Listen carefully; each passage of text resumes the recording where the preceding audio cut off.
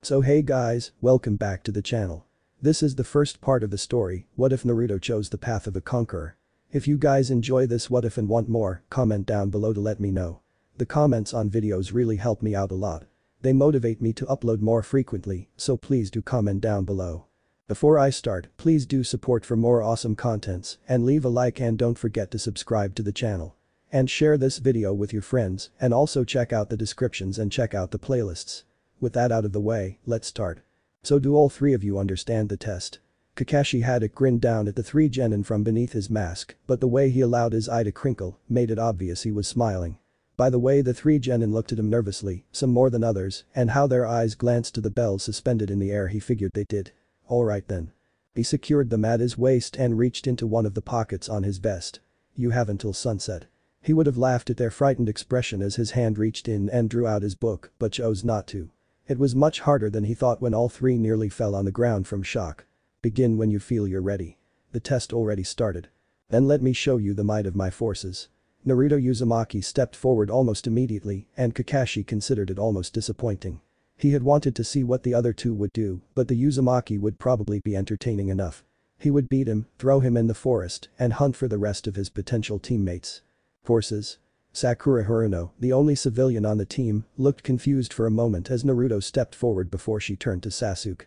What is the idiot talking about, Sa? It was as far as she got before she realized Sasuke was moving back with almost fear on his face, his black eyes turned red with two tomo in each spinning around his pupil. His reaction was enough for Sakura to follow him. In part it was to protect herself from facing Kakashi alone or being drawn into the dead last beating, and in equal parts, it was to get some time alone to speak with her crush on how they would manage to get the two bells and pass. Naruto was naturally destined to fail. Prepare to bow before the might of my glorious legion. Naruto's hands moved to a simple seal on the armor he wore on his wrist. Suffer the fate of all enemies to my glorious empire. Two things appeared in his hands then. One was a strange sword, a short one that was nothing like something Sakura had ever seen. It looked more like a large knife made to decorate a wall. In his other hand, actually strapped to his arm, was a large shield. It was massive, curved slightly, and it was colored a simple and bright orange. Beneath a metal bump placed in the middle of the shield was a red swirl. There's one of you. Kakashi felt he needed to make the obvious statement. He did not expect to hear laughter erupt from the potential genin in front of him. He also noted that the same potential genin was now dressed differently. He was covered in armor of various shades of orange, in addition to an orange cape hanging from his shoulders, attached there by two red swirls that acted as fasteners. Armor was placed on his arm, covered his chest and stomach with one piece and shoulders with another layer placed on top. The lower half of his legs was covered by metal armor, but he kept his sandals on. Beneath the orange armor the Jonin noticed a black shirt or tunic that extended down past his waist and covered most of his exposed legs. From the waist down, strands of leather and metal formed a layer of protection that didn't impede the movement of his legs. It was the helmet he took note of the most, the same color as the armor, and from it sprouted a solid black plume. You are foolish to not understand the glory that is my army. Naruto placed his sword in a sheath at his side, something Kakashi just noticed and wanted to hit himself for missing such a detail, and drove the shield into the ground in front of him. The potential genin crossed his fingers for the seal of a jutsu the Jonin knew to be beyond most shinobi who had earned the rank of Jonin. Know it now Kakashi Haddock. Tremble and bow before the might of my glorious Orange Legion. Multiple shadow clone jutsu. Oh yeah. Kakashi once again felt like hitting himself. He had forgotten the Uzumaki had learned the Kenjutsu from the Hokage. The old man was going a bit crazy in his old age to entrust such a dangerous technique. Kakashi's brain temporarily stopped working as his eyes took in the scene. Naruto stood before hundreds, if not 1,000, clones. All were similarly armed to him, but he noticed that most of their armor was slightly less decorative and lacked the cape. The helmet of the summoned clones also lacked the plume and instead bore a red swirl on the forehead. Behold my glorious army. Behold the might of the Uzumaki Empire it shall bring forth. Behold the mighty Orange Legion. As Naruto shouted out his words, he drew the shield up from the ground and returned the sword he wielded to his hand. All of the clones he had created followed his actions as he threw his hands out at his sides. Behold power. So? Kakashi decided to not let the Uzumaki throw him off his balance any more than he already had. He was a Jonin. The boy in front of him wasn't even a genin no matter what he did or could do. Or how he could randomly make armor and weapons appear. Or how he had the ability to make hundreds of shadow clones all armed like he was. Or how he was currently barking orders and creating formations out of them. Legion on me. Boo. Naruto raised his sword into the air with his order, and immediately dozens of the waiting clones moved around him with a shout. They formed a solid line of steel with their shields held at the ready, 10 closed across the distance. The formation stretched 10 rows back with Naruto in the center. The hundreds of remaining clones marched around him, encircling the battlefield in a formation with their backs to the forest. A detachment of 80 or so clones already were marching into the forest with a clone dressed similarly to Naruto at the head. The Jonin also noted that they headed in the general direction Sasuke had fled with Sakura. Ready artillery. Do. His order was followed, the sword stabbed into the ground, as instead each and every clone held their hand out, and in a puff of smoke a spear appeared. Naruto was no different, his weapon was identical to those of the clones, and appeared in an identical manner, as Kakashi chose this moment to make some distance between him and Naruto's Orange Legion. Fire. Do. Approximately 100 of the spears flew through the air, and Kakashi made a note of the multiple explosive tags ailing behind each. I'm going to hate this test. Where are we going? Sakura chased after Sasuke as he seemed on a mad dash to escape the training ground. Away from that army. Sasuke shouted back to her, actually responding at last as he came to a stop, resting against a tree as he allowed his breath to escape him in pants. He's going to do something, Lee. The battlefield they had fled from erupted after a shout. Like that. Sasuke finished his sentence and took note of their surroundings with his changed eyes. He always does that first. Wait, you've seen him use that technique? When? It seemed like that was a bad question to ask as Sasuke's eyes turned alit with an inferno of uncontrollable fury.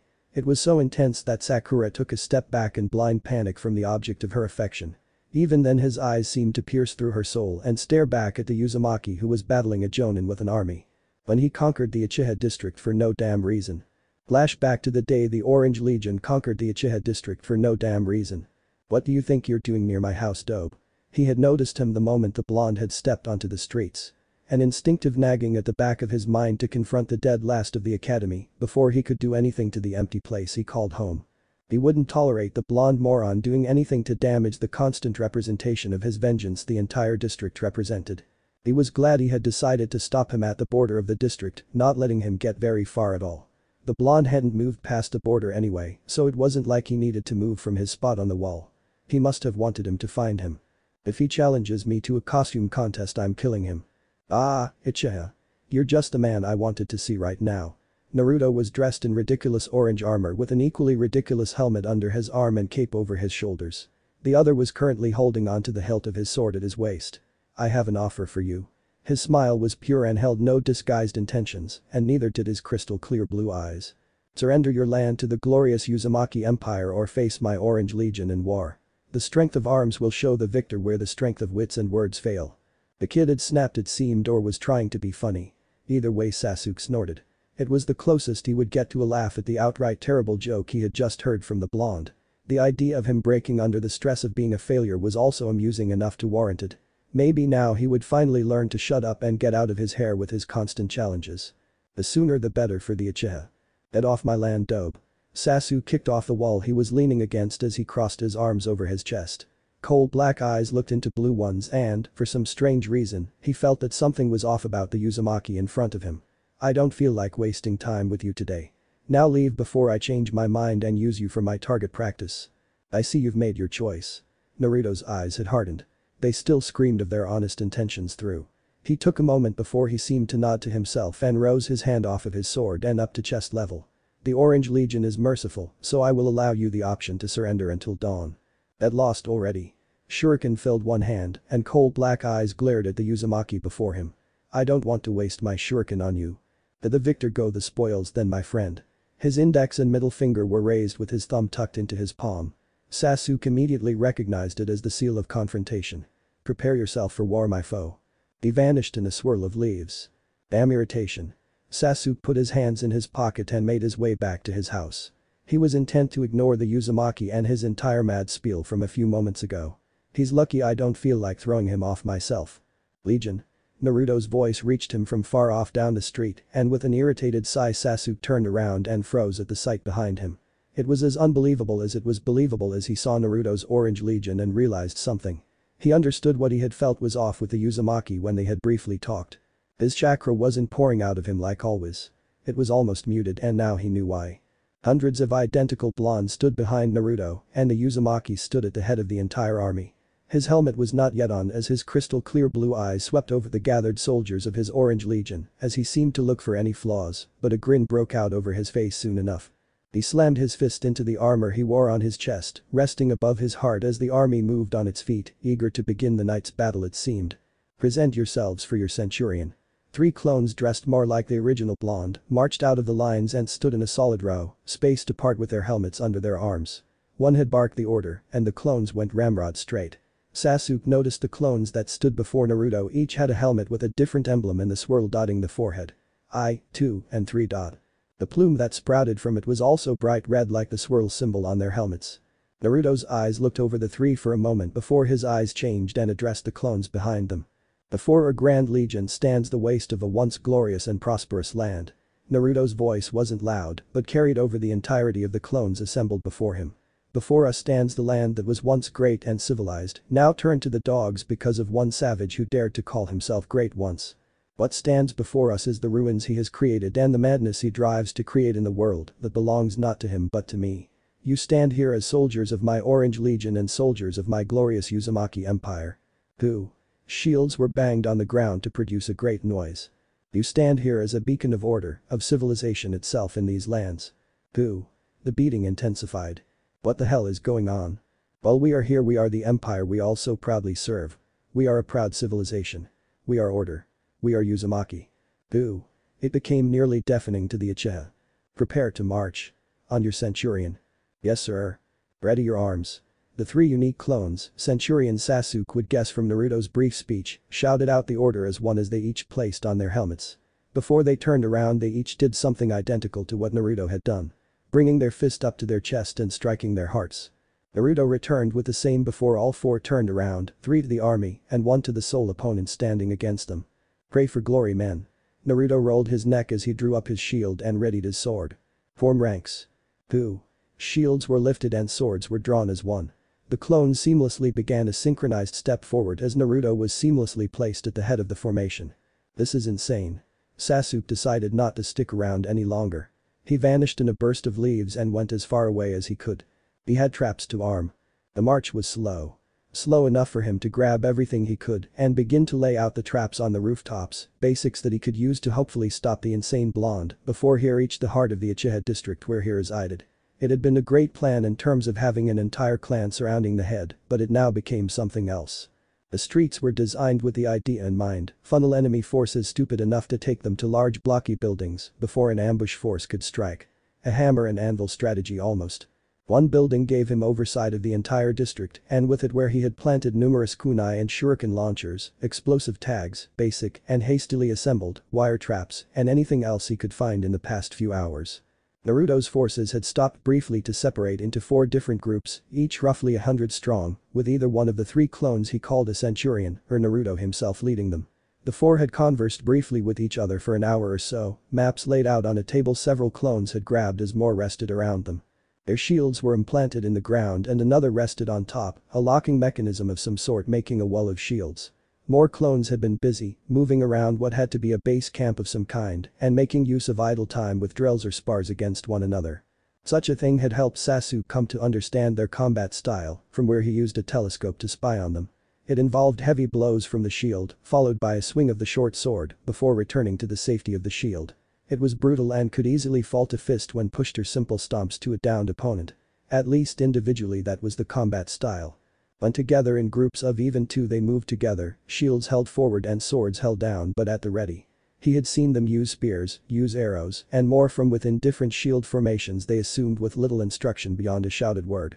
What the hell has gotten into him? He had caught glimpses of Naruto thanks to small gaps in the shield wall, and he was surprised at what he saw. The dead last and his clones were poring over a map of the Uchiha district and more than once he saw them mark something but couldn't make out what. He also couldn't see much of their mouths to read their lips. He couldn't even if he wanted to, the blonde's intense expression and sheer focus would have kept him from doing much as he tried to puzzle over how the irritating prankster that was universally seen as an idiot could be so in command.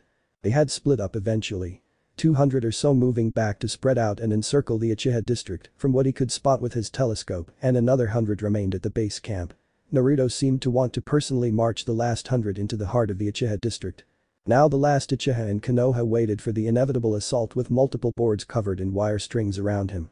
They all tied back to his hastily put together traps to try and stop the army Naruto had created to attack the former home of his deceased clan.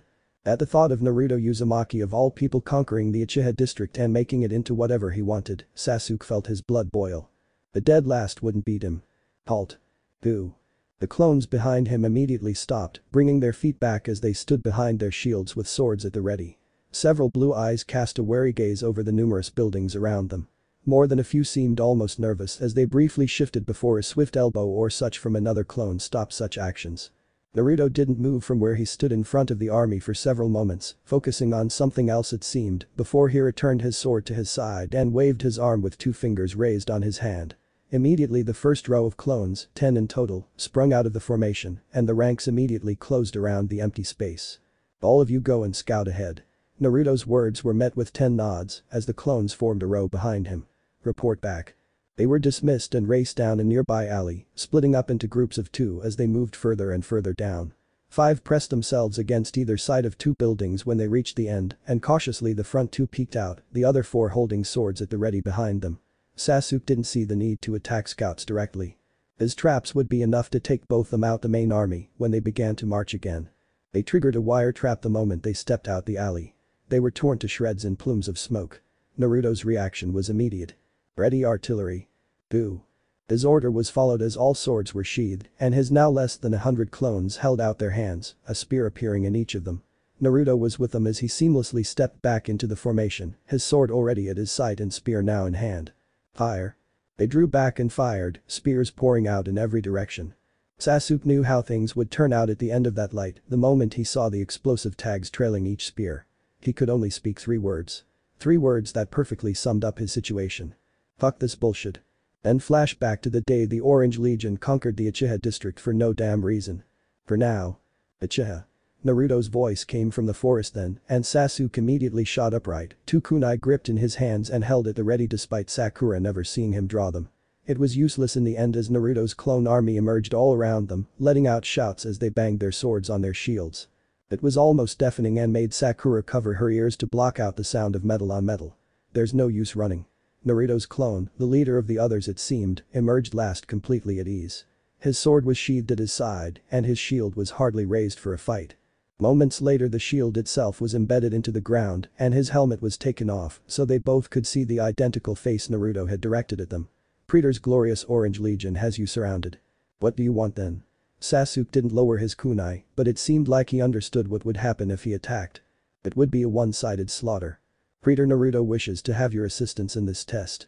The Centurion looked to Sakura next, and his eyes softened as he bowed his head to her, fist placed on his armor over his heart. I have also been given orders to escort Sakura-chan to safety with all of my might. His eyes returned to Sasuke and they returned to their past state. Your presence is demanded, but your condition has been left up to your level of resistance. Sasuke-kun. He wavered for a moment, the idea of resistance popping up, but it seemed to deflate just as quickly. The kunai were returned to their place on his person, and he gave a grudging nod. He knew he had no chance of winning against the force present. I'm glad you came to this decision. The Centurion nodded to him before turning to the forest behind him. Drop Pilum. Present yourselves to Sakura-chan. Boo. Immediately, a dozen or so clones came marching out of the woods with smoke trailing into the air behind them. They each dropped to a knee in front of a growing confused Sakura, and Sasuke took note of the differences each held from the other clones in their armor. It was the same basic design, but at the same time more elaborate, a pink motif of numerous sakura petals falling to the ground, flowed up the tunics they wore underneath, and the helmet of each held the same design. A sakura tree was in bloom and was in a hollow red-lined circle, a dozen red swirls dotting the outside of it in equal intervals. The same could be said for the emblem on their shields, and their sword blades carried the same pink design as their tunics on the sheath and hilts.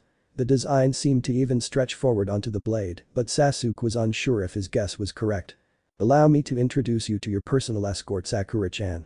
The clone returned his helmet to his head as he spoke and walked over to the dozen. Pretor Naruto has gifted you a dozen Praetorians to use to your liking in this test. The dozen clones rose to their feet as the Centurion marched across their line. They are yours to command with any order and will follow until death either on the battlefield or off it. Your life and will is all that matters to them. Pretor Naruto has given them the unique title of Blossom Guards.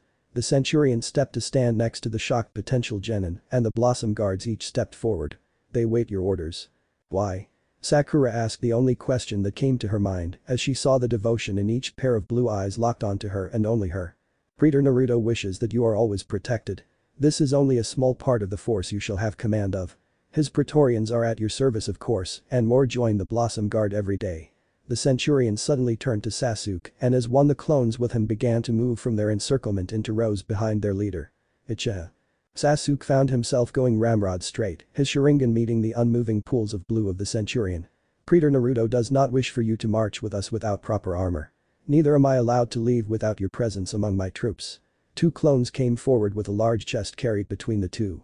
I have been asked by Praetor Naruto to ask of you a simple question. The chest was placed on the ground by the two clones and their hands unlatched either side of it. Are you prepared to join the Uzumaki Empire? The Centurion addressed him as the chest was opened and the unique armor inside was revealed. Sasuke took a moment to stop and merely admire the armor in front of him. It wasn't black and orange like the rest of the armor the clones of Naruto's Orange Legion wore or like Sakura's recently presented Blossom Guard. It was different in the coloring but identical to another set. Why does it look like this? It looked nearly identical to Naruto's own. Your actions on the battlefields of the past have shown you to be a worthy combatant and our observations have revealed you to have the qualities of a trusted ally as well. Respect entered the eyes of the Centurion standing before them as he looked into Sasuke's Sharingan. Praetor Naruto has informed all of his Centurions, you are to be presented with armor suiting your rank as Legate of the mighty and glorious Orange Legion. Legate? Sakura almost seemed to taste the words as she spoke them, her question clear. Already her Blossom Guards had moved into place behind her, forming twin rows of 6 that loaned themselves well to the execution of many formations. They had practiced day in and day out for this moment and would not fail. Legate is the title of the second in command of the Orange Legion of the Uzumaki Empire. The Centurion looked Sasuke in his eyes, his blue eyes clear in the message they held. It is the highest rank one may hold in the Orange Legion, higher than any Centurion, and below only Praetor Naruto in authority. Steel filled his eyes, blue blades piercing red and black. It is the highest honor any may receive in the Orange Legion, as it shows the complete trust of Praetor Naruto in not only the capability of the one chosen, but their loyalty as well. Why is he giving it to me then? Sasuke asked a question Sakura wanted to know, as well as confusion crossed both their faces in equal amount as the Centurion looked to the chest once before responding. Praetor Naruto has shown himself to be an excellent judge of character, and we of the Orange Legion will trust his judgment in you. The Centurion gestured to the armor, and immediately the two soldiers began to take it out and approach the Uchiha. My sentry is ready to march and only await your command. Then Sasuke seemed to weigh his decision once again before he noticed something on the armor. I accept. Then it's time to suit up. Film. A voice called out over the battlefield and, launched from the assembled clones, a number of spears soared forward. Substitute. Shields were planted into the ground just as quickly as swords were drawn, and close to 50 clones joined the remaining airborne Pilum. The remaining clones in the formation closed ranks and drew the substituted Pilum from the ground and raised them into the air. Pilum. All Pilums were once again directed towards the silver-haired shinobi wielding 2 kunai in front of them. Rage burned in his eyes as the next wave arrived, screaming the war cry of the Orange Legion as they descended from the air with the thrown projectiles. Kakashi didn't care for how many attacked him, he only cared to cause them the same suffering they caused him after they had taken one of the only thing he loved from the world. Is this it? Kakashi clashed with 4 of the clones at once, his twin kunai infused with chakra and cutting through their swords with ease. More charged him, but met the same fate as his kunai were too sharp with their enhanced cutting edge for their blades to match. They all retreated before he could finish them off as a Centurion observed the battle for a moment before donning his helmet and turning to the clones, watching the futile tactic they had unleashed to delay Kakashi. You ruin my precious Uchiha, and this is all you can bring out. Try and get my blood pumping you little bastards. Draw swords. Form ranks. Do. Like always, his orders were followed as shields embedded into the ground were drawn up along their arms and short swords were drawn from where they rested at their sides. The clones of the Orange Legion held no fear in this battle, despite the odds so against them, the elements themselves risen up in opposition. It was nothing to the power of the Orange Legion to face this challenge, no matter how revered Silver Fang was in the world. He was still a simple man, and they held only the desire to see the Silver Fang bleed like all mortals must. More joined them as a Centurion approached with reinforcements from the main camp, archers and the like assuming support positions behind the wall of shields of the main fighters. So you want glory after all then, brother? The two Centurions briefly met, fist clenched over the heart covered by their armor. A grin was offered beneath the helmet of the Centurion about to face the Silver Fang in battle. Is it not what we all wish for, brother? The Centurion's blue eyes were not clouded with fear or anticipation as a solemn light shined from them. "We must all do our duty in the end, and this is mine. If I attain glory then it will be all the better. Call for me and we will fire on the Fang." Both knew the duty of the other and departed. One returned to the reinforcements and began barking orders, while the other rolled his shoulders as he approached his fellow clones. All were ready to do battle until the end. The Centurion easily stepped into the open ranks before they closed tight and banged on his shield with his sword before pointing forward. "On me. Forward. Go." His orange cape was easy to follow as he led the latest charge against the Silver Fang. They would fight until their last breath as the next wave of troops arrived and began to continue the encirclement. It was made somewhat difficult with the hounds he had shaped from the elements, but it was still possible.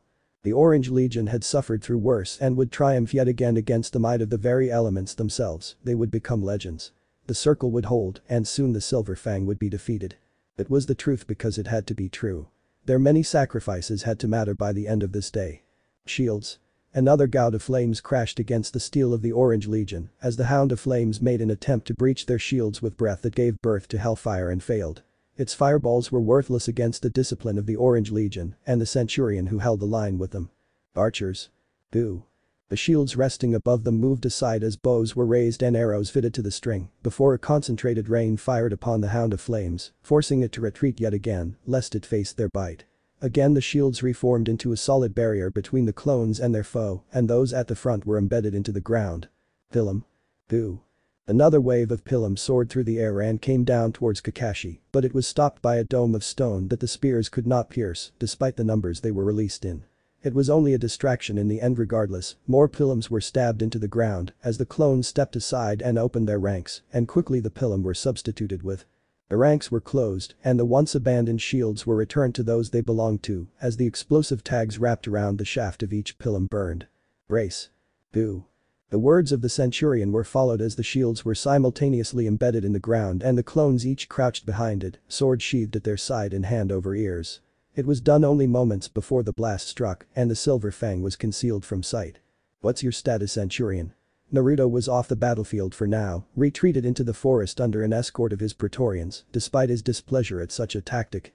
The Centurion he had left in charge, one of the three who had stormed the Uchiha district with him, was projected as an image across the table from him. The Silver Fang is powerful. The Centurion didn't seem worried despite the nature of the battlefield Naruto could so easily see with his eyes from his tent.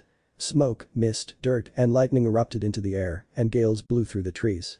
Many had already been stripped bare of leaves, and he had given orders to turn them into firewood later. His hounds continue to hamper our encirclement strategy, but the longer we consistently engage him, we have found that their power wanes. Soon he will not be able to summon them to him once they are weakened enough for capture. I intend to present them to you upon my return to Camp Pretor. The promise of a trophy from the battle made Naruto's face change from grim to a grin. "I look forward to it then, Centurion." The two mirrored each other as they placed their fists over their hearts. The image fizzled before fading, and Naruto was left alone with only the Praetorians bordering his tent and a Centurion as his company to see his sorrow. The Silver Fang has taken much from us this day, and the sun has hardly risen. Naruto sighed as he stared down at the map before him, watching as large pieces of his army were annihilated by either the Silver Fang or the vicious dogs he created from the elements themselves. He himself had been wounded in the initial strike, but the burns along both his arms were already mostly healed. "How much longer do we have until reinforcements from our third cohort arrive from the Uchiha district?" "Hours from now." A Praetorian spoke up from near the entrance of the tent. The Centurions have each been delayed in their marching by several skirmishes across the fields they marched. The third cohort will not be arriving anytime soon. I see. Naruto was silent as he took in the information. The first, second, and fourth were all that remained reachable now and the last two only remotely. Only the first was present in the battle and at half strength, thanks to his side project, the second was elsewhere on a campaign in hostile lands, and the fourth continued the expedition he had sent it on merely days ago, and they would have marched too long for him to call any of the large force back in time to matter in this battle. The others remained in training to his most recent knowledge. I wish things had not gone so poorly when we have so few of the Orange Legion available to battle. What of the 6th? The training is progressing adequately still. The 5th has hastened the training of the 6th, and both cohorts are dealing with the training of the 8th now. The 7th has been deemed ready to emerge and begin to serve the Orange Legion and await further command from you yourself, Pretor Naruto. That could work. He would sadly be absent from the battle for longer than he would wish, but he could bring with him the forces that turned the tide in their favor if he could then reinforce the remains of the third. He could either bring both forces with him upon his return to the battlefield or simply open up more battlefields than they were capable of handling at the moment. What of our ninth cohort? What is their status? It was almost his last hope now. The ninth, no matter how few, could reinforce the worst of the weak spots he could see now and were experienced enough to keep not only Silver Fang from catching on to his plan, but he could send the seventh to bring the remnants of the third to him. The ninth remains in a state of no contact. The 10th has been pulled from their duty by many measures to continue searching for them, but the odds are not in our favor now. The Praetorian's words made Naruto want to collapse into a chair, but he tossed aside such a pointless thought. Moping would get him nowhere. Lock our perimeter then. He hated he had to resort to this, but he had no choice it seemed now. Send all we can spare to reinforce our most heavy losses for now, but coordinate our efforts from here. Praetor Naruto. Shock traveled through the voices of his Praetorian at such an order. Surely you don't mean to do such a thing. I do. Naruto would not argue with them and he couldn't even if he wanted to. Bring up the Centurion I sent to retrieve my second in command. An image of the Centurion he had sent into the forest stood in front of him within moments, saluting him with a fist over his heart before speaking. I am reporting as ordered, Praetor Naruto. Legate is among us as well as Sakura-chan. We are marching with all haste to the main camp. The Centurion paused before he turned to the side for a moment before returning his full attention to the commander of the Orange Legion. The legate wishes to speak with you. Allow him. Naruto looked on intently at the map laid before him, his army's movements marked on it, and he spotted the force still moving through the forest. The march back would of course be slow with the supplies he needed for the main camp from that sector. A sudden boom of thunder echoing across the sky made him briefly curl his hands into fist before he turned to the sole Centurion in the tent with him. Take your sentry and 2 others I'll call for. Reinforce those who hold back the storm. They've just lost more than half their forces to it and the Silver Fang will begin to hammer the men there once he flees the battle again. It will be done. His fist was held over his heart as he rose before the Centurion drew his helmet up and hurried to assemble his troops. Reserves were in position already, but they wouldn't hold for long if 3 sentries were being sent to reinforce them. Praetor. Sasuke's voice came with his image, Naruto focusing in on the Uchiha for a moment before a wide grin broke over his face. You're wearing the armor. I am. Then you are ready to engage the Silver Fang. It seems you have a personal sentry already readied for me, Praetor. It would be a shame to waste them. Good. My Centurion can handle bringing his men back. Depart from the men, return to base camp when I send the beacon into the air. I'll be there soon. I'll have my forces in shape faster and see how quick I bring him down. He paused for a moment before speaking again. There's one question I have to ask before I head there, mind answering it? Ask and you will be answered, Legate. What about Sakura? Her Blossom Guards will be responsible for protecting her. Fine then. Throw the beacon whenever you want. The image fizzled and died, and Naruto turned to the nearest Praetorian, the same who had informed him of the status of the cohorts of his Orange Legion. Fire when you reach the center of camp. The order was simple, and soon his victory would hinge on its success. The Praetorian left without a word, and one stepped in from the ring outside to provide full protection to the Praetor inside the tent. He turned to the other side, meeting the blue eyes of 2 of his Praetorians. Get my armor ready. They left just as silently and once again 2 others stepped into the tent. In a minute he smelled the burning of the beacon and a moment later he didn't, just as a clamor ran through the camp. Legate among us. Present yourselves. He let a smile cross his face despite the harshness of the Centurion responsible for his Praetorians. At times he could be a bit much. No other clone had devoted themselves so intently to the rules of the Orange Legion than he had, and it showed. Boo. He could tell the scene outside already from the clanging of steel on steel. His Orange Legion had risen as one and acknowledged Sasuke as not only one of them, but the legate. It was from his Centurions all the way down. Sasuke entered the tent in full armor and paused. He slowly raised his hand to his chest in a fist and came down on where his heart rested below the armor he had been gifted by the blonde at the table. Naruto did the same after a moment and a grin split his face. How does it feel to lead an army, Sasuke? I feel like it'll make things too easy for me now. Despite how strange it was, the 2 had somehow become like lifelong friends. It was almost as if they had met before and now they had remembered each other. For all he had his clones for all his friends, his allies, Naruto Uzumaki only trusted Sasuke Uchiha to be his absolute second in command. It was a trust that he knew was so easily reciprocated despite how their relationship had been since the day they met. A grudging respect had been born since their first encounter and now it had changed into something else. Something more and deeper than either of them could ever fully understand. They just knew to trust the other despite appearances. Maybe it was the power of spite. If anyone was going to be responsible for bringing down one of them, it would be the other. No one else deserved it. Maybe it was the power of tragedy. One had grown up alone and unwanted and in turn grew desperate for attention, while the other had suffered through the inverse. He had grown up surrounded by family until it had been ripped away and had been near obsessive in his desire to be left alone. They understood each other in ways others simply couldn't. Or maybe it was nothing but a gut feeling. Maybe both knew that the other had their back no matter the obstacle before them. It could be all three or none of them all. No matter what the reason for their relationship being as it was, it didn't change the indisputable facts. Sasuke Uchiha was legate of the Orange Legion and Naruto Uzumaki was its praetor. That wouldn't be changing for as long as either could help it. How does it feel to wear a uniform for once? The armor was something special.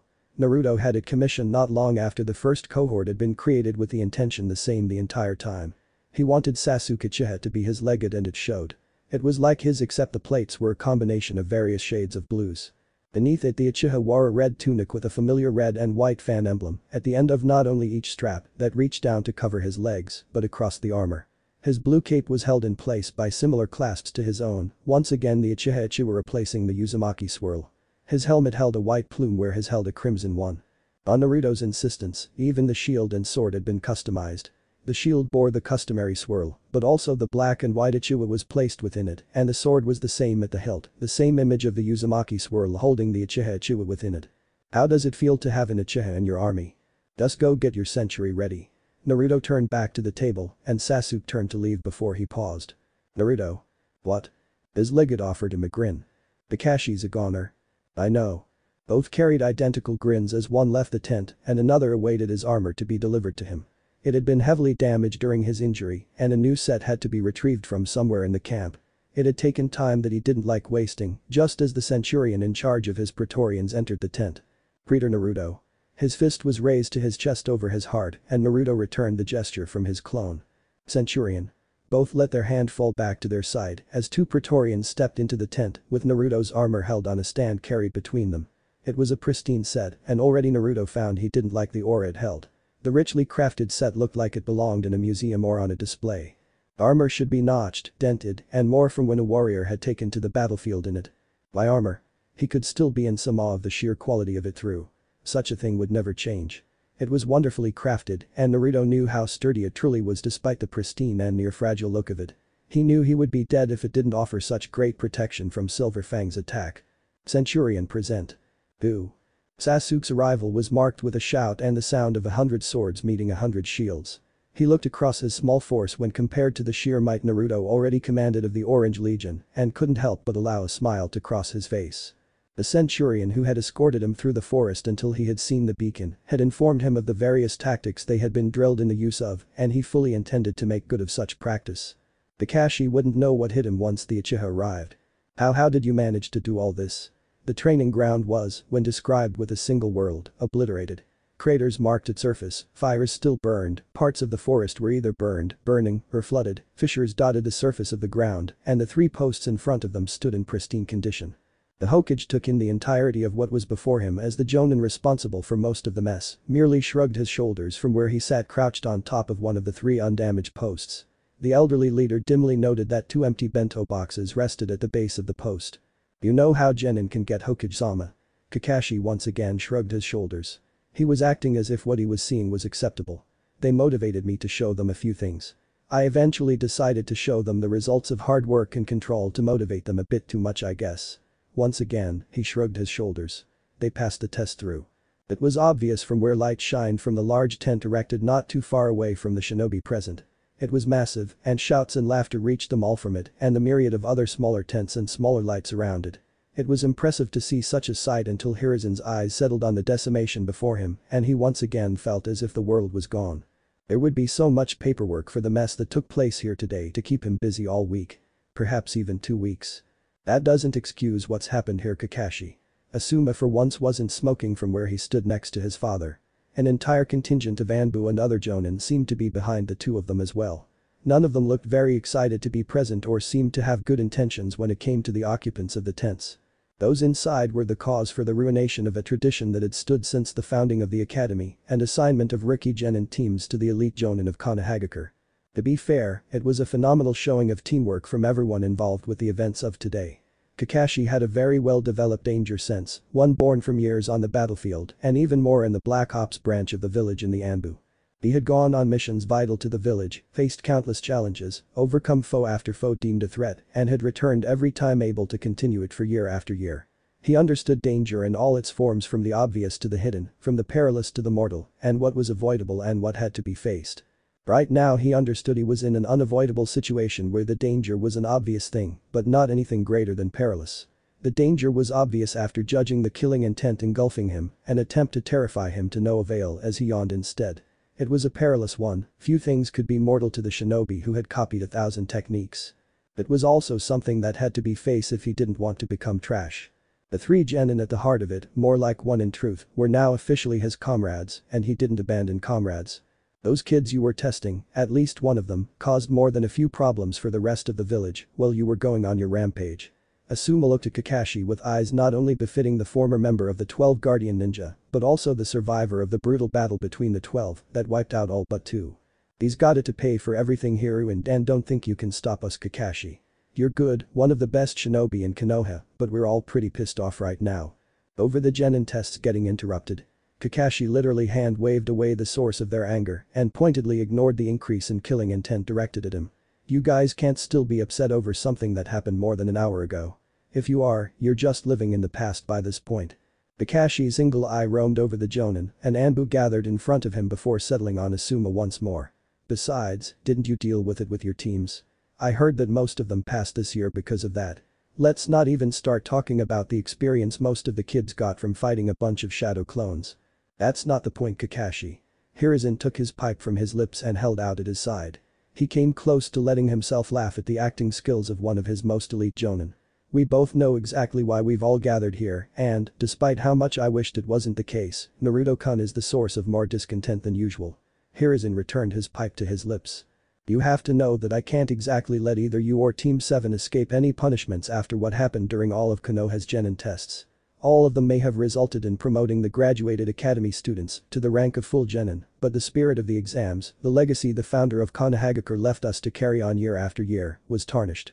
The aged Hokage looked at Kakashi with eyes that had driven men and women to flee from the brutal battlefields he stepped foot on time and time again and found that it had no effect on the jonin. Those that are responsible for it must be held responsible and must be taught a lesson. I'm not so sure that should happen. What you want is irrelevant, Haddock.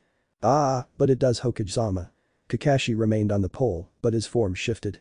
He was preparing himself to fight the jonin and Anbu gathered in front of him. The legacy of the genin tests you're all upset about may have been tarnished by the actions of a couple of genin, but the main idea, the spirit of it remains where it always has. The idea of the team is greater than any individual remains strong no matter what happened today. Teamwork helped fix the mess my genin caused because where an individual would fall the team stood tall. Realistically, not even the jonin and Anbu you've got with you could have stopped all of those clones before they had attacked if that was their actual intentions. Their numbers were a bit too big, their tactics a bit too good, and the mind behind them a bit too devious. Those genin, the same ones you're blaming me for passing the tests you set, showed just how well the will of fire has been passed down from one generation to the next. They could have run, they could have hid from battle, but they didn't because they had comrades they cared for. They had people to protect that made them stand and fight not alone, but together as one. Genin came together and helped save the village from a threat just like jonin came together stop the very real threat of the Kyuubi 12 years ago. We didn't have any casualties this time, but the core principle is still the same. They didn't fight for themselves out there, they fought for their friends and family, they fought for Konoha, they fought for the next generation to be able to do the same. Kakashi, one visible eye lazily looked into one of the Hokage's own. Isn't that a pretty good lesson? Their ability to spin anything to your favor still hasn't left you, Kakashi. Asuma now desperately wished he had a cigarette, judging from the way his hands rested on the pocket he kept a pack in. You may be right, but that doesn't change what happens or what's going to happen to the kid responsible for this mess in the first place. So I take it we all can't let things go. Kakashi closed his own visible eye, wariness not coloring his voice or leaking into his body language. He was completely at ease despite the power of the force in front of him and the now assured path this confrontation would take. When his eye opened it held the emotionless grace that most Anbu eventually possessed during their tenure in the shadows. I really think we should all reconsider what's about to happen and decide it's not worth the trouble it'll bring to anyone here. It was gone once he blinked. Let's all just decide this day has been long enough already and let it go. No one's really hurt and there's no real reason to fight over it. My eternal rival is correct. One shinobi had decided to deviate from the pack almost immediately upon their arrival to the ruined training ground and now stood with the legendary shinobi. Mido Guy had a grin on his face and his teeth shining as he spoke in his normal exuberant manner. This day has been both long and a joyous one, despite what we all may think of it now. The will of fire truly burns bright and strong in all our new shinobi. Be them big or small, they worked past their differences to face an unknown threat not alone, but as a single unit. Suddenly his smile was gone and he was solemn. Before we could only hope for such unity during times at war when comrades battled with one another on the battlefields we sent them to without pause. It was such a time where children marched into death and bloodshed without an end in sight and still refused to work together, refused to believe in the strength of the will of fire, and paid the ultimate price for such a thing. The solemn air was gone as he smiled again and jerked his thumb towards the large tent in the distance. But now Naruto Uzumaki has presented us a new chance to show our unity and the renewed strength of the will of fire we all take pride in. It is no longer an ember or a small flame, but now a great blaze that reaches into the very heart of our forces and fills our minds and bodies with its message and strength. Such a thing should be seen as worth a trade for several destroyed training grounds. Let's quit. Talasuma would never actually get to finish what he was saying. March on your centurion. Boo. The sounds of steps striking the ground in unison reached them all then. It was entirely too convenient that just now they were beginning to move. It wasn't convenient at all in the end. Naruto was clearly visible as he stepped out of the large tent with his Praetorians falling into ranks behind him. The century of his legate was next and the two marched side by side with each other. Behind them were the Blossom Guards, having swelled their numbers to a solid 50 now as they marched with Sakura at the head. Halt. Boo. The army of 250 came to a stop as Naruto, Sasuke, and Sakura all continued with few accompanying them in an entourage. Several centurions as the units that had flanked them as quietly as possible emerged from the woods with shields and swords at the ready. Torches were lit to reveal the positions they had taken around the arguing shinobi as the genin of Team 7 stopped between the two opposing sides. Present our banners. Naruto was completely at ease, perhaps more than even Kakashi, as he looked over the gathered elite of Konoha's shinobi forces. One hand was laid on his sword, but it was more for the pose than anything that threatened violence. Personalized shields fitted on shafts made of fallen trees were lifted into the air and staked into the ground. Only 3 of his banners were represented at the moment. The swirl of the Orange Legion, the Uchiwa and swirl of the century of his legate, and the pink blooming tree that was the symbol of the Blossom Guards. All 3 standards were presented, but behind them towered the large banner that he had been busy with for several hours. The symbol of the bloodied first cohort. A pack of hounds, seemingly birthed by the world itself from the elements that compassed them, howling into the air, and with them stood the clones of the first cohort, holding their shields and swords at the ready without fear.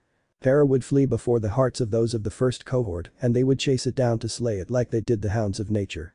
I must admit, I never thought to make the acquaintance of so many revered guests so soon.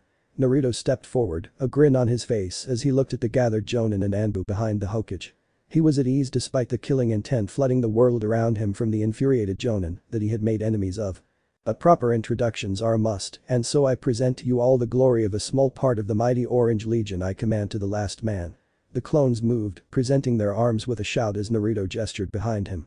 Behold the core military of the great Uzumaki Empire headed by myself and one other. That seemed to be Sasuke's cue to step forward, a hand clasped over his head in a fist while his helmet rested under his free arm. I am the legate of the Orange Legion. His words were short and direct. I am second in command of the Orange Legion of the great Uzumaki Empire. There was nothing left to say for him, it seemed, the Uchiha stepping back into line without further words. The lovely Sakura-chan stands before you as well. Naruto smiled towards the Pinket, dressed in red armor that seemed more stylized than either of the sets the other two wore. It was most likely because the other two were damaged from battle despite being freshly polished. Hers carried a similar style with her red and white battle dress on underneath. It was the greatest difference between the 3 sets of armor as hers was modeled with the dress she wore in mind.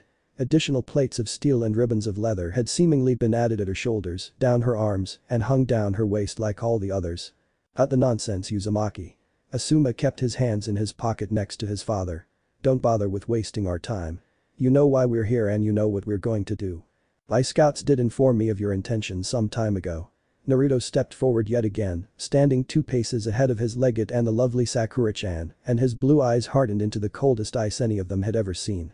A shiver ran down the spines of more recent Jonin, and even an experienced one felt the hairs on the back of their neck rise up. The air around them had simply become danger. Danger in a way they had experienced only briefly but would forever remember. It was a danger that was 12 years in the past, but no less recent for those that had felt it in the air that night. It didn't matter if they did so or not, as I would know from the deaths you and your allies behind you have wrought on my glorious Orange Legion. Your attack on my third cohort created many complications for the Orange Legion. Our armor, our weapons, our supplies, our men, you made a mistake of delaying them all from assisting the first in the battle against the Silver Fang and his hounds. You prevented me from obtaining the greatest glory of my glorious Uzumaki Empire to date because you allowed a reckless fear to guide you. Your actions could have even led to defeat of my great Orange Legion, if not for the actions of my legate against Silver Fang. Rage did not flow through his words, it was threaded like a needle through every letter. It stitched his words into sentences, and the more he spoke the sharper the stitches became, but never did they become sloppy, never did they become a rushed thing. It was precise above all else, and all knew why.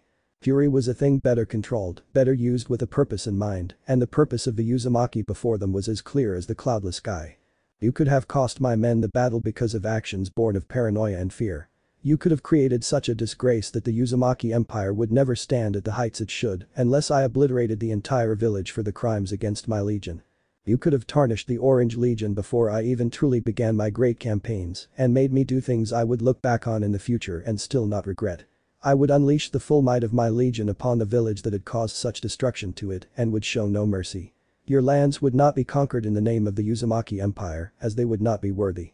Such actions like the ones you have taken would have earned nothing less than a denial of ever having existed, as my Orange Legion destroyed the past, present, and future of these lands without regret. The shield holding the mark of the first seemed to begin to shine with an unholy light. Fury seemed to imbue itself in the object as Naruto's frozen gaze moved across the Jonin, as for many they felt fear from the most unlikely of sources. A simple genin was able to drive the cold blade of fear deep into their hearts without issue, it seemed. The actions I would take against you are tame when compared to others. The crimes against my legion you committed are not a thing I can ever allow to go unaddressed as it is now. The air became thick. It could almost be choked on as the fury of Naruto Uzumaki was felt by all. His rage was the air for a moment, filled their lungs with the hate he held, made many consider running from the genin before them. His will replaced all other facts, his will to destroy, to conquer, to obliterate his foes. It was felt by all those in attendance and it was a stifling thing. But I am not without mercy. The coldness was gone, his smile returned as a table was set up in front of him by several of his Praetorians. Join me here at this table, and together let us speak of the ills visited upon each other, and let us remedy them with all haste.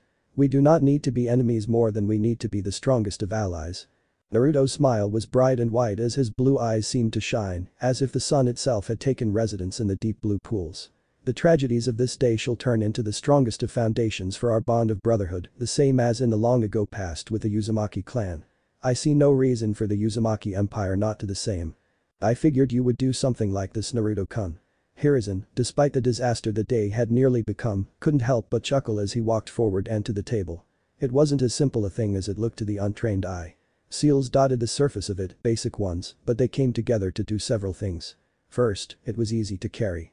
Second, it possessed tremendous durability. Third, the professor had no idea what the last seal did. He only knew that he had never seen it but once long ago in his long life and was too young to remember what precisely it was used for. You seem to be a natural at Fuinjutsu, Naruto-kun.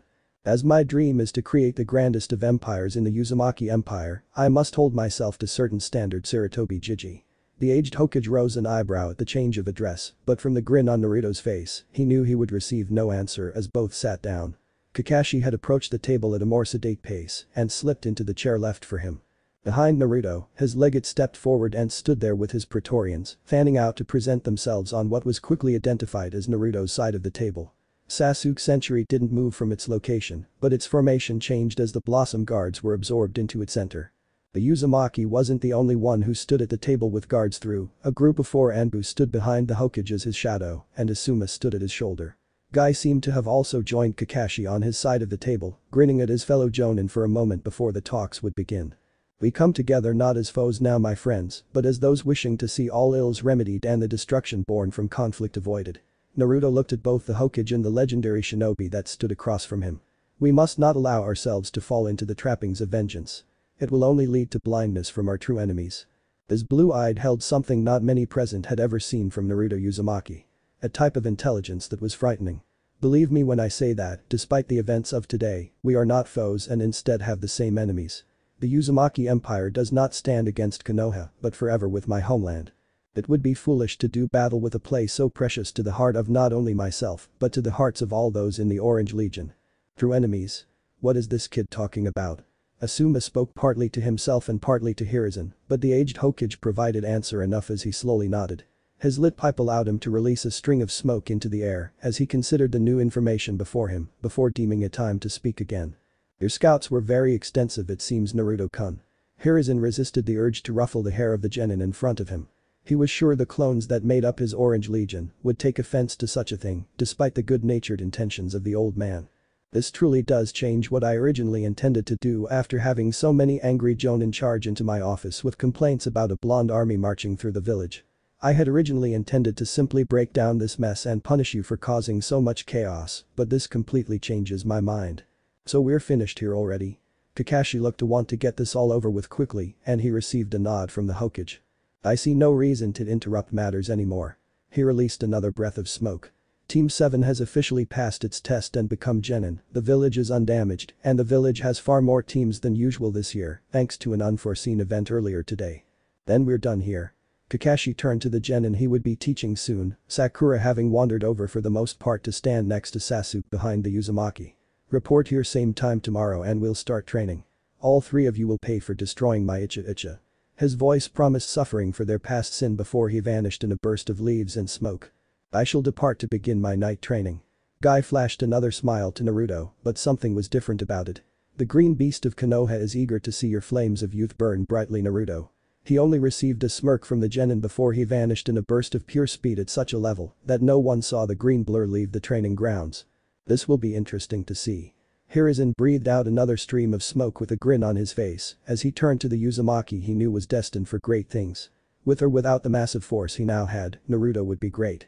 Have fun tomorrow, Naruto-kun. With this I believe we must all depart to our duties. Before you go, I need to make you a promise, Sarutobi Jiji. Naruto's answer brought on the continued presence of the now curious Hokage, and he grinned as he pointed towards the hat resting on his head. Blue eyes shined with the same old determination that they had carried for years on end. The determination was the same through every trial and tribulation their owner faced. It was something that was so familiar that it made the old man smile despite his attempt not to. Those eyes held what his successor would need, and every time he saw it a fire he did not know was dim grew brighter and more intense. The future would be a place like no other thing in the past or present because of the determination in those eyes. I'm still going to take that hat off your head, so keep it warm for me. I'll try to, Naruto-kun. With his piece said, Hiruzen Sarutobi vanished just like Kakashi did. A moment later the gathered Jonin did the same despite how much some wished to simply charge the genin responsible for the mess today had turned into. They withheld themselves because the Hokage had not taken action, so they were not allowed to take action no matter what they wished. The fury any aggressor would face from the elderly Hokage was enough for any of them to all fall quickly into line. Well, that went well, right? Naruto grinned as he turned to look at the lovely Sakura-chan, along with his legate and gathered Praetorians. His eyes shined with the delight he must be feeling at a job well done. It went perfectly, Sakura-chan. Absolutely perfectly. Well, this is impressive. Kakashi's words accurately summed up the thoughts of what everyone was feeling. Naruto's Orange Legion had made themselves useful once again, and it wasn't in a battle. He had selected one of his centurions from the first cohort to take several months of D-rank missions from the Hokage every few days. With the required missions now off the hands of Team 7 for the day, both he and Sasuke sparred against each other within a circle of the Legion centurions. It was a thing that had become customary in the weeks after Team 7 had officially been formed. Every day the two battled one another in mock combat to sharpen their skills and quench their thirst for battle. The steel of their weapons had been replaced with wood to avoid killing, and their shields were far less elaborate, once again being simple wood in the form of the defensive instrument. The Jonin considered the training enough for the physical portion the two needed and had left them to regularly fight each other. Chakra control and basic techniques like tree walking and water walking were given, of course, but neither had come close to mastering it yet. On the other hand, he sent Sakura off for a number of exercises based around chakra control and stamina. His shadow clone should still be hounding her even now to keep her moving in the forest. A half dozen more kept her Blossom Guard from interfering in the training. Irgudichiha. Their practice bar reached another lull, both remaining in place behind their shields as they circled each other. Your Sharingan has helped you learn the combat of the Orange Legion very quickly. Almost as quick as my centurions and I developed it. I've been called a prodigy at times. Sasuke spoke nothing else as his body darted forward. Naruto's shield was raised, blocking the heavy blow from his own shield before both swung the wooden blade in place of the steel they used in true battle. Neither broke the guard of the other as they clashed, but the point of the spar wasn't anything more than endurance by this point. Both had been striking and testing the strength of the other, with the wooden weapons in their hands for close to 2 hours now, and they remained dressed in full armor. Most of Naruto's centurions had cast off their helmets at the least, as they watched the two commanders battle each other in another test of strength. The last Uchiha attempted to force Naruto off balance with a lunge led by his shield after he broke away, but the Uzumaki was ready for it. He had seen the move's execution seemingly from their clash of blades, as he was quick to place his shield in front of him and turn himself into a brace for the wood. The two shields met with a solid thud before both combatants pulled away, throwing their defense out to the side, and lunged forward with swords extended. Sasuke's blade struck against the side of Naruto's armor in what was a deflected blow, but Naruto's was more critical.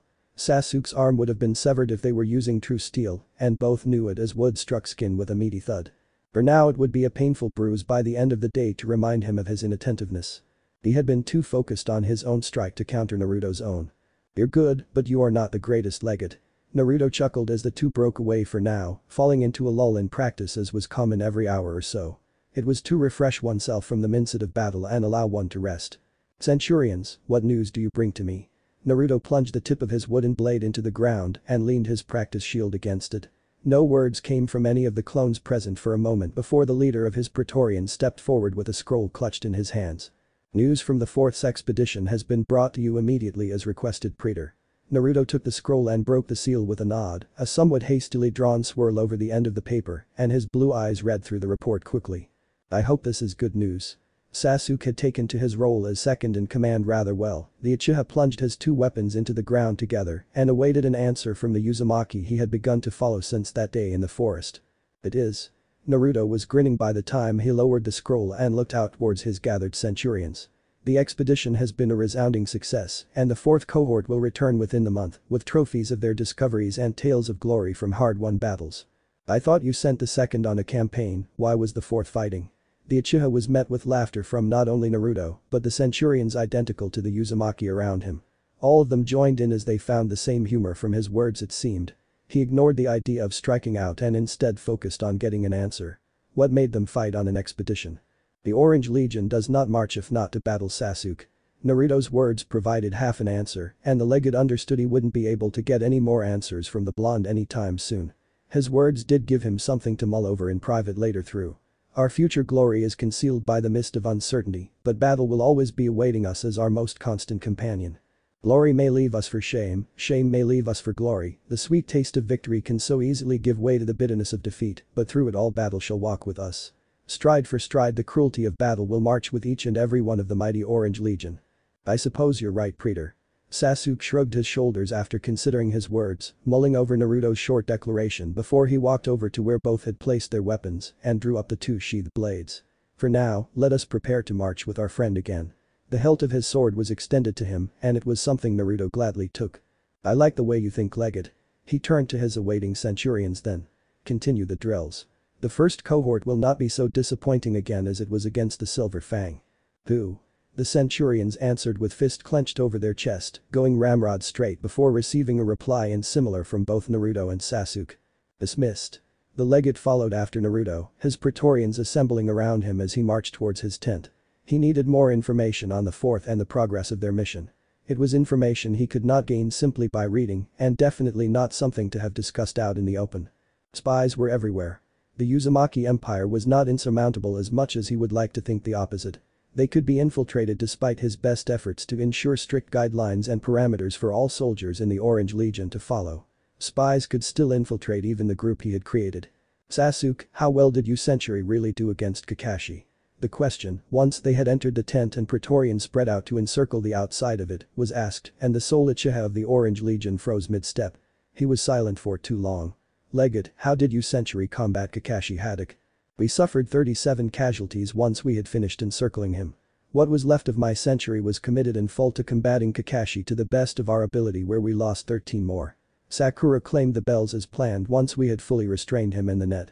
His voice was emotionless as he reported his casualties to the leader of the Uzumaki Empire and its Orange Legion. "I replenished my man before we confronted the Hokage and Konoha shinobi from reserve forces that had completed their training.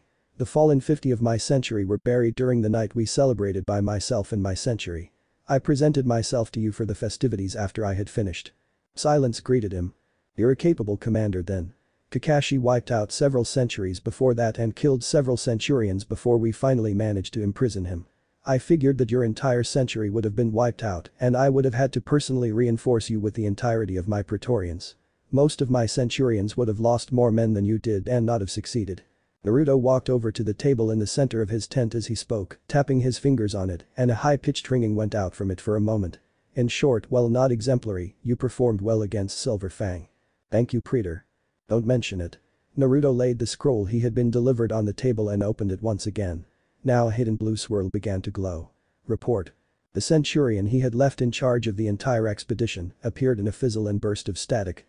His helmet was often tucked under his free arm as his other was in use, pressed against his chest with his fist over his heart. He bowed his head briefly before he began to speak. The expedition has been an immense success, Praetor Naruto. The 4th suffered few casualties from our battle with that vile beast, and we've received word from the 2nd as well. The campaign goes well and soon our two forces shall unite and begin the final push. The artifact you wished for us to gather is among the most trusted of my guard and shall be personally delivered to you by my most experienced century. I will order them to depart once our message is finished. Good. Naruto nodded to himself before he turned to Sasuke. Present yourself, Legate. Praetor Naruto. He nodded towards the leader of the Orange Legion and turned to the centurion. Blue eyes sharpened as they took in the appearance of the Uchiha before they minutely widened. He pressed his fist over his armored chest and the centurion automatically returned the gesture. I am Sasuke Uchiha, Legate of the Orange Legion of the Uzumaki Empire. I am Centurion Uzumaki, commander of the 4th cohort of the Orange Legion of the Uzumaki Empire. The centurion responded automatically with his rank, even if his eyes did not leave Sasuke's own for a moment longer before blue eyes met blue eyes. Praetor Uzumaki, do you wish to speak with my fellow centurion who leads the 2nd cohort? That is part of the reason I am contacting you as I am. Naruto received a nod from the centurion as he stepped forward, his fingers drumming on a table, and a bell sounded for a moment before another image appeared at the end of the table. Praetor Naruto. The centurion of the 2nd cohort gave Naruto the customary greeting of the Uzumaki Empire, with his fist over his armored chest, before his eyes moved to the Uchiha who answered with the same motion. This is the legate of our legion, I suppose. You would be correct. I am Sasuke Uchiha. Sasuke let his hand fall to his side as he turned his gaze to Naruto, the two centurion briefly meeting the eyes of the other before doing the same. Praetor Naruto, what did you send the 2nd and 4th after? It was a joint venture for the most part. Naruto looked towards the map and it changed, a shimmering ripple moving across its entirety before the 2nd and 4th cohorts were displayed in full on it. The 2nd's campaign was always designed to provide a clear path for the 4th to advance as I intended. The 2nd moved through more hostile lands than I originally thought they would face and were delayed more severely than any of us considered when we planned. If they had not moved through such brutal resistance when they did, I would have gathered what was left of the 3rd and summoned the 7th to begin a new advancement to reinforce them with all haste. Luckily it did not go that far. The 2nd triumphed and tasted glory as we all should have known they would, just like we should have never doubted our 1st cohort against the Silver Fang and his hounds. The 2nd cohort advanced and the 4th cohort, as planned, advanced behind it by several days. They eventually fully split from the path and came to where I needed them to be above all else. Izushiogakure. Sasuke noticed the placement of the 4th cohort and where the 2nd was not too far away from. It was your goal the entire time. Bandits had overrun the region decades ago, so you sent the 2nd on an extermination campaign. The 4th's expedition was entirely devoted to arriving at Uzushiogakure through what small resistance remained once the bandit clans realized a military was beginning to move on the region. You caught on rather quick, Legate. Naruto motioned for him to step fully up to the table as he pointed down to where the 4th cohort remained encamped. The entirety of the 4th cohort and soon the 2nd now lay in place. The heartland of the Uzumaki Empire will be reborn and with it will come the call to arms of the full might of the Orange Legion. I will call out the 5th, the 6th, the 7th, and the 8th to do battle with my enemies, with the might of the Uzumaki Empire standing with me. Each cohort shall begin a campaign with their full strength at last, and my empire will be so vast that not even the sun may ever be blind to its glory. I will control the land from sea to sea, from field to field, across the peaks every mountain, hold the land through all valleys, not even a single river shall not be mine, as all shall know the might of the Uzumaki, and rejoice and tremble at the terrible power of my empire. A grin stretched over his face as his blue eyes envisioned the future as he stared at the map. Soon all shall know the power I possess, and the glory of the Uzumaki will be restored. It must be obvious, but inform me of what I must do to play my part. Sasuke stood with Naruto as his eyes traveled over the map. Almost immediately the entirety of the Orange Legion was revealed. The vast encampments of the 4th and 2nd cohorts near Uzashigakure and the 1st and 3rd cohorts lying in wait for the inevitable conquests their leaders spoke of within the village and outlying lands of Hai no Kuni. I will be giving you command of the 3rd cohort in the future. The ceremony will most likely take place within the next few months in Uzashigakure once the 4th and the 2nd finish repairs. In the meantime, I'll be putting you in charge of recruitment and revitalization. The 3rd was nearly shattered thanks to the Jonin tests the Centurions marched them through, and it will be your responsibility to repair that damage. I'll keep hold of the 1st, and we'll go from there when the 3rd is at full strength. The 9th and the 10th. When will you revitalize them?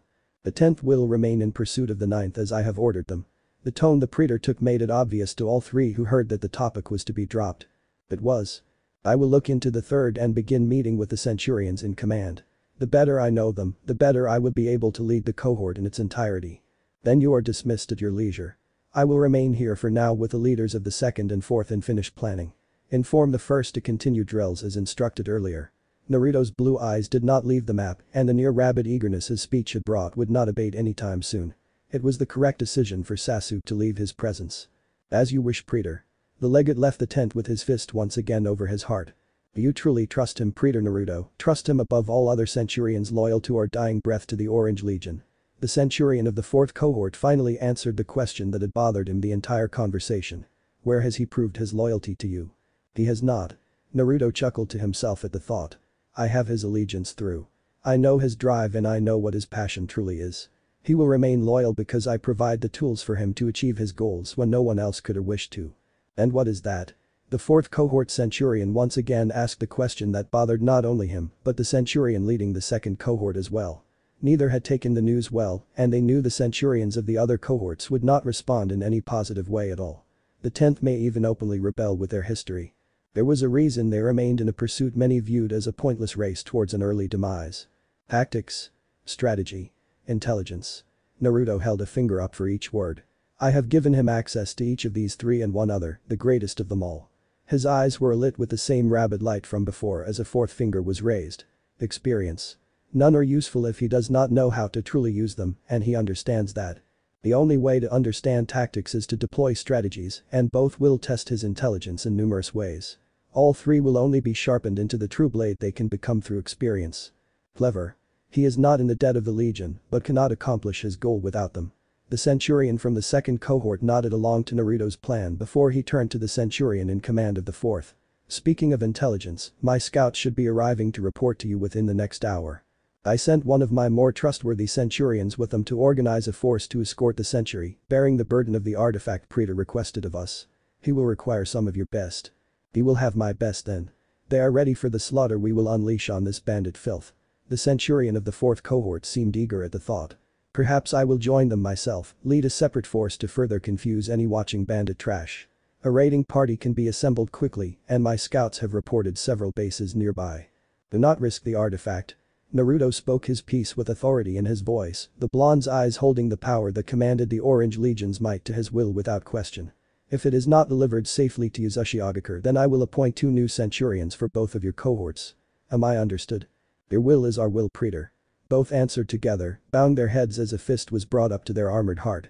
The Legion's name shall not be tarnished as long as we draw breath. Good. You are dismissed. Naruto tapped the table after both looked at him with stone-cold blue eyes. He smiled to himself at his plan coming along so nicely before his attention changed to the map once again. A tap to it brightened the century carrying the artifact that was so precious to the Uzumaki Empire. Soon you will be returned to your rightful place. He could almost touch it. He knew it was near lunacy, but somehow he knew he could touch it simply by caressing the light that represented it. Soon you will be returned and give birth to the Uzumaki Empire. He stepped away from his map and focused his mind in the present. 8 days passed without issue. On the 9th things were changed. Team 7 is here and reporting for C-rank mission assignment Hokage-sama. Kakashi stood with his arms crossed behind his back, the 3 armored genin standing behind him. Sasuke and Naruto had forgotten their shields but carried their swords at their sides. Sakura's armor, while still of a clear difference between the armor of the other 2 present, seemed more fitting of a warrior now. She had begun intense training with the members of her Blossom Guard. Good. I have a rather simple one for Team 7. The Hokage turned to one of the Chunin standing near a door. Bring in Tazuna. Introductions did not go well. Allow me the honor to execute this drunk praetor. Sasuke drew his sword from his side, the blade pointed upwards towards where Tizuna's now frantically beating heart resided. He dares to insult the Legion. Don't. Naruto's blue eyes drilled into Tizuna. The drunk made an attempt to not even meet the eyes of the blonde, but regardless the man felt violated at a spiritual level. His voice was calm as he spoke, but a blizzard swirled beneath the blue of his eyes, and it was filled with the howling winds of rage and the brutal rage of hail. He is a client of the village. He will be protected by my Legion at all times. His hands did not rest at the blade at his side as his eyes bored into Tizuna's despite the height difference. Allow him to live knowing those he so callously insulted will do what he cannot. Of course, praetor.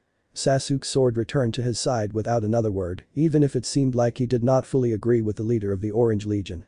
What's going on, Kakashi-sensei? You'll know when you're older, Sakura. Introductions had begun poorly, but they somehow worsened by the time Team 7 would leave the building. None of them looked forward to the mission with the old drunk. Hours later, Naruto stood before the clones of the still weakened third cohort and the laboring first cohort. The first will remain here.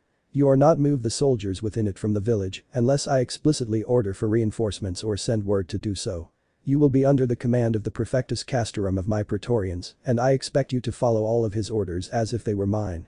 The clone in question, the Prefectus Castorum of the Praetorians, stepped forward, his helmet off and underneath his arm. He will make sure training and the like continues. The construction of our more advanced equipment will remain on schedule as well. Blue eyes locked with those of the Prefectus Castorum. All of our projects will remain on time as well, correct? He received a wordless nod before he continued. The second and fourth are still outside the village as I have explained to you all, and the legate of our mighty legion. They will remain in Yuzashigakure until such a time is reached that we can further reinforce them. The second will continue to campaign against the organized bandits of the land, and soon they will all fall against our steel. Nods followed as words from each centurion present, glee filling their blue eyes at the thought of such vermin destroyed. Crushed beneath their heel and left to rot in the inescapable place all trash like them deserved. You all must be curious about the others of the Orange Legion, but don't worry about not being informed. The Orange Legion is strong when we all know the goal and know the plan that will lead us to it. The 5th, 6th, 7th and 8th will remain as reserves in full and only be called out if the situation turns drastic. If it does so then I shall give full authorization to draw out all 4 cohorts.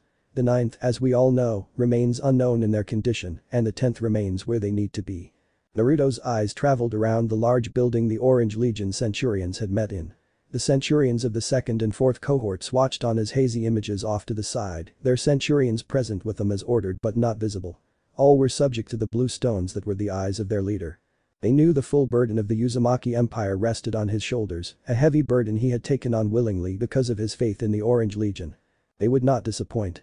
The legate and I will be leading the remains of 3rd cohort onward to Nami no Kuni with the bridge builder. His words did not bring argument with them, but the air of the building changed. Word had spread quickly through the Orange Legion of the drunk their praetor would be protecting. Such scum did not deserve to even breathe the same air as their glorious leader. None deserved the praetor's life laid down in favor of saving their own. The Uzumaki Empire would obtain greatness only with a leader like him. We need time to prepare with the centurions of the 3rd, so this will be the last subject of the meeting. Naruto didn't continue. I'll keep this brief as we all would like. Sasuke stepped forward and laid his helmet on the table before him. The 2 Tomo red eyes slowly looked over the centurions gathered before him.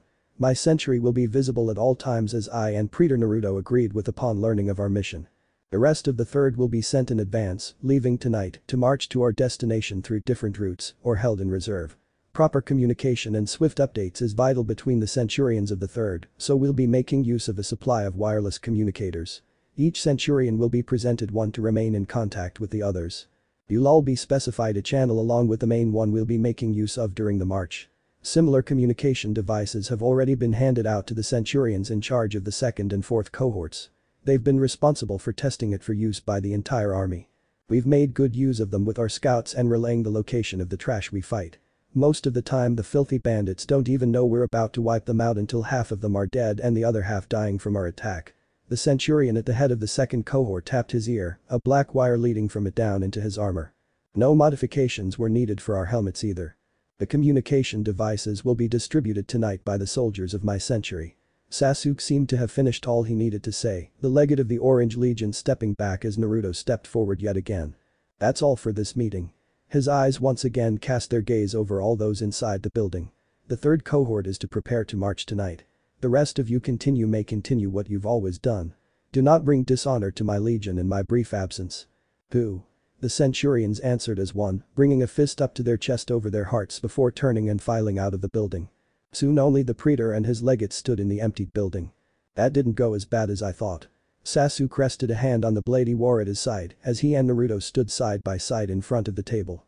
They don't know what he said. But point.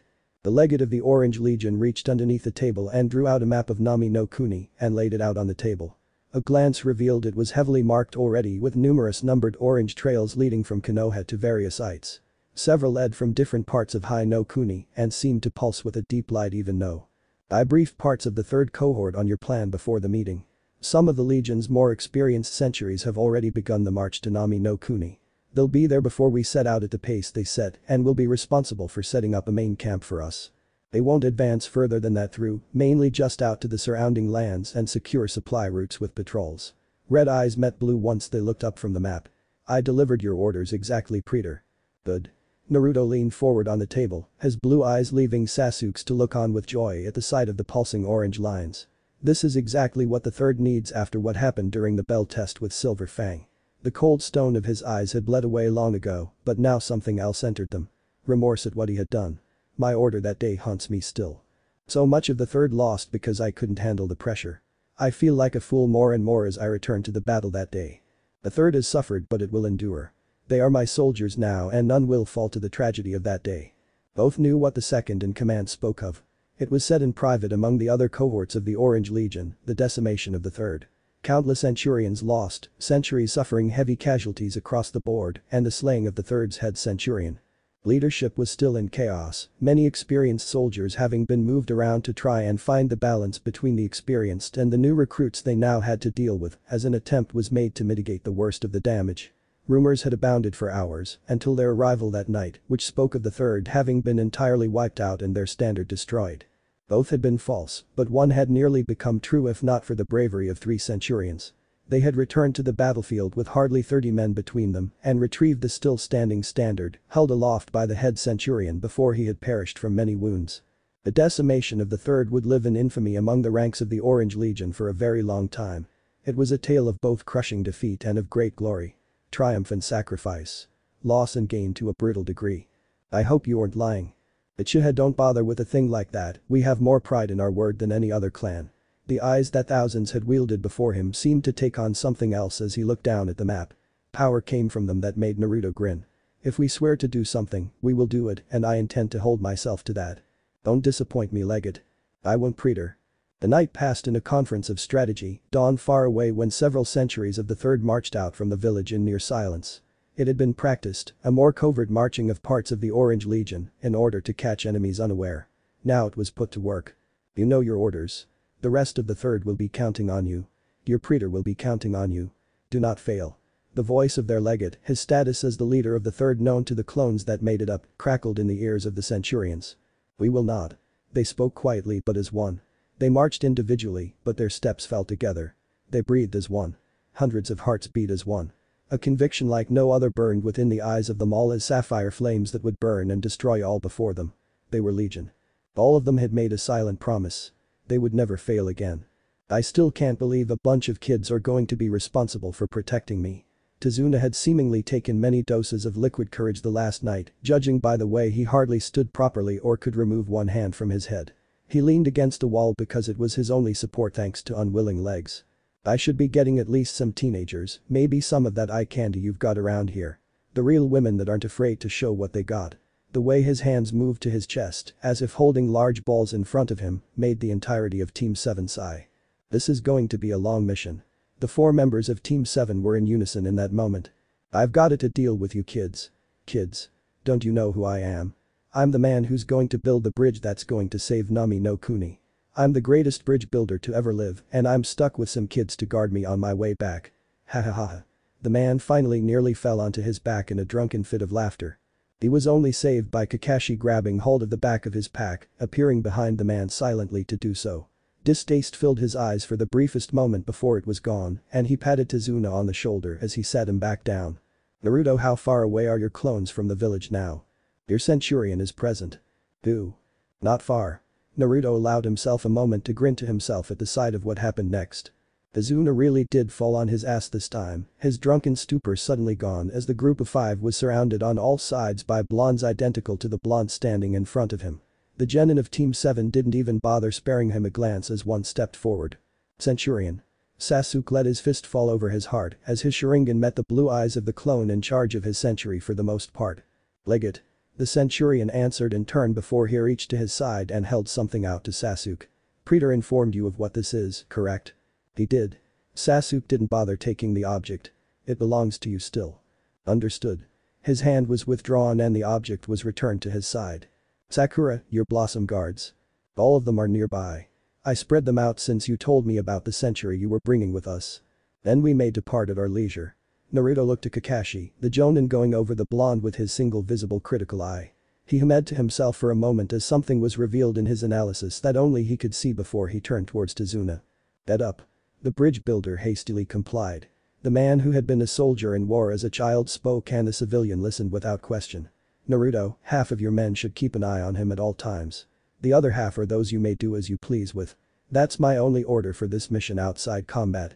You don't have to worry about that Silver Fang since my legate will be responsible for leading the man's defense if we are to come under attack by anything from bandits to rogue shinobi. He understands the risk and knows what to do with his men to keep the drunk safe. I'm glad for the vote of confidence, Pretor. Sasuke turned his attention back to his men. 10 at minimum are to maintain a perimeter around the bridge builder. The rest of you fan out around the rest of us and march in a perimeter. Boo. The march to Nami no Kuni was cut short hardly a day into it. Halt. Sasuke stood at the front of his century, a single arm raised to bring them all to a halt with a tremendous clang as their shields were lowered and their armored feet came together. First Contubernium, on me. Sasuke drew his sword as he began to slowly walk forward, the 2 first rows of 5 following him. They slowly spread out, forming a V with the Uchiha at the head and 5 of the clones under his command standing behind each other on either side. They began a slow jog down the path ahead of them. Centurion, where is the legate taking the first? The Centurion stood at the head of the column with the remaining clones with him. Shields were embedded into the ground around them and more than one sword was grasped at the hilt, the clones of the third uneasy as they restrained themselves from holding their weapons at the ready. He told me he discovered something further down the road with his Sharingan. The Centurion spoke no more, just as the sounds of combat reached them all. Immediately weapons were drawn and shields were wrenched out of the ground and held at the ready as many clones on the sides of the formation turned. They formed a wall that engulfed the formation as others stood at the ready to engage whatever assault from any side. Second. Advance on me. Third, stay at the ready for my signal. The rest of you defend this road to the last. The Centurion at the head of the third was already moving, taking off at a run as he placed his helmet on his head and drew his sword. Boo. The clones of the Orange Legion came upon the side of the legate of the army, standing above 2 restrained men. The net, a number of chakra-reinforced pilum, crossed across each other to entrap limbs and bodies, keeping them from moving at all, in addition to the soldiers that stood with swords drawn. The Centurion recognized them as the Demon Brothers, missing Nin from Kiri, that had been employed by only one man since going rogue. Zabuza Momoichi. Sasuke nodded to the Centurion's observation as he returned his sword to his side and retrieved his scratched shield from where it laid on top of a chain of shuriken. Inform Pretor Naruto of this development. You heard him. Boo. Several of the clones raced off to inform Naruto of the news as Sasuke and the Centurion observed the barely conscious missing Nin. What should we do with them? Wait for Pretor's orders. Sasuke moved back to a tree out of the way, leaning his back against it as his red and black eyes roved over the trees that stood nearby. He was searching for someone or something and the specifics of what was lost on the Centurion with him. He will know what is best to do. The clones under Sasuke's command had finally lit the beacon from the burning smell that reached his nose. It was at last thrown high into the air and almost instantly it was replaced. Shouts reached them as more were thrown and they vanished just the same. Pretor and his Praetorians had at last arrived it seemed. Pretor. The Centurion, the clones with him, and Sasuke himself all offered the salute of the Orange Legion to Naruto and his Praetorians as they emerged from the trees around them. Legate. Centurion. Naruto and his guards offered the same as he wordlessly dismissed all but one to the perimeter with a wave of his hand. I trust you've gotten my report. Yes. It seems this is more of a challenge than I originally thought. Naruto stood with his legate next to him as he observed the captured demon brothers. His eyes stayed locked on them, but his mind drifted to countless new strategies to do battle with such a foe with. Zabuza Momoichi is no laughing matter. He will be a great challenge for the third to overcome on this path. I will send word to the centurions you sent ahead, Praetor. They will need to be informed of this development. The legate of the Orange Legion stepped away at that, leaving the Praetor to his thoughts, as more than enough of his century was left behind, just in case the Demon Brothers had aid. Scouts would need to learn to be more thorough if that was the case. I feel strangely left out. Kakashi stood with his hands in his pockets in a tree, his sole visible eye focused on the genin before him. The man who had copied over 1,000 techniques, risen through the ranks through tragedy during a time of war, and become a near legend on the battlefields he roamed, looked on at the genin that had motivated him to begin training much harder than he ever had in a long time after his performance in the Bell test. He felt almost ashamed at how far he had allowed himself to fall during a time of peace, during his personal descent into despair. You should have called me over as well, Naruto. This is a mission of the Orange Legion, Haddock-san.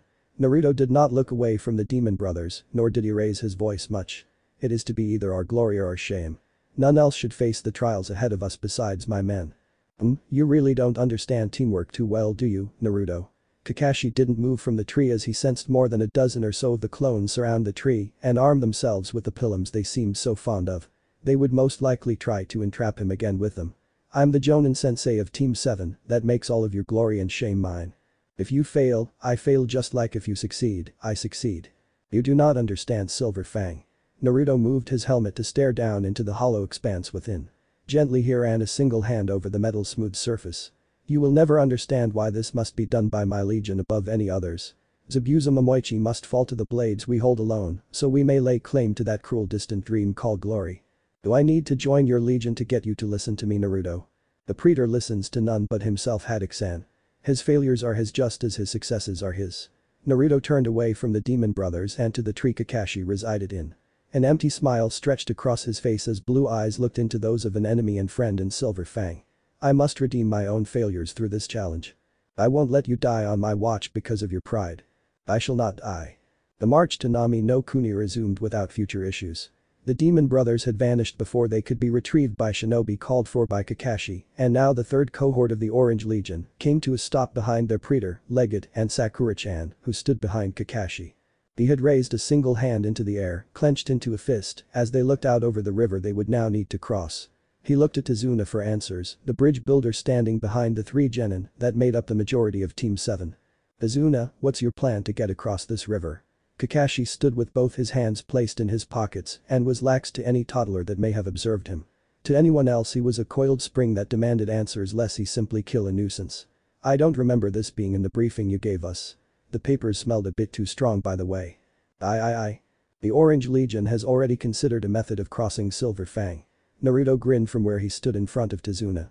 He stepped forward and pointed towards the riverbanks where a single soldier of the Orange Legion had emerged, a bright blue burning torch held above his head. An army does not swim across a river such as this. They march. Indeed they do, Naruto. Kakashi allowed himself a short laugh as he spotted more of Naruto's clones emerge and begin to pull on ropes that went beneath the current of the river. Within moments segments of a number of fallen trees tied together were raised from the depths of the water and the ropes were tied taut to buried supports in the ground. This process happened on both sides of the river as Kakashi's ears caught the ever-present sound of marching beginning once again. I guess the rest of your army is going to be following after us. There are more bridges, Silver Fang. The Orange Legion does not only allow ourselves one way of entry and exit. Naruto's words were true as Kakashi could catch sight of at least 3 more tree bridges raised from the depths of the river and secured to hidden supports along the banks. He also spotted what had to be at least 100 or so of Naruto's clones spread out behind the trees, merely watching the approaching forces. You kids used quality trees. Not too good through, since I reckon you want them not to last long underwater. Give it a good treatment and actually build the damn things with actually frames and support and you'll have a couple of mighty fine bridges. Tazuna in that moment gained respect from the genin. He was a drunk, crass, blunt, overall pathetic man, but he seemed to truly know his craft and had a rare passion for it. Could I have misjudged you? Doesn't change the fact you'll never compare to the great bridge I'll be building once we get to my house. The bridge builder could so quickly return to his previous level just by opening his mouth. No, I did not. By nightfall Tazuna was returned to his house while the shinobi camped outside for now. Naruto and Sasuke retired to a tent as a table was set in front of them by several men of the Orange Legion that were wordlessly dismissed. The silhouettes of the numerous Praetorians marching around not only the camp itself and the tent he currently resided in but the house of Tazuna and his family as well could dimly be seen thanks to the numerous fires set by the Orange Legion. Legate Sasuke, what is our strategy here? Naruto looked to his second in the Orange Legion, and the Uchiha offered him a confident smirk as he brought a closed fist over his heart. The detachments of the third cohort we've sent ahead have established a base camp not far from the river we crossed around sunset. The house of the client has been watched over by a minimum shift of 3 Decanis and their men at all times. Scouts have been dispatched and are exploring the surrounding areas for both information and supplies. Several detachments have advanced deeper into Nami no Kuni as requested and have reported every night as ordered. Sasuke dropped his fist from over his heart and drew out a scroll from a holder at his back. They have reported troubling news, you must hear, Praetor. Allow me to see it then. Naruto extended his hand and Sasuke dropped a scroll into it without a second thought. The seal of the Orange Legion of the Uzumaki Empire was opened and Naruto unrolled it without circumstance. As he read over the report from his scouts, his eyes briefly widened before narrowing as he cast the scroll onto the table once he was finished. He had no words and instead released a mirthless laugh. The third steps from one inferno into another, it seems. They will face the demon of the mist within days, it seems. Or they cannot. His legate immediately had his attention as he rolled the scroll back up and pressed it into the table where it simply vanished into it. The report states that a shipping magnate known as Geto is responsible for Zabuza Momoichi's presence in the region. If the money the man has is repossessed for other purposes, then he stands no chance of retaining Zabuza's services for much longer. Silver Fang, while a bane to the Orange Legion, is well known and will require a substantial sum to engage to kill a simple bridge builder. I see. Naruto's eyes roved over the map stretched across the table, pulled taut at either end. He leaned forward and blue eyes took in the information present as Red and Black observed him. You aim to strike at the cash assets of Geto now? I wish to lead a number of centuries tonight if possible by your orders, Praetor. Sasuke looked down towards the map on the table instead of at the leader of the Uzumaki Empire. I have ordered the spread of the men under my command across the territory Geto rules. They will not fully engage the enemy and instead aim to capture the numerous cash reserves Geto has across the land. The men look to impress several ships into the navy of the Uzumaki Empire as well, Praetor. At those words a grin covered the lips of both. The prospect of such gains and such minimal losses were very enticing, but neither were foolhardy after the battle with Silver Fang not too long ago. I will lead the attack on Geto's personal headquarters come morning and bring you his head if you wish. Such filth does not deserve to have such an honor. Naruto's words brought a dark grin to Sasuke's face. Kill him and his thugs. His promise was interrupted when the tent flap burst open and Sakura rushed in. Naruto, Sasuke, something's happened. I see then. Naruto looked at the picture laid before him of a happy family of 3. A beautiful woman stood next to a man with a young boy in her arms, one reaching out with arms he could not yet fully control for the smiling man in the picture with them. Inari. Tsunami. Kaiza. 3 names were all they were supposed to be to the blonde-haired genin looking at them, but they had so quickly become something more. Somehow 3 names had become something precious to him and he didn't know how to feel about that. His legate stood with him, the centurion of his praetorians stood with him, his lovely Sakura-chan stood with him, and all 3 were expecting him to do something. Like I said before, Naruto, it's you call since it's your army. Kakashi played the role of the dispassionate jonin. His tone was somehow lethargic with every word he spoke, his hands were in his pockets like always, and his single visible eye looked around the room without interest. He never did look at the picture on the table. The Orange Legion, his voice trailed off before he could finish. The genin brought a hand up to his face and rubbed at his eyes. I'm sorry, I am tired. A decision can always be reached later in the morning. Sasuke spoke his piece. It was one short and simple. The Orange Legion already had plans to destroy Geto's funds, and the man himself, the unexpected nature of Kaiza's situation, would not change any of those plans in his eyes. The merchant baron would still fall before the might of the Orange Legion of the Uzumaki Empire. Plans must be made regardless, troops must be moved, supplies gathered, and attacks planned. No matter what choice you make, Praetor, it is unlikely to take effect tonight. He also could still lie, something perhaps made better with so little words. I know that very well, Legate. Naruto looked towards the picture again. It was something that was like a siren to him, unable to pull away from the call it had on him. He wanted nothing more than to break the frame and torch the photograph inside, but his body would not follow his commands. He found himself gingerly holding the image in his hands instead of smashing it to pieces as he wished to do. He did nothing to it despite wishing to see it destroyed and the plague it was on his mind erased. Do not think to question how well I know the capabilities of my own army. Of course, Praetor, forgive me. Sasuke seemed to understand he had stepped out of line and retreated half a step behind the undisputed leader of the Uzumaki Empire and all facets of it. I meant no disrespect with my words towards you or your great Orange Legion. I am not petty, Legate. Naruto's words were distant as he turned indecipherable blue eyes to the bridge builder they were to protect with their lives. You, Tazuna, tell me why I should devote my forces to rescuing this Kaiser from thugs. Why should I not order you to have your workers, his comrades, do such a thing? I won't lie to you, not anymore at least, but those men aren't the best. Tazuna was surprisingly not drunk. He hadn't touched a bottle since they had crossed the border into Nami no Kuni. The best, the ones we used to have in droves, are scared in their homes. They're trying to provide for their families while this old man tries to build something to get Gato's hands out from around our necks. The men that were here were only here for a few more days at the most, since I was going to bring in real builders to help me, but he stopped as he rubbed at his throat. No doubt he knew about the kill order. I figured an old man's got to do what he's got to do, but I'm not as dumb as I look. Half the folks who mean well wouldn't know how to read a blueprint without me there, and those that do probably couldn't do much. Kaiser's the only man I can trust in this place to keep the project on time once I'm gone. He'll be the only hope to make sure Gato doesn't have control of Nami no Kuni forever. I see. Naruto allowed something to enter his eyes then. Tazuna had once again worked his way back up the ranks in his mind. Legged. The single word instantly brought Sasuke to attention, his hand fell to the hilt of his sword and his free arm came up to his chest. Centurion. The leader of his Praetorians was the same as the Uchiha. The tone Naruto spoke with let both know he was about to issue an order they would have no other desire than to complete. Tell the third to prepare themselves in full. We shall face battle soon. I shall do as you wish, Praetor. The Centurion left the room to the camp at that. He had work to do to get the men of the third in fighting shape. Legate, you are to begin your operations as soon as possible. Naruto's eyes held an intensity that made Kakashi silently approve. Show the filth of this land why they will not stand to the might of the Uzumaki Empire and the mighty Orange Legion. Show them all how we shall not tolerate their presence any longer. I shall do as you command, Praetor. The legate of the Orange Legion spoke no more as he turned and left the room. His black and red eyes were focused on the task at hand as he brought a hand up to the hidden communication device in his ear. Praetor has approved the plan. Begin the attack. Finally Naruto turned to Sakura. Remain here, Sakura-chan. My Praetorians and I will soon bring Kaiser back here. Naruto's hand fell to his sword as he walked towards the door. Your Blossom Guard shall watch over all in this home for tonight as long as you remain within. Naruto, what happened to you? It was a strange thought to have as she grazed at the orange cloak at his back as he walked away. It was still difficult to see Naruto as anyone but the worst student from the academy, but that stance had gradually changed the more and more she saw of the blonde. He wasn't an idiot.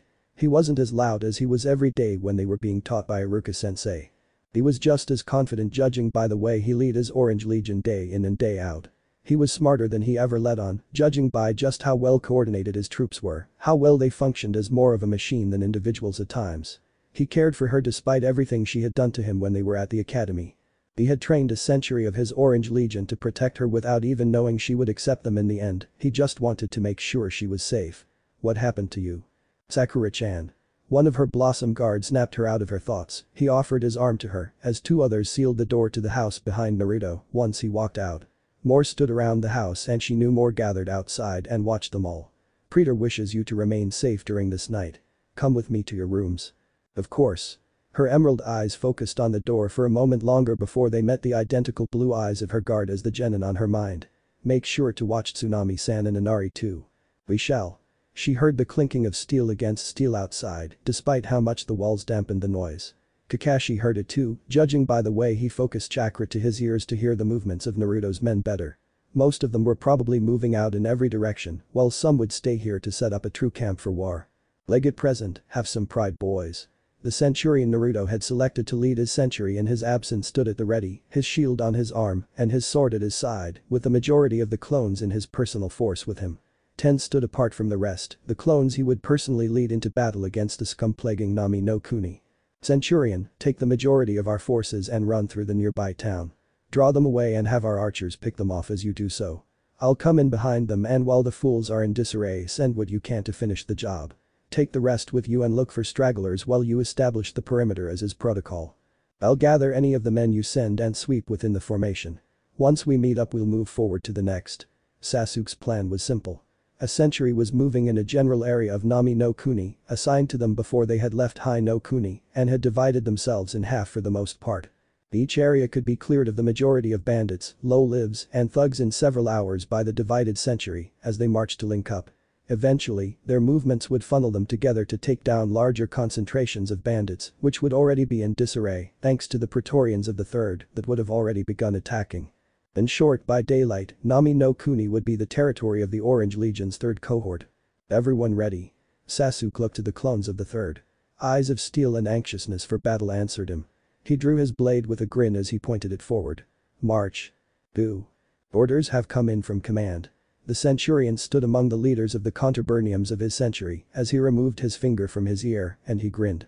Move out immediately. No mercy. Show this filth the might of Praetor's mighty legion. Do. Each saluted with a clenched fist over their hearts before drawing their swords and bearing their shields on steady arms. Let's go. He took up his own arms in his hands and quickly his soldiers rose from where they sat in waiting and followed after him eager for battle. The bandit encampment below them would never have a chance. Fan out. First, second, and third on me. The rest of you encircle and enclose. He quickly barked out his orders and while never breaking stride, they seamlessly fell into formation around him. They rushed forward and broke the tree lines as the others moved around, encircling the camp with pilum in hands and shields held in firm grips. The fleeing bandits would crash upon steel like water on rocks, and their bodies would crash into jagged stone in the pilum they held at the ready. Goo. They clashed their arms together before beginning a march forward, gaining the eyes of many of the already terrified bandits on them. One step after the other. A man who stood in ranks was to never stop moving forward as a soldier of the Orange Legion. It was a pattern that had been drilled into them in training and something they could do instinctively be in battle or just upon awakening. It was all part of their final test after all. Twin rows were wordlessly formed, each man of the Great Orange Legion knew precisely where they needed to be in their formation and fell into it without question. Half were placed in the front in the first row and half were placed in the rear in the second row and both held their arms at the ready. Pilum were vicious things in trained hands and accurate even in relatively untrained ones. Pilum. At the order they threw the weapon forward and a line of fleeing bandits rushing out from the camp was ruthlessly torn down as a new projectile appeared in each of their hands without a moment wasted. It was also a thing accomplished through training. Pilum. Another wave of Pilum traveled through the air launched by both waves and the field was dotted with them this time, but no new bandits were claimed in name of the Uzumaki Empire. First. Draw swords. Boo. The two rows were used for a reason. Another wave approached and was cut down to half across the distance as shields were jammed into the ground and pilums impaled where they stood while their hands flew to the hilts of their blades and drew them forth. Shields were returned to their place on the arms of the man it belonged to and they hunched over slightly. Excitement ripped through the ranks despite any attempt to suppress it and remained clear-headed in the heat of battle. It was an impossible thing to do to the Third despite any training they received before deployment in Nami no Kuni. It was hopeless to numb the desire for glory, the pride they felt every moment they stood in ranks, the exhilaration they felt the moment before every clash of blades. To take those things away would destroy what made the Orange Legion a soon-to-be feared force. To destroy those things would make them nothing more than mindless puppets. The Orange Legion was as based on individual independence as it was based on the power of many joined to one. Substitute. Boo. The first row vanished as the second stepped forward, wordlessly accepting the extra pair of pilum to each from the first. They drew back and awaited the order to fire once again. The orange cloak of the centurion was visible to all as he withdrew from combat. Three men instantly moved to stand as a wall of steel with their swords at the ready before him as his sword was exchanged for a unique pilum issued only to centurions. It was thrown into the air and lit into a blazing orange flare that was a new order. Swords were drawn as the pilum in their hands and before them disappeared. No time was wasted before the second row charged forth across the distance and joined the first in battle. The battle goes well. Indeed, Legate. The centurion overlooked the corpses being piled by his century. A dozen bandits had been easily waylaid into a trap by a handful of shouting men and had paid for their foolishness to commit such acts on land soon to be held by the Uzumaki Empire. We've killed 5 dozen of the filth by now. Good. Continue. As you wish, Legate. The centurion removed his hand from his ear and instead turned to the men awaiting his orders.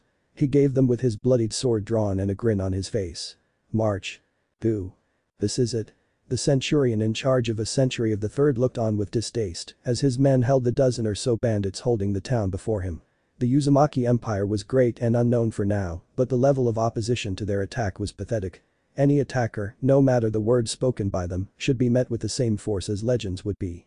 To think any less of the Orange Legion simply because word had not already spread to them was deserving of only one sentence.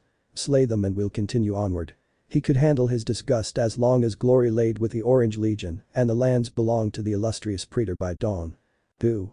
Swords were drawn, screams were ignored, and blood ran. The centurion had already stepped forward to the front of the column and issued his order. The men of the Orange Legion began their march anew, and soon the next bandit camp would fall to their blades. Soon Nami no Kuni itself would belong to Praetor and the Uzumaki Empire. Halt. Far away, deeper in Nami no Kuni, a centurion rose his clenched fist into the air, and the column he marched at the head of instantly came to a halt. He looked upon the defenses arrayed against him and his soldiers of the Orange Legion and felt a strange combination. It was made of two things. One was simple pride at the men of the Legion for it being so ineffective, and the other was rage at the nature of the barricade to his progress. What shall we do, centurion? Bring down that gate. A single piece of artillery should do. The centurion could hardly find it in himself to simply shake his head at the meager defenses arrayed against the soldiers of the mighty Orange Legion. A shack had better defensive walls than the village in front of him, a wooden fence that had long ago succumbed to the cruel passage of time. Where once it was undoubtedly great, it was now nothing but a pathetic obstacle to stop him and his men in their campaign. The wall was plated in rough iron, but its hinges were laid in now rotted wood. A single piece of artillery tore it away without much opposition. Forward. Precautions were still in place despite anything they may feel. Ranks were held and a detachment with the centurion at the head charged forward into the smoke hanging in the broken frame. Shields were held at the ready, swords held as they were trained to hold them, and the ranks closed swiftly behind the last men to rush through them. Pilum were raised behind the first line and armed. Artillery was readied in the front, and another sentry would already be smashing into the back of the large if poorly defended bandit town. Reports showed hundreds would be inside the walls, and so the intent was not to take the den of filth in a single charge. A staging ground was needed on each end for both sentries to sweep through the town. The gate would be one, and a rear wall in disrepair would do the same for the other sentry, once the attention of the bandits was on them alone. His sword bit into flesh and his shield knocked away spears that could do nothing against his armor, even if they were allowed to pass. He was the first on through the breach in the gates of course, his shield blocking blow after blow against him from the awaiting bandits as he pressed onward. A centurion could not stop, could not hesitate in battle with the enemies of the Uzumaki Empire. All must fall to them or the century would fall, the cohort would fall, the legion itself would fall if they fell. A centurion only ever pressed forward without doubt. His sword cleaved through the shaft of a pitchfork and cut into the chest of the man wielding it without hassle. The bandits did not wear armor. They fell quickly to his second strike before his shield was risen to throw aside the strike of two when he threw himself forward and into his next lunge. He turned suddenly, two swords dotting over his back as he crouched down and felling two bandits with the blade slipped through their throats. A pull back and a three-man line was formed to weather any storm thrown against them. Willem surged forward as the two stepped to the side to allow them through and burst through the flesh of more bandits. They were left there as the arms withdrew and with a mighty bash from their shields, they were tossed aside without issue. Hissing filled the air moments later. Shields. 3 shields were embedded into the ground and 3 followed on top, 2 followed on either. A dome was created that withstood the numerous blasts that followed. If the attention of the filth weren't already focused on him and his men, it was now. Ready yourself for the next batch of trash men. The centurion took hold of his shield as the one placed on top was withdrawn and the ranks expanded to a single curved row of 10. The curve laid inward and towards the gate behind them. 10 shields and with them 10 blades was all that would be needed to hold the breach they stood before as the men of his century laid ladders on the wall and surged up them. Boo. The great number of Pilum soared silently over the treetops before cascading down with the only sound they brought the gentle whisper of death to the 36 bandits that had been discovered by scouts. A centurion observed from the branches of a tree as the bandits that had made camp in the forest were slain down to the last before he rose his fist up. A dozen of his men stood around the branches with him and wordlessly they vanished without trace. The rest of the century would be informed and told to advance forward. He silently took up and fired a Pilum when one, a drunk, staggered back in and would have sobered at the sight of the dead. In the end he died as he lived, nothing but a filthy wretch. This trash is unworthy of the Legion's blades. He spoke more to himself than someone else and wordlessly exited the trees in a single leap and landed before the marching column of his century. Immediately they came to an abrupt stop, lowering shields slightly to salute with a clenched fist placed over their hearts. He returned it as he rose to his feet and looked towards the soldier he left in charge. Without the need for verbal prompting he began his report. By Centurion, the men are ready to march and word has reached us of the movements of Legate nearby. Do you wish for us to join him? The Legate is capable. He didn't speak to a single man, he spoke instead to nearly 100 as he turned to face the road. We will move and make sure he does not come under assault from cowards trailing behind our mighty legion. Boo. Is this all they have? Naruto looked towards the forces arrayed against him and his Praetorians. It was a pathetic sight to see such poorly armed bandits stand against the gleaming armor and razor-sharp blades of his most elite soldiers. It was something that was almost sickening to know he would need to waste time here with such pathetic excuses for warriors. Most of them had seen fit to spend their time terrorizing children without end, and some were simply bullies. The sight of his legion had sent them running for the hills until they had come to believe they outnumbered him. He had sent half of his Praetorians around the village of course, and they would slaughter them from the rear once the attack began in full. The bandits of course did not know that, or else they would have tried to at least take a better position instead of the main road. The idiotic filth didn't know and so didn't think of better tactics, and Naruto felt his rage grow. We must fight such filth to truly claim these lands as our own. How sickening to believe these creatures once held the fear of the people in their hands. He turned to his men without another moment wasted and looked into eyes that were identical to his own, faces that carried the same features, and the same soul dwelled within them all. He saw a will few could even dream of boasting of having and determination none, but he himself possessed in this world. It made him forget his distaste for now as he focused on what needed to be done above all else. Parasites must be removed from the lands he had claimed as his own. A black mark here was a black mark on the Uzumaki Empire, and such a thing could not be allowed. Nami no Kuni is a diseased land. A cruel rottenness has spread through it at the speed of rampaging beasts because of one man, the source of this great infection on our land. He is a parasite that commands power through the material things. He holds no true strength not purchased by his vast wealth. He holds fear because of his paid thugs. He lies like a rat on the land which has been claimed for the Uzumaki Empire. He is little more than trash, filth not fit to even march through. Boo. Nami no Kuni is diseased because of the man named Geto. Boo. He holds lands of the Uzumaki Empire in captivity through fear and terror but no longer. Boo. He faces the wrath of the mighty Orange Legion. He faces the wrath of the Uzumaki Empire. He faces each and every one of you. Boo. He placed on his helmet and drew his sword with a grin. His Praetorians mirrored it as he turned and rose his shield up and held it at the ready. Let us show him what it means to face our great Orange Legion. Let us show him what it means to face death. Boo. Forward. Death came for those before the Legion, and mercy was a beast foreign to the spectre none may see until the end of their days. The halls of its home would shortly be filled with the unworthy souls before the gathered men of the Legion until they were all cast off to the depths where they belonged. The Orange Legion would see to it as they fought towards the ever-distant dream of glory. Shields were raised and blades held in eager hands as the first bandits were bled and fell. Before they could rise as the men at the head passed over, blades from those behind pierced their flesh and sent them to the halls of the dead. A dozen pillums soared overhead, explosive tags trailing behind them and sending the lines of bandits scurrying. The dead were ripped apart and the living turned to the dying as the Praetorians advanced without pause.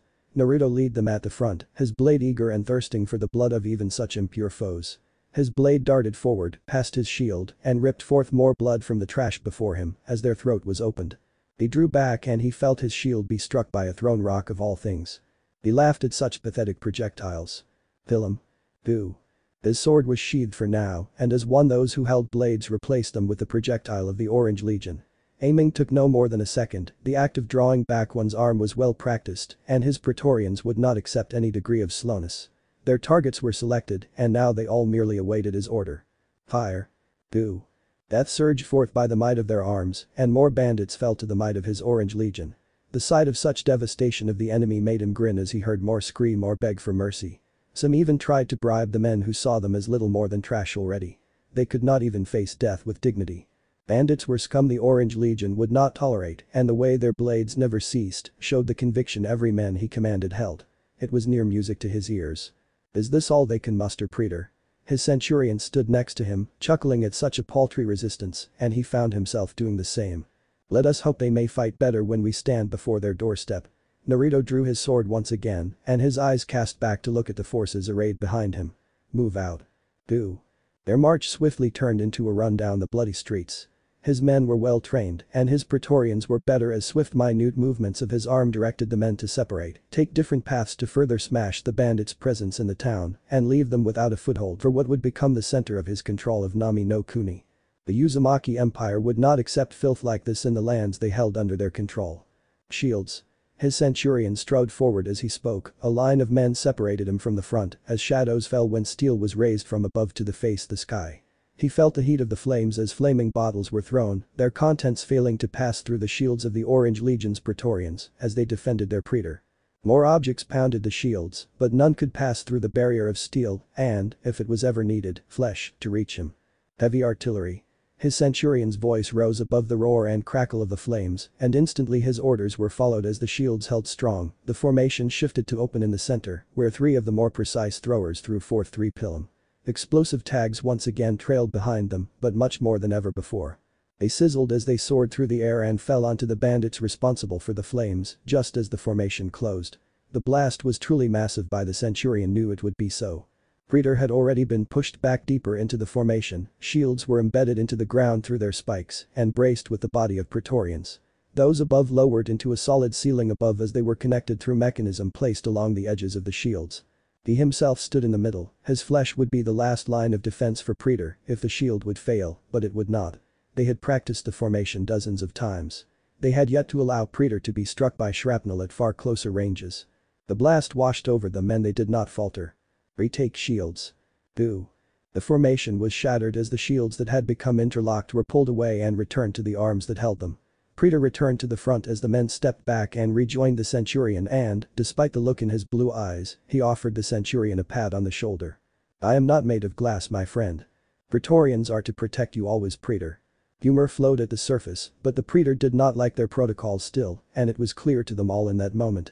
He had allowed the creation of the Praetorians to ensure his safety in battle, but did not like just how much he was prioritized in battle above all others. At times he feared that the very standard of the Orange Legion fell second to the man that created it. Praetor never wished to find out if he was right. "Forward."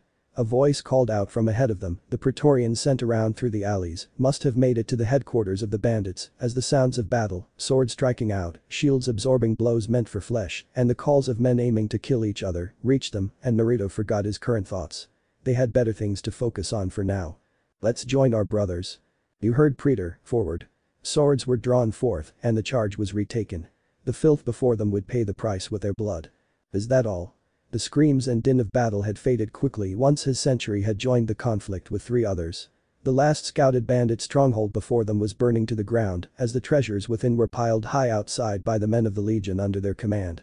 5 Centurions stood observing the scene and could not hide their distaste at such an easy campaign. Already dawn was beginning to break and Nami no Kuni was no longer under the control of Geto and his army of bandits and thugs. It fell to the Legion with all his assets now their own, with the cost extracted from the blood of the coward's men. Inventory was being taken now of the spoils of such a short war, and word spread through the Legion of the Legates' movements deeper in the country. This is what we looked forward to facing in the great contest for glory.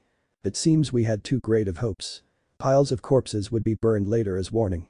Any stragglers would eventually fall prey to the scouts spread across the land and would face execution for their crimes against the Uzumaki Empire by the soldiers of the Orange Legion. We should have never gotten so excited to battle filth like them. Regardless, we must report to the legate. The Centurions briefly locked eyes with each other. Who among us will report our successes? I shall abstain from glory this morning. One Centurion bowed his head as he stepped back. I am content with blood for now and words are not with me now. Another merely raised his bloodied sword. I will begin our patrols across our new lands. Do not await a swift return from me or my men. A third stepped away with a brief salute to them all with his fist over his heart. I simply do not wish to speak to him. The last stated the truth they all held in their hearts. Then I shall do it. The same Centurion who had asked for volunteers now accepted his own offered task as he stepped away from the remaining Centurions and headed towards a tent set up for their use. He removed his helmet as he did so and tucked it under his arm before he threw aside the tent flaps. The Centurion stood within the tent, looking over a map with 2 fingers pressed to his exposed ears, with his helmet laid on the table the map rested on. I will advise against this rash action, Legate. Legion scouts have yet to report back to any of our posts on what lies within or what opposition you shall face. Reports indicate bandits have drawn further and further inland the more our Legion advances in this land. I advise you await reinforcements from nearby and nearby detachment of the 3rd. No matter their numbers, the bandits will be crushed without mercy with such a great force under your command. Something was said that made him grind his teeth in response before speaking again. I understand your reasoning, Legate, but it is not a wise decision. Silence from the Centurion followed for only a moment this time. I apologize, Legate. I was out of line. I will contact the Centurions nearby and direct them to follow your march deeper into Nami no Kuni. Silence once again greeted him from the Centurion. I understand. They shall establish a rally point for your glorious return. He pulled his fingers away and hate burned in his bright blue eyes as he brought one of his fists down on the wood of the table. His teeth were bared and seemed to elongate as he held back the desire to growl at the audacity of the Uchiha praetor had given such a distinguished and powerful rank as legate. He answered to no one but praetor himself, and now such power had gone to his head. He was committed to foolishness, and his pride would not allow any spoken words make him reconsider his actions. Like many others of the Orange Legion, ranging from the 1st to the 4th cohorts, the Centurion joined them in questioning what precisely motivated Praetor to give such a rogue element as Sasuke Uchiha the distinction of legate of the Orange Legion of the Uzumaki Empire. He had shown himself incapable of following advice from more experienced Centurions and refused to consider any views but his own when he entered the battlefield. His men were well trained, some of the best in the Legion, but a single century stood little hope against thousands. No matter the individual skill, the foolish pride of the legate would lead to endless death among them. The core of the dislike many of the Centurions held for the Uchiha was rooted there actually. It was only a matter of time until his arrogance led to something similar to the decimation of the Third, and if such a thing came to pass, then the legate would need to perish. The Orange Legion was not a place where the pride of a singular soldier could come before the great dreams of Praetor. The legate seemed not to understand such a thing, and every command he issued held the danger of forsaking the dream Praetor strived towards. I hate him. We all do. I will guess that you're here to report a tale of success to our great legate. Indeed, though it seems he is not easy to reach now. You would not be wrong as of now. He leads a campaign none of us would support deep into unknown territory and will shortly be out of signal range. He paused as an idea came to him as he drew his helmet up and placed it on. Let us do this, leave a written report with me and we shall call it at that. While you do so, I will look to save our legion from defeat and rally nearby centurions to direct their forces to rescue our legate from this folly of his. Or you could not. The centurion paused at the words from the man of equal rank, and as he looked at him and saw that blue eyes held the light of cunning. As you said, he will be out of signal range shortly. Praetor himself will not know of his location due to his rash actions. Neither will any centurions wishing to assist him. They will of course rally at the camp he will abandon and await his return or await future orders. A smile slowly crossed his face as he stepped forward. Sadly, our scouts were waylaid by an unknown hazard and could not establish transmitters in such territory. The legate was left with only his century and we could only eagerly await his return to us. Yes, of course. We established a post for the Third to replenish itself before entering such foreign lands, and our legate wished to advance further to see what lied ahead. He did not expect a great opposition, nor did he expect us to follow him into the darkness. But in that tent the two had come to a decision. The legate of the Orange Legion would either fall in unforgivable disgrace within the darkness or rise back to the light bearing true glory upon his shoulders. Silently one left to conduct his report as he had entered the tent after such words with the legate and the centurion and had only been directed to compile a record of their successes in Nami no Kuni. The other stepped away and headed to gather a number of scouts and messengers to relay orders from the legate to the rest of the Third, scattered across the new lands under the standard of the Uzumaki Empire's magnificent Orange Legion. Neither would be guilty of what occurred within the darkness of the unknown lands. Neither would see their heads roll either way. Well, that was simple. Naruto returned his sword to his side as the last of the bandits were gathered by his Praetorians and put to the sword. Their attempt to lure the Orange Legion into a Pyrrhic victory by burning the town before them to cinders was lost when his reserves appeared. Archers made short work of such deceitful strategies, and those that remained from the initial bombardment were rounded up and quickly put to death before they could flee or reinforce the failing defenders. Centurion, gather the men and tell them to begin patrols. I will be elsewhere as I wish to speak with my legate and see his progress. He removed his helmet and observed the sun rising higher and higher in the sky. He promised me this land would be that of the legions and, with it, the empires by daybreak. Your orders shall be done, Praetor. The centurion he placed in charge of his Praetorians brought his closed fist to his heart and stepped away to issue out assignments. Naruto headed forward while at the same time pressing a finger to his exposed ear. Silver Fang, how goes your stay at a humble abode? I've had worse places. This is about your campaign, I gather. You would be correct with such thoughts, Fang. Nami no Kuni has been purged of filth unfitting for lands held by my glorious empire. I don't remember telling you to conquer Nami no Kuni, Naruto. You did not tell me not to conquer this place either, Haddock-sensei. His grin was audible and the Jonin let out a sigh. I suppose I didn't. You'll be explaining it all to the Hokage regardless. I'm naming you team leader. You have made a great decision this day, Fang. Naruto spoke no more and cut the connection between him and the Jonin that held command of Team 7. It was a well-practiced motion to switch to another channel as he stepped into a building that was once great and would soon be so again. Legate, how goes your campaign? Only the howl of static answered him and his face quickly set into one of distaste. Legate, how goes your campaign? He tried again. Static did not leave his senses and it was with a near growl that he went to a new channel. Centurions, this is your praetor, where is my legate at the moment? Reports indicate he has advanced into the darkness praetor. The voice of the centurion he had placed in charge of strategy while he did battle came to his ear and Naruto did not know if he should feel pride or annoyance at the information given to him. Centurions have established a base camp for the third where he departed and await his return. LA such nonsense. Naruto set his helmet down on the table before him and unrolled the map. Part of Nami no Kuni laid in swirling shadows on the map but it was already shifting as scouts reported back with more and more information every moment. A pulsing orange beacon laid somewhere within the darkness and his eyes searched for it. Draw our scouts back and march forth into the shadows. Find my legate and tell him my orders as I speak them to you all now. Cease your advance. Withdraw to camp. Await my appearance. Am I understood? Of course, praetor. Good. He removed his finger from the wireless communication device. His good mood at such conquest was ruined by the rash actions of his legate but despite it all a small smile tugged at his lips. You were truly the best choice for my legate, weren't you Sasuke Uchiha? The centurions needed a man to revile as much as they needed a leader to admire above all others. His centurions and his legion needed something to hate even when battle was not upon them and the enemy arrayed before them like lambs to the slaughter. Without such a force ever present among them, divisions he could not police through vigilance or terror would arise. Neither he nor his legion needed such matters of frivolous pride interfering in campaigns. So he presented a force to them to draw them off of such a path. Sasuke Uchiha was given power high above them all as legate, unquestionable beyond he himself demanding he explain his actions. The legate encouraged hate from all those below him. It was a fact of life in many ways. The centurions would forever hate whoever held the position of legate even if it was one of their own. He named an outsider as legate because he needed their hate focused as much as their blades. His forces needed internal strife among them as much as it needed foes to destroy in combat. Centurion, have the men returned with Kaiser yet? He had sent 10 of his best men to retrieve Kaiser before the bandits could do anything else to the man he had come to rescue. It would reflect poorly on the Orange Legion if he allowed any harm to befall the man they had set out to rescue. Now he was forced to wait for any information on the mission. Word has reached me that they approach now through the streets. His centurion answered him almost immediately and Naruto paused for a moment. Silence reigned in the tent and he could dimly hear the roars of voices resound through the streets. Nowhere near was it enough to make out actual words, but it was enough to know just how much Kaiser meant to the people of Wave. The same people that would sooner rather than later live under the flag of the Uzumaki Empire and the standard of the Orange Legion's third cohort.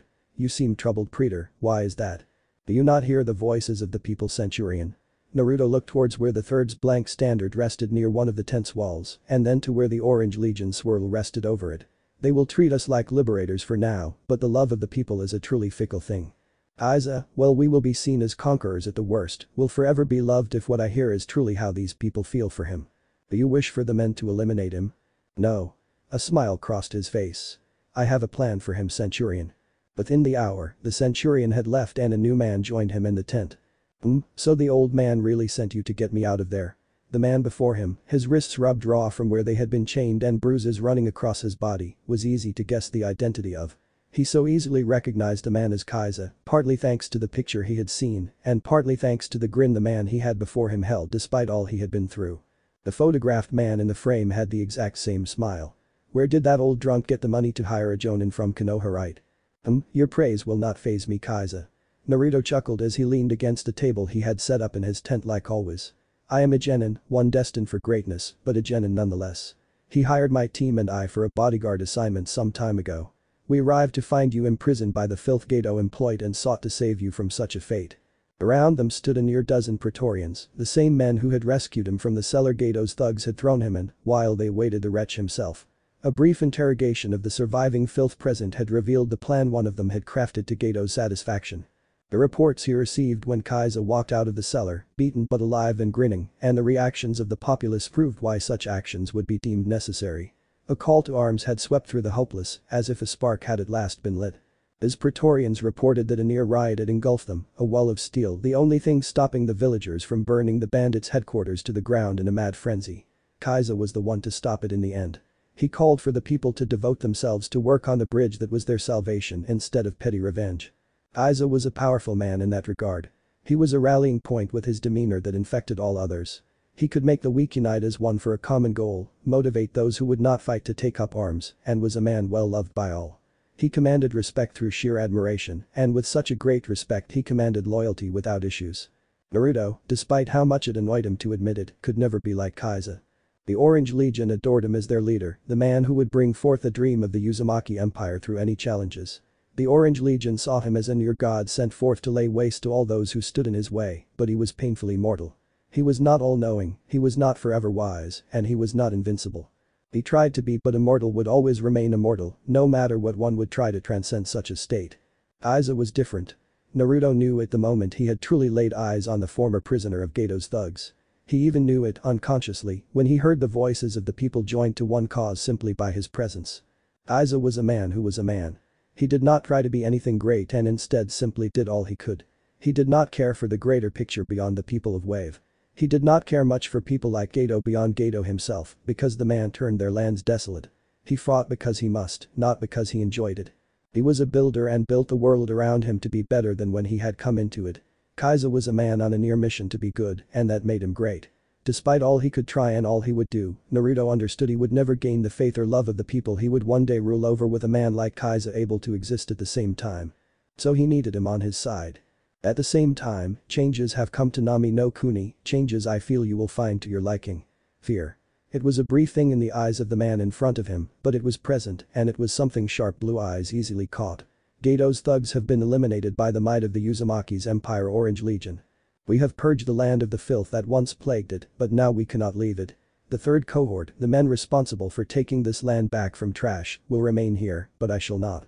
I must return to the first, stationed in Konohagakure, and look to the broader picture of the future of the Uzumaki Empire, and not every detail of the present that lies before me. I have a trusted legate responsible for directing the Orange Legion itself, but I find myself in need of a new branch of the Uzumaki Empire. One more attuned to battle upon the waves. Enough talk. Kaiza's steel had been drawn in that moment.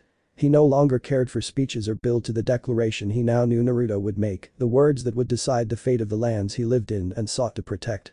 Just tell me what you're after and why I'm here already, or let me go back to my family. You should learn an appreciation for dramatic timing, Kaiza. Naruto let a chuckle escape him, and a single hand stopped the Praetorians from advancing and silencing the source of disrespect towards their praetor. His men were sometimes too devoted, but it was still a great thing to have. Regardless, I can agree with you on getting to the point. You have been brought here because I require a vicarious, a leader and voice for Nami no Kuni to prosper under the banner of the Uzumaki Empire and be protected by the standard of the third cohort of my Orange Legion. Blue met black. Steel shined in both. The decision that would decide the fate of Nami no Kuni was to be decided in this tent. Legate. A shout called Sasuke's mind back and his Sharingan turned from the trees in front of him to the clone that now demanded his complete and utter attention. The scouts have returned. Take me to them. He had gotten tired of sitting on watch. It was better to stretch his legs than simply remain watching the motionless trees for non-existent bandits after the purge the Orange Legion's third cohort had unleashed on their filth. You there, take up my watch. He singled out a clone to take over his watch and hurried after the one that had reported to him. He was brought to the center of the camp, a fire the gathering spot, and where the scouts downed water and waited for him with helmets cast off their heads. The moment he stepped into the firelight, a dozen or so fists met the armor the Orange Legion wore. Legate. He returned the salute a moment later and searched for the leader of the standing scouts. He could not find the clone he had placed in charge of the latest expedition and his eyes narrowed. He turned to the clone he had named second instead for answers. First he would need to know how their search went and his second priority was for the location of the mission commander. Report your findings, scouts. The remaining bandits, those we have pursued since they fled, have joined with a larger force at what we believe to be a stockpile for Gato or even his headquarters. It is unknown as the land was scorched and we could not approach closer while remaining unknown. The commander ordered me to report back with the majority of our expedition while he took 2 others with him to look for an entry point. He ordered a beacon to be thrown into the air an hour after my return to camp. If he or the 2 others do not answer it, then he is to be presumed captured or killed. The scout answered his first and second priority without prompting. He appreciated how well the clones of his century seemed to understand his priorities. It didn't change the fact that the scout commander was foolish. Centurion. His eyes searched for the familiar armor and found it and the clone wearing it striding towards him. He stopped and saluted and was saluted in turn. Prepare to march. Where do we march, Legate? It would be ridiculous to devote 100 men to battle a force of perhaps thousands. Sasuke looked towards the blank standard that laid pristine above the flames before him. The third cohort had no glory to share with the world yet, but would gain it soon before the legate left the battlefield. March the majority of our forces back. I will remain here with the first and see if the scout commander returns. If he does not, then I will return with no additions. His red and black eyes looked not only at the centurion, but at the clones gathered around him as well. Understand all that? Of course, legate. Nothing else needed to be said as he returned his helmet to its proper place on his head and turned to the gathered men of the century. Century, let's move. Do.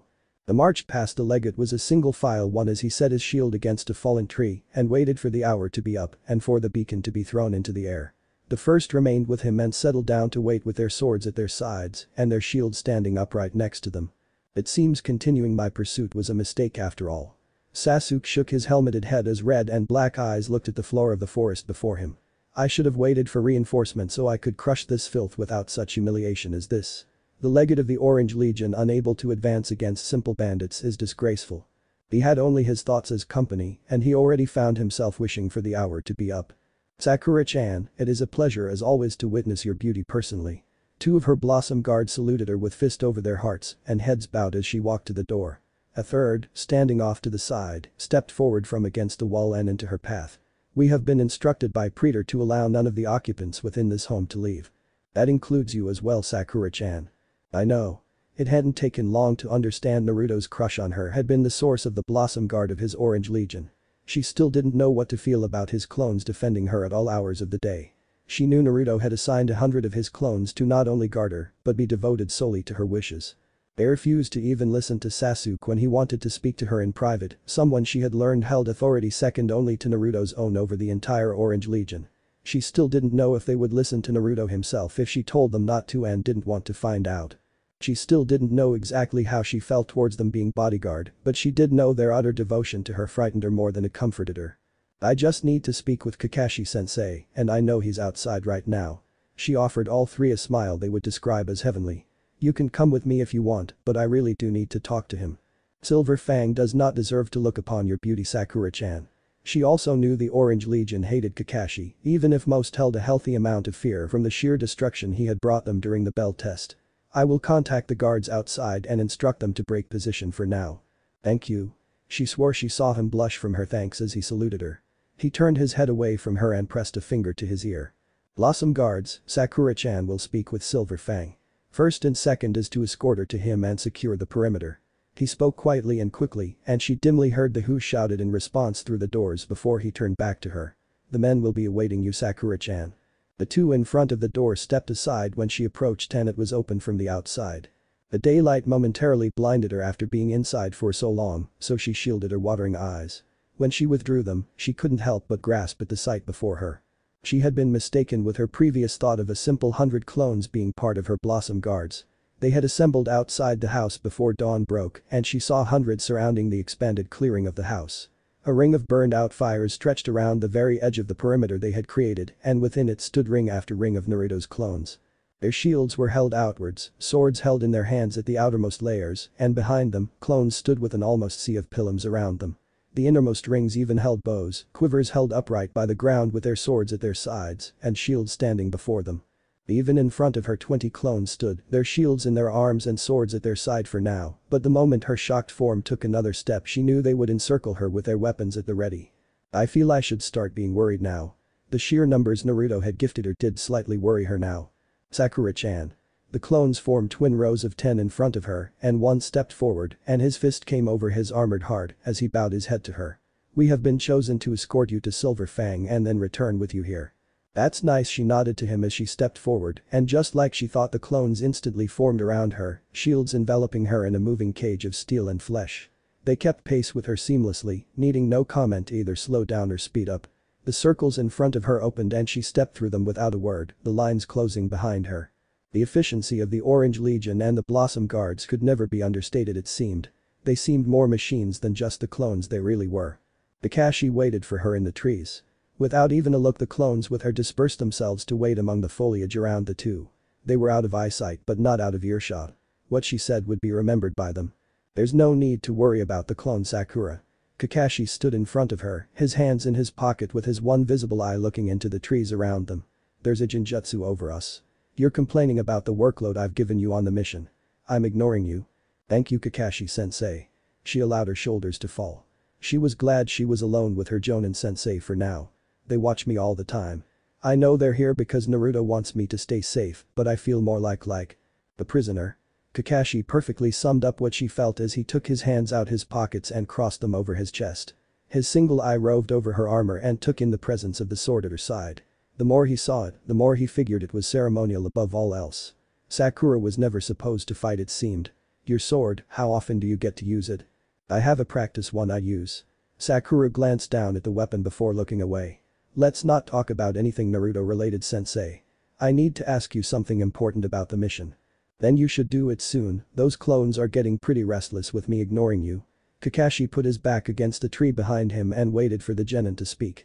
Zabuza Momoichi, is he really going to show up? Yeah, he'll probably show himself in a few more hours. Thank you, Kakashi-sensei. You should head back inside now, Sakura. Make sure the family doesn't get in any trouble while I'm out here watching. I'll try to talk to Naruto and Sasuke and see if their plan worked and if Kaiza is still alive. Actually, there's one more thing I want to ask you, Kakashi-sensei. Go ahead. A few minutes later, Sakura walked back into the house with her blossom guard sealing the perimeter yet again. Word spread of Silver Fang's disrespect to the beautiful Sakura-chan, and more than once the thought to make him pay for such a crime passed through the mind of the centurion in charge of the men of the Orange Legion before him. He withheld himself, but one day Silver Fang would pay. His crime had not been forgotten or forgiven by the Legion, they were merely recorded. Eventually the debt would be paid, and Silver Fang would face the fate of all threats to the Uzumaki Empire. Praetorians.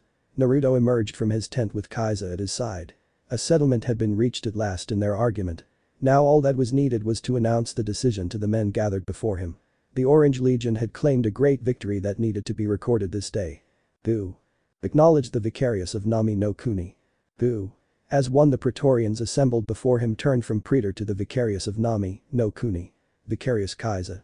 Vicarious Kaiza. Vicarious Kaiza. Each cry of the name was met with one of their fists striking above their armored hearts before being extended out towards the man who would bear the responsibility of Nami no Kuni's prosperity under the banner of the Uzumaki Empire. Vicarious Kaiza. Vicarious Kaiza. Vicarious Kaiza. The call went out 6 times through the Praetorians before silence settled as their hands returned to their sides and took hold of the hilt of their blades. They arranged themselves into marching formation, knowing the desire of Praetor to announce the news to the man responsible for his presence in Nami no Kuni. So, the old man really did come here drunk. Kaiza was rather easygoing despite the responsibility placed on his shoulders. His arms were behind his head as he walked with Naruto, the two moving side by side with the Praetorians around them both. A solid wall of steel separated them from the citizens of Nami no Kuni who looked on. Kaiza waved at most of them, smiled at others, and shouted brief words to some before turning back to Naruto. That sounds like him. He hasn't exactly been in the best shape since Gato started telling him how much he disagreed with his bridge. He's been on the bottle ever since to deal with it. When people kept leaving or disappearing, well, he didn't spend many nights sober. When the bodies started showing up on the bridge, he got worse. Kaiza stopped talking for a moment. He swallowed a sudden lump in his throat and briefly his head was bowed to the weight of his past memories. Naruto was about to speak when Kaiza rose from his burden and black eyes looked up towards the clear sky above them. I started taking over most of the project, was really about to lay down the actual bridge when Gato's thugs showed up and chased most of the workers I could gather off. They were lucky they came at the end of the day. Kaiza's hands balled into fists and Naruto appreciated the fury in his eyes. I would have taken anything I could have grabbed and killed those bastards if they tried to stop me before I finished. I've heard it took Gato's whole gang to bring you down, is that true? Naruto's question was met with a brief and loud chuckle from Kaiza. It was half of them actually. I ended up throwing most of them off the bridge in the end, so the other half had to show up when I was done and drag me to Gato. Kaiza laughed again as he remembered his capture and turned to Naruto. Can you believe most of them couldn't even swim? Why live in a place like this when you can't do something that simple? Bandits are filth. Gato's thugs are no better than them, they only relied on the tactics of a bully. Naruto let his own laughter join Kaiza for a moment. They fell swiftly to my Orange Legion with such a thing worthless against my men. I figured they couldn't handle much beyond normal people. Kaiza sighed as they came to the bridge off in the distance. It was trashed, pieces torn away, the sturdy lumber sawed off and hauled away, and bits of it seemed to have been set aflame, but the waves had put them out. He saw his work almost destroyed and his face turned grim. They couldn't destroy a bridge made by decent folks either. My legion will see to it that the bridge is completed before I leave. Naruto's words were only met by a nod from Kaiza. His eyes remained locked on the bridge ahead of them. That bridge shouldn't be causing so much trouble, but it does anyway. Kaiza's face swiftly morphed into a smile despite the state of the bridge. Guys like Geto, his thugs, and anyone who tries to keep people down can't stand a bridge like that. Why is that? Naruto didn't see what Kaiza saw. He saw a sturdily built bridge that his legion could easily not only complete but improve upon. He only saw another achievement for the glorious Uzumaki Empire. Kaiza saw it very differently. He saw something much more in the bridge that no one but the people of Nami no Kuni would ever see. Only people who had suffered like them to people like Geto could understand why the bridge was so important. I admit, the bridge is well built for the material you have, but it is no grand achievement. That's where you're wrong, Naruto. That bridge, anything like that bridge, carries with it the simple thing called hope. Kaiza stepped forward, the Praetorians opening their formation and allowing him to gaze at the still standing fruit of his labor for a moment longer before they continued on. When we at last complete it, Nami no Kuni will be free of Geto's influence and at last be allowed to prosper like it once did. That bridge, things like that bridge, represents what anyone with 2 arms and the will to work can do. It shows people don't have to stand to bullies and thugs like Geto when they have the will to build something to make the world around them a bit better. That bridge is something that can't be destroyed no matter how many axes go at it, how many fires they set, and no matter how much damage they try to do. That bridge stands for hope. That's why I call it the Bridge of Hope, you know. Kaiza let out one last laugh as they entered the forest path. Naruto did not join in, but a grin crossed his lips. Hope, such a fragile little thing.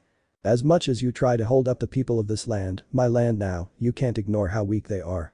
You can't ignore just how weak hope really is in the end. Geto couldn't crush the hope of the people, but you couldn't rally them with it either.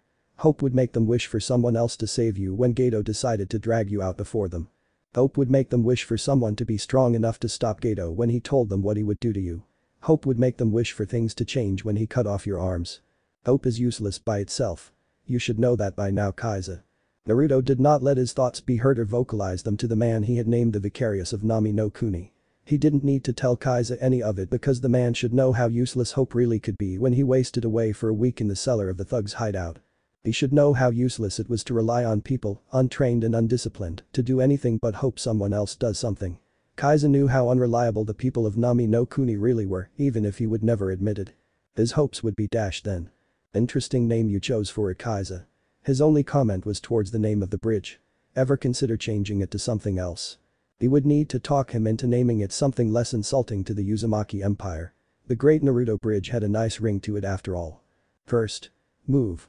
The shout of the legate reached the camp as the first of his personal century rushed into the ring of embers that were once mighty fires before the legate himself burst through the foliage. All of you form ranks, now. Boo. The soldiers of the Uzumaki Empire's Orange Legion did not like Sasuke Uchiha, but they respected him as legate, so followed his orders. 4 centuries worth of soldiers complied and he fell into the center of the line with his shield and sword held at the ready. Take a century and wrap around us, hit them from the side on my order. Sasuke shouted orders to the centurion in charge of his personal century, and 100 clones rushed to follow the centurion, and the legate turned to another centurion. When they strike, move the second wing to box them in. Arms. Swords were drawn from sides near the front of the formation of shields, and flesh and bows were notched further back as clones late to follow the order rushed into the rear of the formation. Whatever happens, no one is to fall back. Who? The Orange Legion did not ever run. They would show the legate why the Uzumaki Empire could stand strong with its lands watched by their vigilant eyes, guarded with their shields and swords, and forever directing the will of many to what it needed. Praetor's dream was their dream. He would not fall back. They would not fall back.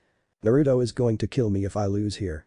Sasuke's grip tightened on the hilt of his blade, his shield shook ever so slightly before the Uchiha glared his arm into submission to his will. Red and black eyes locked onto the world of darkness he had ventured into far too deeply before he steadied himself. Artillery. Boo. The order was a strange one to issue without any enemy in sight, but all those not in the first 2 rows of the formation either drew back their bows or arched back to throw pilum forward. Both projectiles had explosive tags tied to them and would serve the same purpose. Fire. Boo. The forest the Orange Legion's 3rd cohort had made camp in front of were torn away without pause in the resulting bombardment. Splinters turned into deadly shrapnel slammed into the steel of the shields that held without moving or denting. In that moment, they were not individual but one. One stood against a bombardment of shrapnel. One refused to give any ground to it. One turned back into many once the shrapnel had been averted, and now the Orange Legion merely waited for what had disturbed the legate into a panic. Kill them. 4 centuries of the 3rd cohort stood at the ready. 400 men held their swords and shields at the ready in the front and notched arrows in the rear of the formation. 400 soldiers held the line when what had to be 1,000 bandits slammed against their shields. First, push. At the order of the legate, the wall of steel advanced with a shout from the clones that held it together with the strength they possessed, not an individual, but a single thing in that moment. Swords lunged forward from their sides and past the shield to draw the blood of the filth they battled against. Push. Boo. The wall of steel advanced again, the fangs of the Orange Legion, lashing out with a thirst for blood that would find itself quenched with that of the bandits before them. Shields threw more off their feet, threw them into the masses of filth behind them, and cast them back, as the 3rd cohort could not be stopped. They advanced and the bandits threw themselves against them in a mad fury. They met disciplined ranks that slaughtered them as easy as cattle. Not a single clone ever took a step back. Hesitation was not a thing in the heat of battle. Retreat was not an option. The line would hold. The line would advance.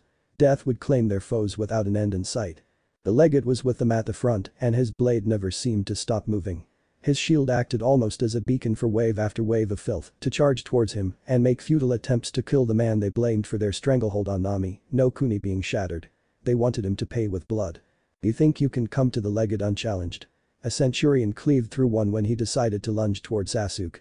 His blade was death as it descended and the filth below him did not rise. He turned back into the line and from then on watched the legate's blind spot as he fell to the heat of battle. All who carried with them the dream of Praetor eventually fell to the lust for blood. Battle spawned among the legion, but core discipline remained. The arms bearing the blade may shake with excitement, but the shield arm remained steady. The line did not break. Willem. His voice reached them over the screams of the dying and the roar of the legion as they took the price they had deemed the bandits must pay for their presence in waves. His shield joined the others as a solid wall of steel. The second row advanced, their shields joining the first, and a wall of steel proved impassable to the bandits that threw themselves against it. Their swords ripped through flesh and left them to die against the steel of the Orange Legion's shields. Boo. The legate's command was followed as another bombardment was unleashed by the strong arms of the Orange Legion's 3rd cohort. The mad charge of the bandits had ruined them before the battle had even began, as the Orange Legion would never fall to such trash. The legate pushed forward and the lines pushed forward with them. Another wave of Pilum, these normal deadly projectiles, soared over the head of the soldiers of the 3rd cohort and once again ripped apart the ranks of the bandits. It's time.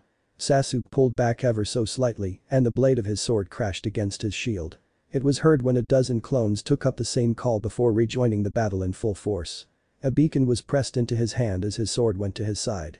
He flung it into the air and it blazed with enough light to outshine the sun for the briefest of moments. Century charge. One voice called out. Boo. 100 voices answered. From the side came 100 blades that ripped apart the unaware bandits that continued to break upon the shields of the legion like water on rock.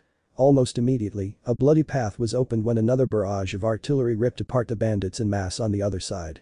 A century swept out from the line and joined Sasuke's personal century on a parallel attack on the other side.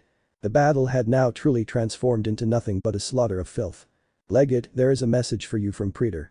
Once the bandits had truly been shattered and 2 centuries marched forth to finish them off for good, Sasuke was approached by the centurion Naruto had placed in charge of the camp when he discovered he had left. Out with it then. Sasuke sat down at the dead embers of the main fire, his bloody sword leaning against the log he sat on and his blood-smeared shield propped up by the log at his side. I think I can correctly guess what he's told you to tell me. Praetor ordered his words be repeated as they were spoken. Cease your advance. Withdraw to camp. Await my appearance. The centurion's blue eyes locked with red and black and Sasuke saw something within them that he couldn't quite place. You are not to leave the camp until Praetor arrives.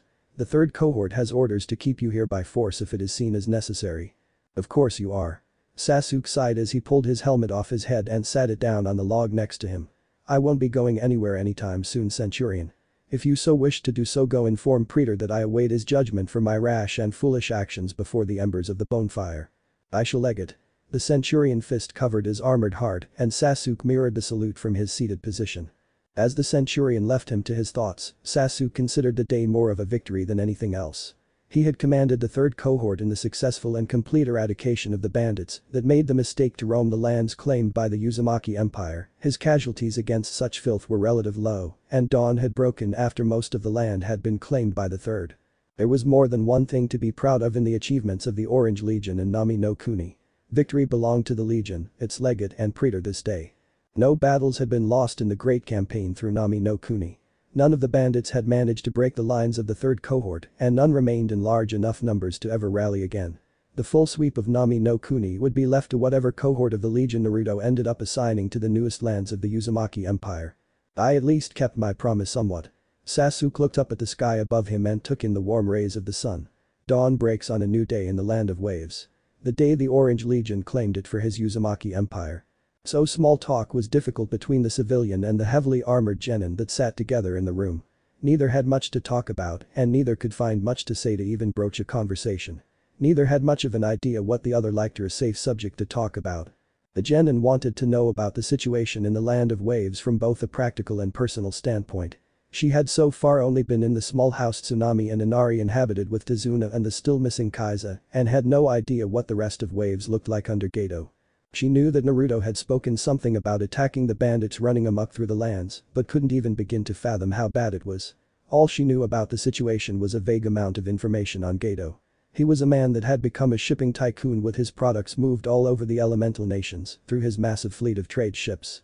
The 5 great shinobi nations were regularly under his employ as the number of shinobi he had escort his caravans and fleets were nothing to laugh at. He was spoken of in only a positive light in the academy books she had read about him. It summarized him up as a rich man who provided ample missions to any village he was in a partnership with.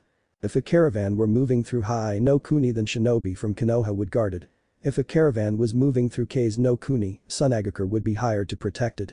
Even if a caravan was moving through the mysterious Tetsu no Kuni, he would hire samurai instead of relying on the Ronin one could pay for much cheaper. It was simply not a thing to call Geto a cruel man within any of the villages. From what she had seen of Nami no Kuni from the state of the home and Tazuna's talks, the man was a monster. He employed an army of bandits to terrorize and bully Nami no Kuni into submission. Any attempt by the people to remove his stranglehold of the land of waves was met with lethal force if not torture beforehand. People were maimed, starved to death, thrown into rivers weighed down by rocks, their homes were burned with entire families still inside, and much worse. Geto himself roamed the streets from time to time with a group of Ronin that would kill at their pleasure, raze towns, and destroy anything of value. People were randomly taken from villages, sometimes entire villages in truth, as slaves and sold. They were shipped from place to place like the cargo Geto's shipping empire moved from place to place. If people resisted, Geto would have them tortured. If they continued to resist, he would kill them. He was a monster who delighted in seeing the suffering he inflicted on the people without end and without hope of stopping him.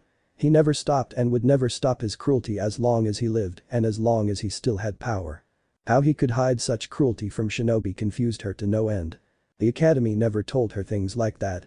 Geto was mentioned positively in the mission reports they were assigned to read.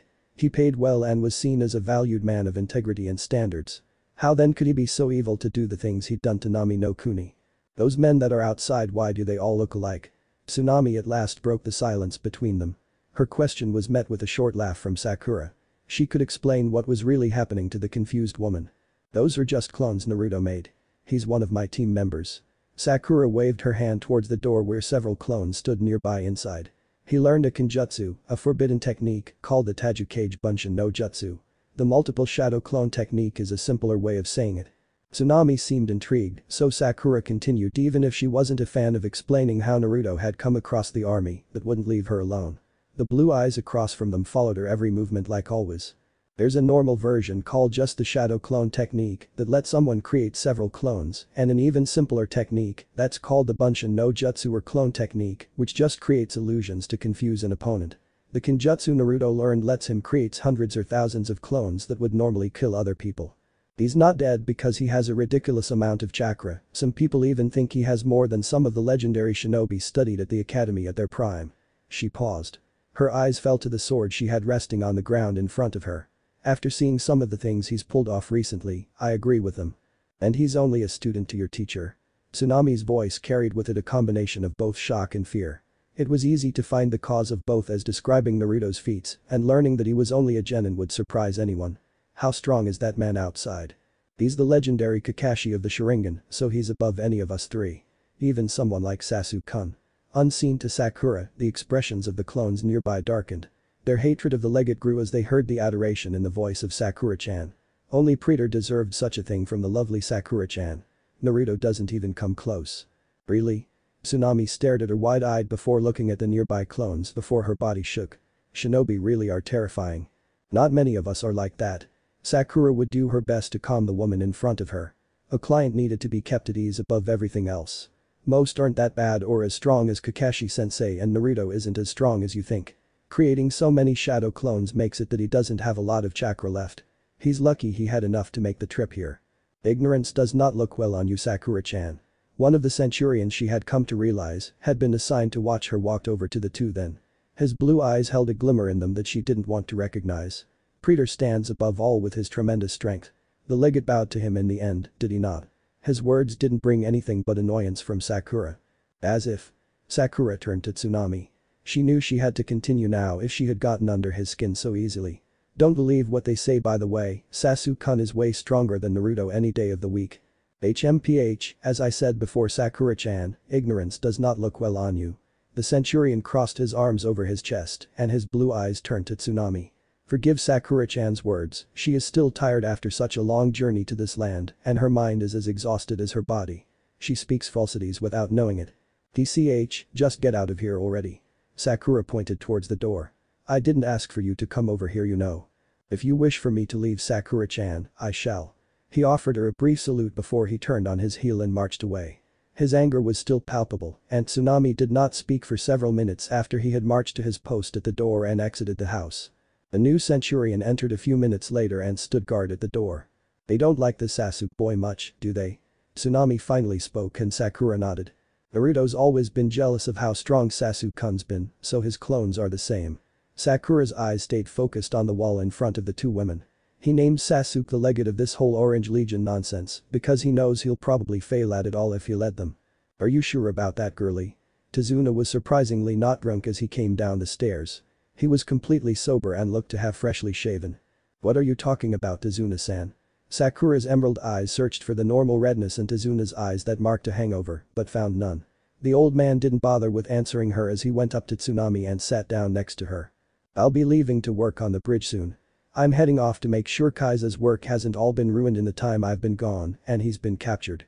Tazuna ran a hand over his freshly shaved face as he looked at Tsunami before clapping her on the shoulder.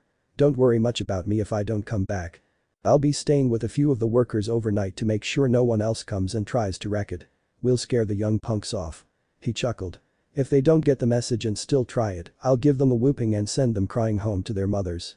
He rose before anything could be said in opposition and walked towards a pack leaned against the wall.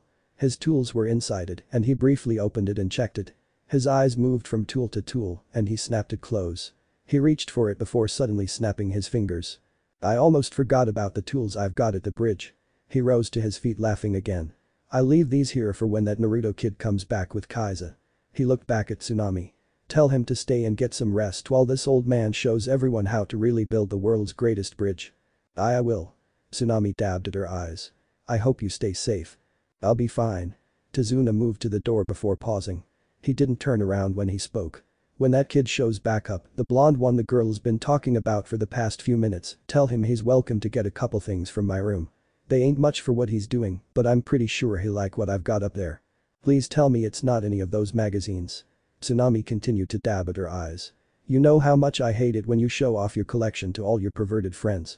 He wishes he could get such a great collection. Tazuna laughed again, one hand extending out to the wall to support him as he nearly doubled over. Those are for Inari when he starts growing up to be a real man. He'll be the envy of all his friends with those treasures. Why, your Tsunami suddenly rose. I've got to go check on Inari. She hurried out the room and Sakura watched her go in confusion. She was crying. Why? Remember to tell that Naruto kid about my room, Sakura. Tazuna slowly rose back up. Sakura offered a noise of assent as she rose from her seat and went to go after Tsunami. Leave my daughter to a bit of time with her boy. She'll be back after I'm gone. You must be really perverted to make her cry like that. Sakura looked on with disapproval at the old man about to leave. If you weren't my team's client, I would be showing you why you shouldn't say things like that to someone like Tsunami-san. She brought one armored fist up and the man only laughed as he turned back to the door. You really crack me up sometimes, girl. Tazuna walked to the door and rose a hand up in farewell. Don't bother waiting for me. I've got a job to do and won't be back until it's finished. Whatever. Sakura rolled her eyes as she returned to her seat. Tazuna-san. The centurion at the door did not let him pass once he stepped up to it.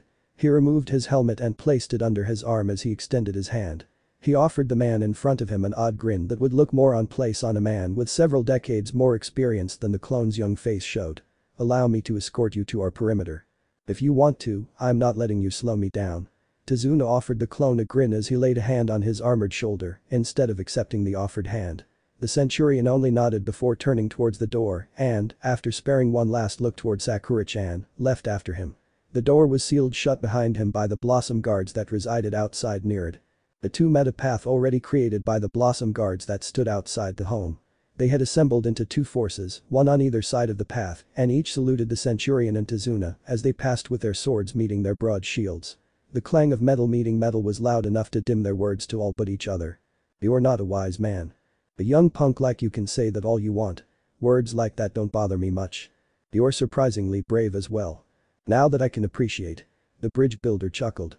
Among the Legion, there is a fact we all know to be true. The specter known as Death marches with us at all times. Side by side we go forth together into the unknown. You kids are weird then. Do you really all have to be so morbid? What would you have us believe then? It's obvious, kid. They neared the border of the gathered Blossom Guards. Hope. Hope? Yeah. That bridge I'm building is the perfect example.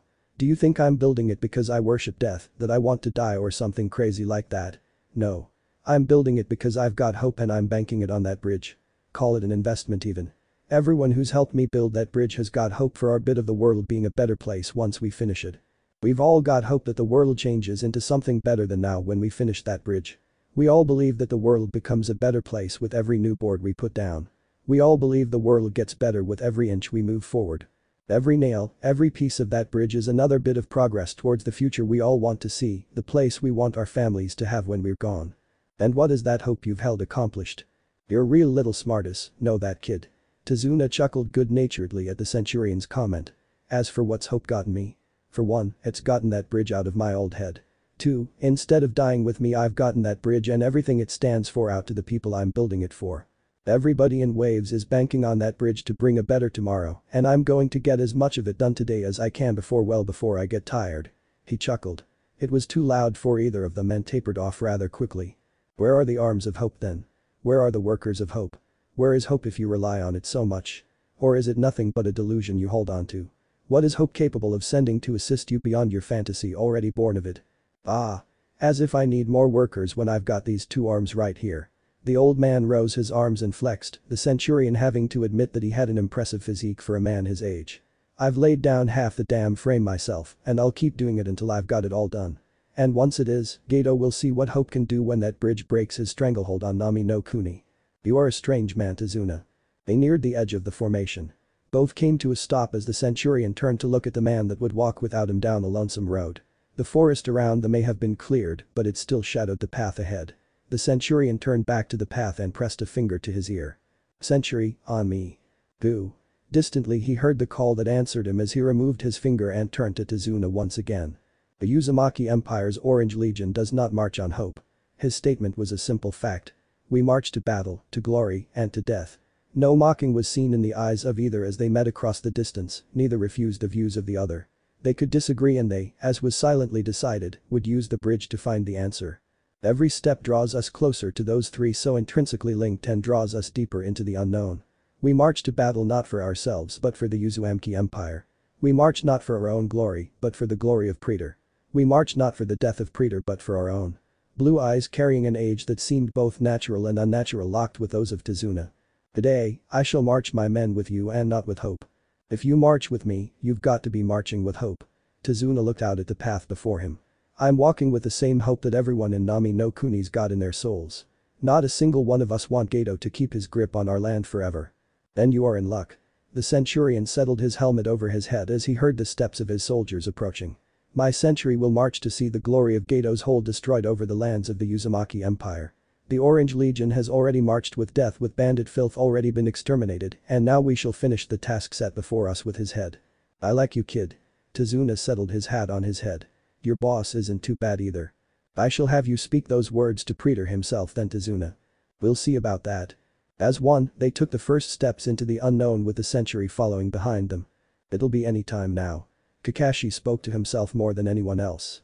He continued his watch from the trees where he crouched within and awaited the moment the mission became a mission.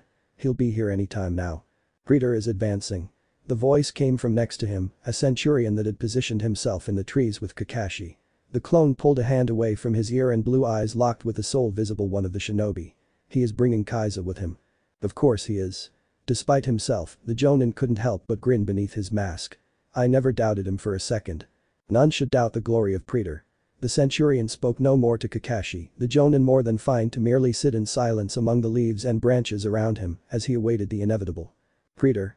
Do. As one, the assembled Blossom Guards rose from their formations and turned to face the Praetorians escorting the one who would see the Uzumaki Empire flourish across the lands.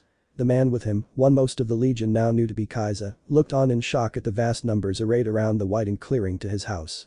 His thoughts were going mad as he tried to piece together the strength of the boy in front of him, younger than him by a significant margin yet powerful beyond his wildest imagination.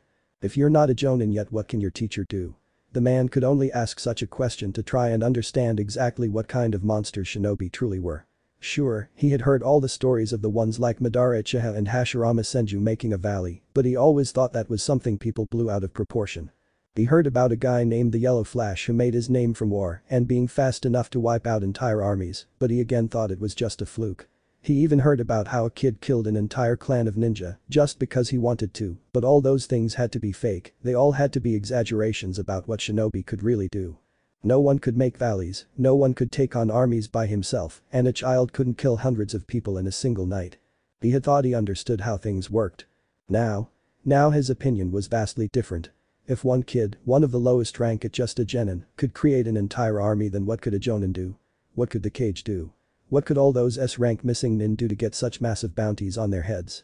How many monsters lived in the world that he still didn't know about? These thoughts and more swirled in his mind, but Naruto began talking and disrupted them. Silver Fang may face a portion of my forces before he is inevitably destroyed, but my clash with him was a thing of great tragedy and greater glory. Naruto's blue eyes shined with pride, the stunned awe of Kaiza a thing of beauty to him. It was all merely a sign for how truly incredible his Great Orange Legion was and the grand Uzumaki Empire the men within it served.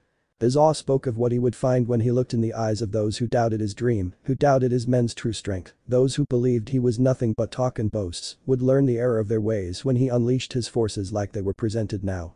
This is hardly my full muster either. I've spread the portion of men I brought with me across your lands with my legate. I'll be speaking with him soon and order a detachment to march back with us to show you how powerless a man like Geto has become in lands ruled by the Uzumaki Empire and protected by its Orange Legion. Shinobi are terrifying. Kaiza could only offer a rueful smile and shake of his head as he stepped forward and looked towards the small home surrounded by ring after ring of men identical to the blonde he had been talking with for so long. Mind if I go and see my family, Praetor? You have not yet fully assumed your role as my vicarious of Nami no Kuni. There is no need to be so formal, Kaiza. Naruto stepped forward, his Praetorians opening up the formation around him fully and letting him pass through them without issue. The clone marched forward from the house and stopped in front of Naruto and offered him what Kaiza recognized as the standard greeting of Naruto's troops, a fist over his heart. You may do whatever you wish. One of my centurions I have stationed here will be the one to answer any questions you may have while I deal with something else. Going out again already? Kaiza seemed anxious to approach his home, but curiosity got the better of him. What are you planning to do now, go off and rule the world? That is the plan. Naruto offered a grin before he vanished from sight. Well, I can get behind that. Kaiza's smile didn't leave his face as he turned and walked towards the clones that Naruto had guard his home. Now it's time to face my wife. Kaiza was not afraid of Geto and his thugs, but his sweet Tsunami terrified him to no end. She would be glad to have him back, but he had a feeling she was more than angry at him. She was most likely pissed at everything he had done, from continuing to work on the bridge to refusing to even listen to Tezuna's offer to stay behind and let him go to Konoha for the shinobi. She is going to be so angry with me. The soldiers moved aside as one unit, sealing the formation behind him as he walked past them, and Naruto's Praetorians remained at the front while someone began barking out orders about a camp. He eventually stepped too far away to hear what they were saying, but he had gotten the gist of it all. They would be setting up a camp for Naruto to return to with his legate and whatever troops he brought back with him. He actually found himself curious as to what numbers Naruto would be bringing back. You're nervous. A centurion had stepped out of the house to greet him, 10 men spreading out around him and Kaiza and forming a half circle with their shields and swords held at the ready. That is good. The centurion turned and knocked on the door. The Uzumaki Empire shall be made great here if you keep such a thing close to your heart. What? Kaiser could ask no more as the door was opened and he saw, for the first time in too long of a time, his wife and the boy that was his son no matter his blood. Tsunami. Inari. Kaiser. Dad. His smile was wide as he caught hold of the running Inari and lifted him into the air, holding the small boy, and both had equal grins on their faces. Tsunami only smiled as she walked up to him. He set Inari down after holding him up for a moment longer and that was when she kissed him. I'm glad you're back, Kaiser. She smiled at him. Then she slapped him, her face suddenly grim. Never do something so stupid again. I promise I won't. Kaiser didn't take offense to the strike. He had it coming after what he had put them all through. He smiled at her and wrapped his arms around her simply to hold her. Where's the old man? Silence greeted him from Tsunami. It didn't even take him a moment to know what she was going to say. Her silence, the way she seemed to use him to support herself, everything screamed the truth he didn't want to hear. It screamed of only a terrible future that he thought he could somehow stop. He thought he could prevent any more tragedy and despair from plaguing the small family he had found in Nami no Kuni. He was wrong. He headed off to start working on the bridge. Damn that old drunk. He wanted to go but he couldn't. The thought of not going filled him with rage, but the idea to just stay here while Tazuna willingly went to his death, was enough to make him want to vomit with his disgust. I can't let him do this. He wanted to pull away, but Tsunami held him back. Aiza he wanted to go alone. She did not let him go. He couldn't let her go either. Holding her let him remember why he had to stay. Holding her, seeing Inari so happy, both made him want to stay because he had to just like Tazuna had to go. He had to stay for them just like he had to leave for them. Tazuna wanted them happy. He wanted Nami no Kuni free nearly as much. Damn you old man. You know I can go get him if you want. Sakura had silently appeared behind the three reunited family members. She had heard everything. She wanted to hit herself for everything she had said to the man before he left. She felt like such a fool. No, she felt worse than any fool. She had insulted him when he had walked off to die. He cared for the people who lived in Nami no Kuni enough to not even consider running anymore. He knew he would die the moment he went to the bridge and didn't bother with thinking up a way to escape death. He wanted to put his faith in Kaiser, he put his faith in all the people of Nami no Kuni to finish building the bridge. Really? It wasn't Kaiser who spoke, it was Inari. He was suddenly in front of her, ignoring the way the hands of the two centurions with her fell to their weapons as he grabbed hold of her at the waist. You can bring back Grandpa. Of course I can. Sakura knelt down and offered him a smile. Naruto gave me my Blossom Guards to fight and a Kunoichi from Konoha never fails her mission. She held out her hand to the small child. What do you say Inari, want to give me my mission? Yeah. He took her offered hand and Sakura grinned at him. Alright then. She smiled even if she wanted to do anything but this, but she knew she didn't have a choice after what she had said. She never wanted any of this to happen when all she had wanted was some privacy for once from the clones that constantly hounded her. I wish I didn't have to act like such a bitch with those clones around. Legate Sasuke. Naruto stood before the Uchiha. His Praetorian stood at his back, the centurion in charge of them at the head, and Sasuke's own century was assembled behind him. The difference was that their weapons were at their sides, and each of them had fallen to a single knee before Praetor. The Uchiha remained standing with his arms clasped behind him. His weapons were the first things taken upon Naruto's arrival to camp. His helmet rested at his feet. The rest of the centurions stood on either side with their century standing at attention behind them. You have brought glory to the Orange Legion by disobeying my orders. I did. Sasuke's red and black eyes did not leave the twin blue abyss that Naruto's own had become as he stared at the Uchiha. I await judgment from you, Praetor. One hand came from his back to his chest and he saluted Naruto. I should strip you of your rank. I should even kill you for marching into the unknown as you did. Naruto's words brought forth no response from the Uchiha. He could only wait for the inevitable judgment that the blonde would pass on him. I should have you executed publicly for such a thing. His hand rested on the hilt of the sword at his side. I could demand you fight before the legion you sought to disgrace with defeat, without arms and without sight. A blind fool stumbling through darkness would fit you perfectly legged. At his words, the centurions of the centuries around him stepped forward. Their hands fell to the weapons at their backs, and each looked to Praetor. You know the dagger all centurions carry, correct Legate Sasuke? Naruto was not met with words. Answer me now. Yes, Praetor. Sasuke's eyes did not leave Naruto's own. It is not given a name because it has not yet drawn the blood of all those foolish enough to stand in your path to glory and make enemy of your glorious legion. Yes. Naruto stepped forward and the centurion at the head of his Praetorians followed each of his steps. Every centurion carries this unnamed dagger so that they may bring glory even in death. It has not yet drawn blood of any kind, so I have not given it a name. There is a ghost of one through. Naruto's hand left his blade and settled at the hilt of the weapon at his back. Some of my more unruly centurions have seen fit to call it a name I see some value in now. Senjutsu. Thousand-armed murder. The silver of the blade was exposed to the world in that moment. It promised death if it was to be fully drawn. Its thirst for blood would be fulfilled before it was placed away again. Nothing could stop it. Nothing would stop it. Blood would fall. Flesh would be cut. Death would come from the blade parched of it and its thirst would at last be quenched. His hand fell away as swiftly as it gripped the handle. It will go unnamed for today. Naruto abruptly turned and the orange cloak at his back flared out behind him.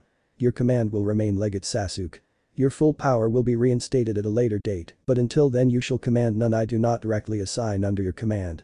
For now, until this campaign is over with, the men in this camp are yours to command. Your power shall remain limited. The men do not leave the camp unless I order it. You may assign drills to run alone unless we fall under attack. You shall provide counsel while I plan the counterattack.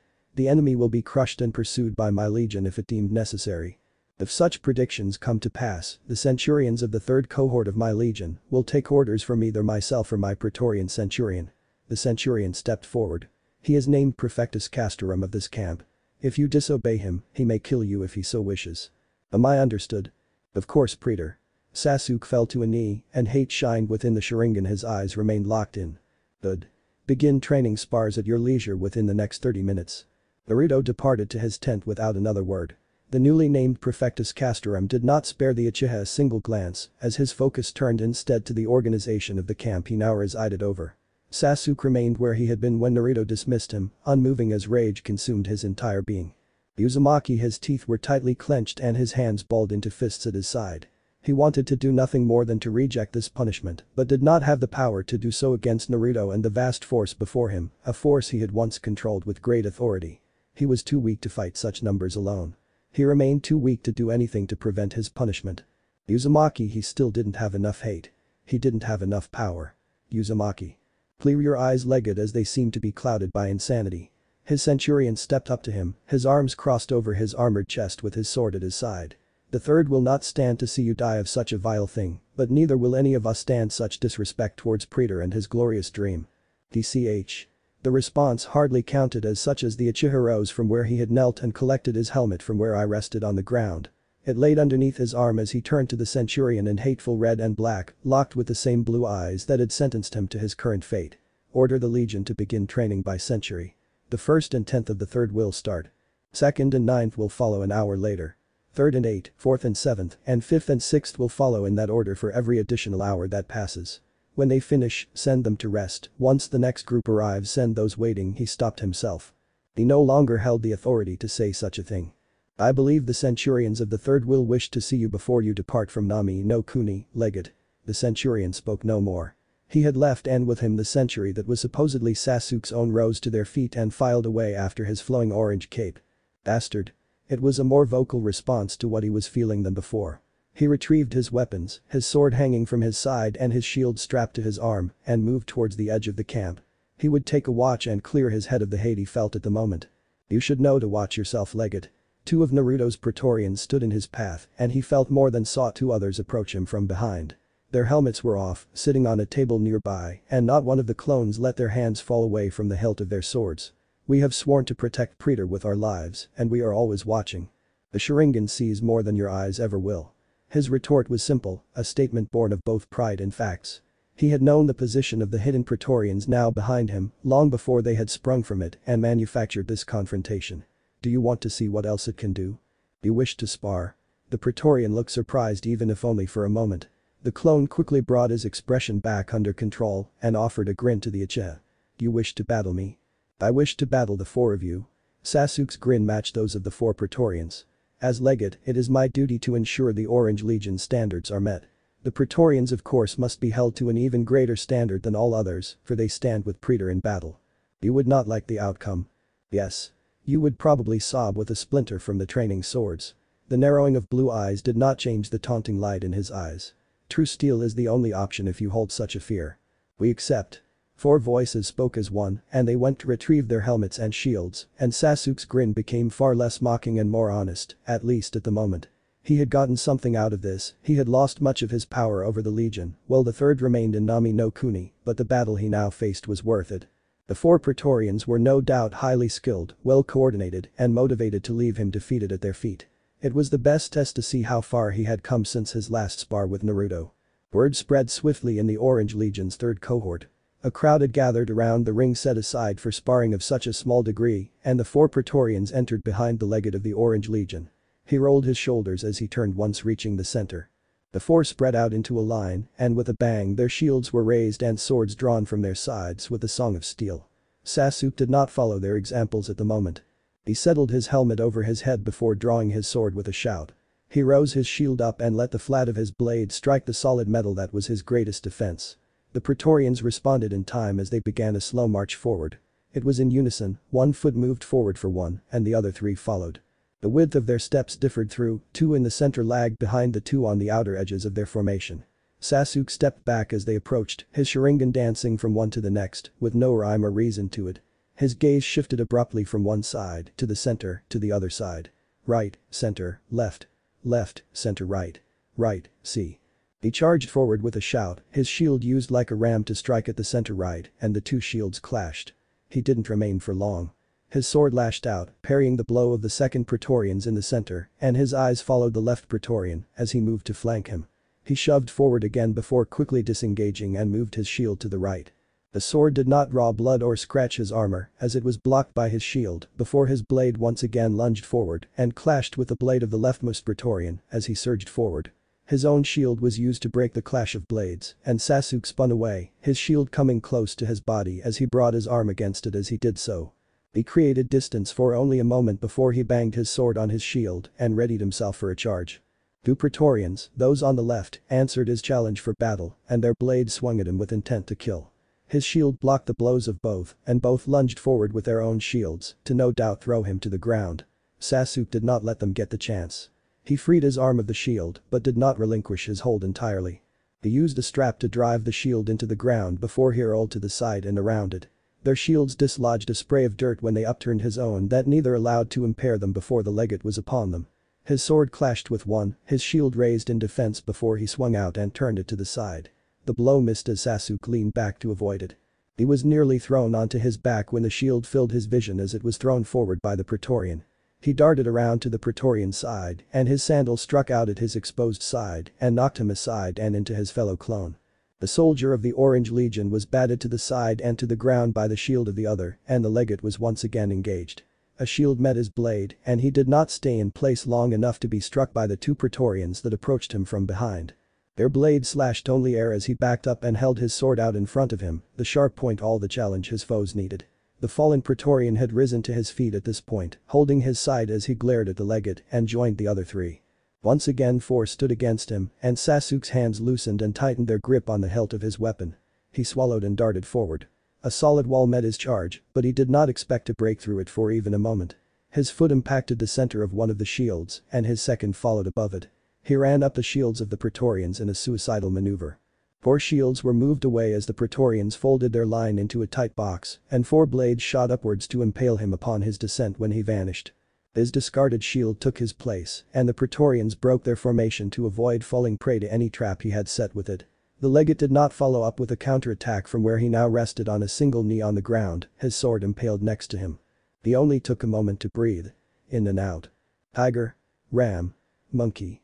He brought one closed hand up to his mouth, 2 fingers raised. Kain. Bikaku no Jutsu. Flames spewed forth from his open lips, a fireball surging through the air and aiming to incinerate the Praetorians that stood against him. Shields. 4 shields were rammed into the ground before all 4 fled back from them. Only their swords were now in their hands. The fireballs crashed against the shields and washed over them. Flames licked at the ground, at the steel, it hungered to consume but could not. Sasuke did not bother with waiting for it to dissipate before he once again made use of his shield, he took its place, and his sword rushed to meet those of his 4 foes with a grin. That is enough, Legate Sasuke. Silently Praetor had approached the training grounds, and amusement shined in his eyes as he took in the scene before him. The 5 combatants and the soldiers of his legion observing the bout between his legate and Praetorians had frozen and given him their undivided attention. All had fallen to a single knee, heads bowed in his presence, and saluted him in the customary manner of his Orange Legion, with a clenched fist over their armored heart. My Praetorians will return to their duties as you will yours. As you wish, Praetor. All five spoke together, bowing their heads as their armored hearts were covered by a closed fist. The legate's grin did not leave his face. "Sakura-chan, I insist you return to the house." The centurion continued speaking even if she ignored him. He followed her regardless of what he wanted her to do, and the Blossom Guards followed after the two with some nervousness. They did not care about themselves, but Sakura-chan marched into what could be only death for the best of the Orange Legion, perhaps even Praetor himself. None feared their own deaths, but the idea of Sakura-chan joining them was enough to bring fear to their hearts. Such failure would not even allow death as an avenue of escape from Praetor's wrath. Centurion Uzumaki and his men remained silent. A centurion near the two spoke up as he removed a finger from his ear. "We will not have anything the scouts do not provide for us." Curses. The centurion once again turned to Sakura. "I do not do this lightly." He drew his sword and placed himself in the way of the marching Sakura. "Return to the H." Sakura's emerald eyes glared at him, and he was silenced. He felt incredibly, insignificantly small when looked upon by those eyes. He felt as if he was truly less than nothing. He felt as if he was a waste to even exist, a plague to the dream of Praetor. As he looked into the twin pools of furious emerald he felt worthless before such might. His sword fell to his side, his arm limp, and his grip only maintained through instinct born of the intense training he had gone through for his rank. If not for his body's natural inclination to hold the blade he would not be able to do so. "Get out of my way." She spoke only 5 words and he listened. His sword was wordlessly returned to his side as he stepped aside. As Sakura passed him he pressed a numb finger to his ear. "Praetor." "I know already, Centurion." Naruto's grin was audible as he chuckled. "Sakura-chan is marching to the drunk's aid, I imagine." "Yes, Praetor. I was unable to stop her." The Centurion remembered the abyss he had foolishly stared into and trembled. "She marches with her Blossom Guards." "Good. I shall assault from the opposite side with a majority of the 3rd cohort. If Zabuza Momoichi truly is there then I shall have his head before this day is over with. Your glorious leadership will see such a thing become reality, Praetor." "Of course it shall, of course it shall. Regardless, I am issuing an order as of this moment, Centurion Uzumaki. As always, you are not to allow Sakura-chan to come to harm. She is to be protected above all others on the battlefield. In addition, the 3rd on the other side of the bridge shall be alone. Keep your forces on the opposite side. We shall crush Momoichi and obtain great glory this day." "I shall eagerly do so, Praetor. I'm not going to let someone die when I can stop it." It was the thought that made Sakura move. It was that thought that allowed her not to tremble. It was the fact that she had been so self-absorbed to not see what was right in front of her that motivated her to take each new step. She would make sure she didn't fail the mission Inari gave her. She would be sure to bring his grandfather home to him no matter what. Far away from the Centurion and Sakura, a mist slowly drew across the water. Soon it would engulf the bridge that an old man worked on, and a dark chuckle abounded within it. Soon, so very soon, the demon would be unleashed. Soon death would come. "Man, can you believe what that Uzumaki kid's done still?" Tu Chunin leaned outside the guard post that they seemed to eternally man day in and day out. "That clone army of his is kind of freaky to see everywhere even when he's gone. How much charka does he have if he can even walk after that?" "I don't know, I'm just glad the kid's on our side. Those are cage level reserves at minimum." "Yeah. I still think the 4th could beat him if he really wanted to. What's one army to another, you know? He just wiped out that Iowa battalion, right? How are you so sure he can take out that kid's whole army?" "He wiped it out by himself, so I'm pretty sure he can handle some untrained kid and his clones too." "Whatever you say, Izumo." Izumo Kamizuki and Katetsu Hagane returned silently to their duties a moment or so later after the conversation between the two shinobi had ended. Both sent a quick glance to the still as statue 100 clones of Naruto Uzumaki that had been standing at the gate since they had begun their guard shift a few hours ago. It was unnerving just how still the 100 clones had been. Curious kids had raced up to them, made faces, some had run between their ranks, and others had nearly begun to attack them before they were hastily pulled away. The blue eyes of the one they knew to be the clone in charge of the others, the Hokage's briefing referred to them as centurions, was also enough to send them scurrying away. More of the clones labeled centurions in the aforementioned briefing had approached every hour or so with 100 times as many clones with them as they were them. Both were lucky it never surpassed 2. Beyond the all but statues with them, the mission was as normal as always.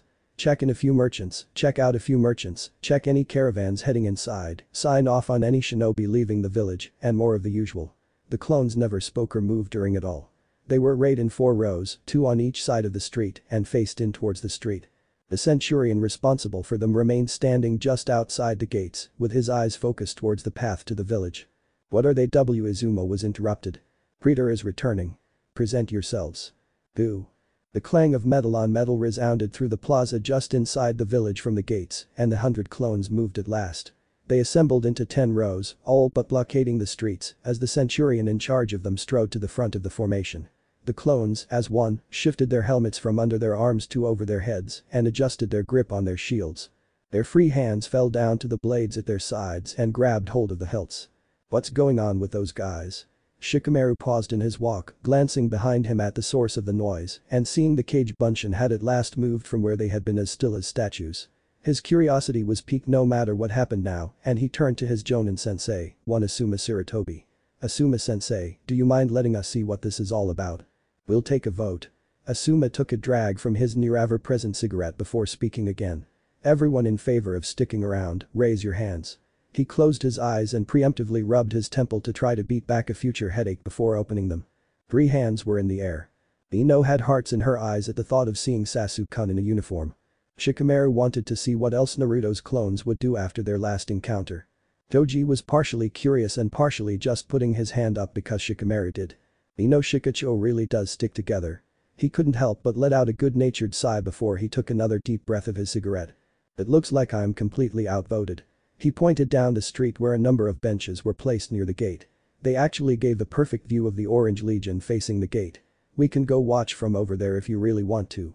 Alright, let's go then. Shikamaru earned a raised eyebrow as he led the way over before the Sarutobi merely shook his head in amusement. What motivates Inara to lead the way? Too much curiosity. Sensei, look. Nearby, Team Guy had been waiting just as long as the Orange Legion's troops. Mido Guy, the leader of the team, had heard of Kakashi's imminent return to the village and couldn't help but await his rival and his team's first real mission. Reports from Anbu were clear, Team 7 hadn't actually taken a real mission until now, thanks to the clones doing all the D ranks for them. Their first mission had been a C rank assignment to Nami no Kuni. Guy believed it was an escort mission. I see. Strangely enough, since they had begun to observe the Orange Legion, Guy had been far from his usual self. He hadn't been loud once and had instead been observing the clones before him with an intelligence rarely displayed as it was now. A shinobi does not rise to the ranks of Jonin with pure skill. A shinobi does not contest with Kakashi Haddock, a natural genius if there ever was one, through sheer strength. A man does not obtain the heights of the green beast of Konoha without a great mind bonded with skill. It looks like Team 7 is coming back. They must be the welcoming party. So Naruto's coming back. Tenten had picked up on the slack. Her voice overflowed with excitement and she seemed to nearly be jumping up and down from where the 4-man cell waited on the rooftops. He's going to be back, right Guy-sensei? Indeed he is. Niji can confirm it, can you not my pupil? 3 sets of eyes turned to the Hyuga to catch a glimpse of the deactivating Byakugan. He was silent for only a moment before offering a nod and received 3 very different responses. Yosh.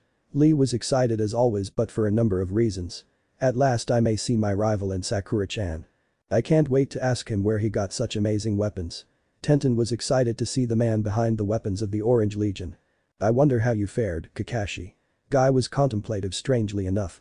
He had no ill will towards the Orange Legion, Naruto Uzumaki, Sakura Haruno, Sasuke Uchiha, or the Jonin in charge of the 3 genin.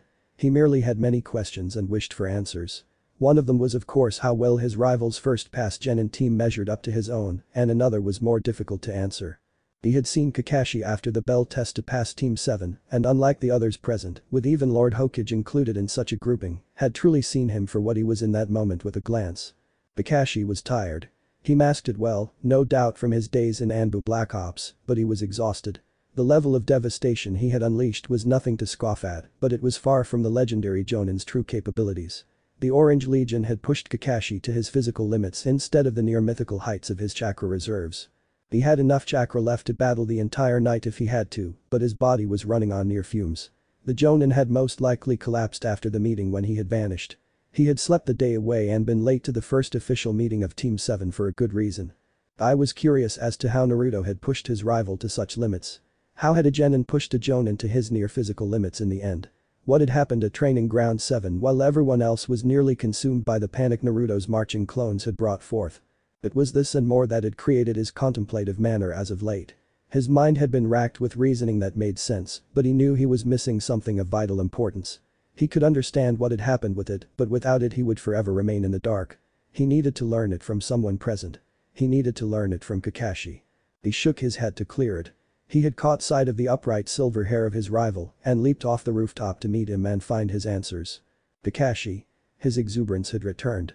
He raced down the path to his rival and to the answers to his many questions. Elsewhere, hidden in the shadows, a dozen Anbu trusted by the Hokage watched from the trees as the marching column came into sight. The first thing they noticed was obvious. It was reduced to only 100 of the clones that had been labeled Naruto's Praetorians, his bodyguards in short. None of the clones given to the Haruno girl, her Blossom Guard, were present anymore. Another thing was their positioning. Kakashi walked at a sedate pace behind the 3 genin with his arms behind his head, nothing abnormal about that, and the genin walked ahead of him in one row. The Uchiha was on the left, Sakura was in the middle, and Naruto was on the right. There was also the incredible amount of power pouring out of the Uzumaki seemingly every second. It was enough to give an inexperienced sensor a near migraine if they focused too much, and already one of the newer Anbu had to shake his head. What is that? Asuma didn't let any of his shock show on his face as he spotted Team 7 stop just outside the gates and Naruto stepped forward. Kakashi was lazily talking with an energetic as always guy as the blonde stepped up to the Centurion standing before the gate. Kneel before your praetor. The Centurion fell to a knee and the shadow clones arrayed in front of Naruto followed his example. Each planted their shield into the ground and dropped to a knee with their heads bowed and the hilt of their sword still clenched in their hands. Only the Centurion covered his armored heart with his fist. We have awaited your return, praetor. I'm glad to see that my Orange Legion has not fallen in my absence. As Naruto spoke, Sasuke silently approached behind him and stood at his right side. The Uzumaki's Praetorians arrayed themselves in a formation identical to the other clones, just flipped in what direction they faced. Now, where is the Prefectus Castorum I gifted with command of my glorious legion? He eagerly awaits your return in the main camp, praetor. The Centurion had not raised his head once he had bowed. Naruto looked over at the curious villagers and more obvious shinobi present before he turned to the Uchiha behind him. Once our meeting with the Hokage is done, I expect you to spread the word of what has happened to the rest of my legion.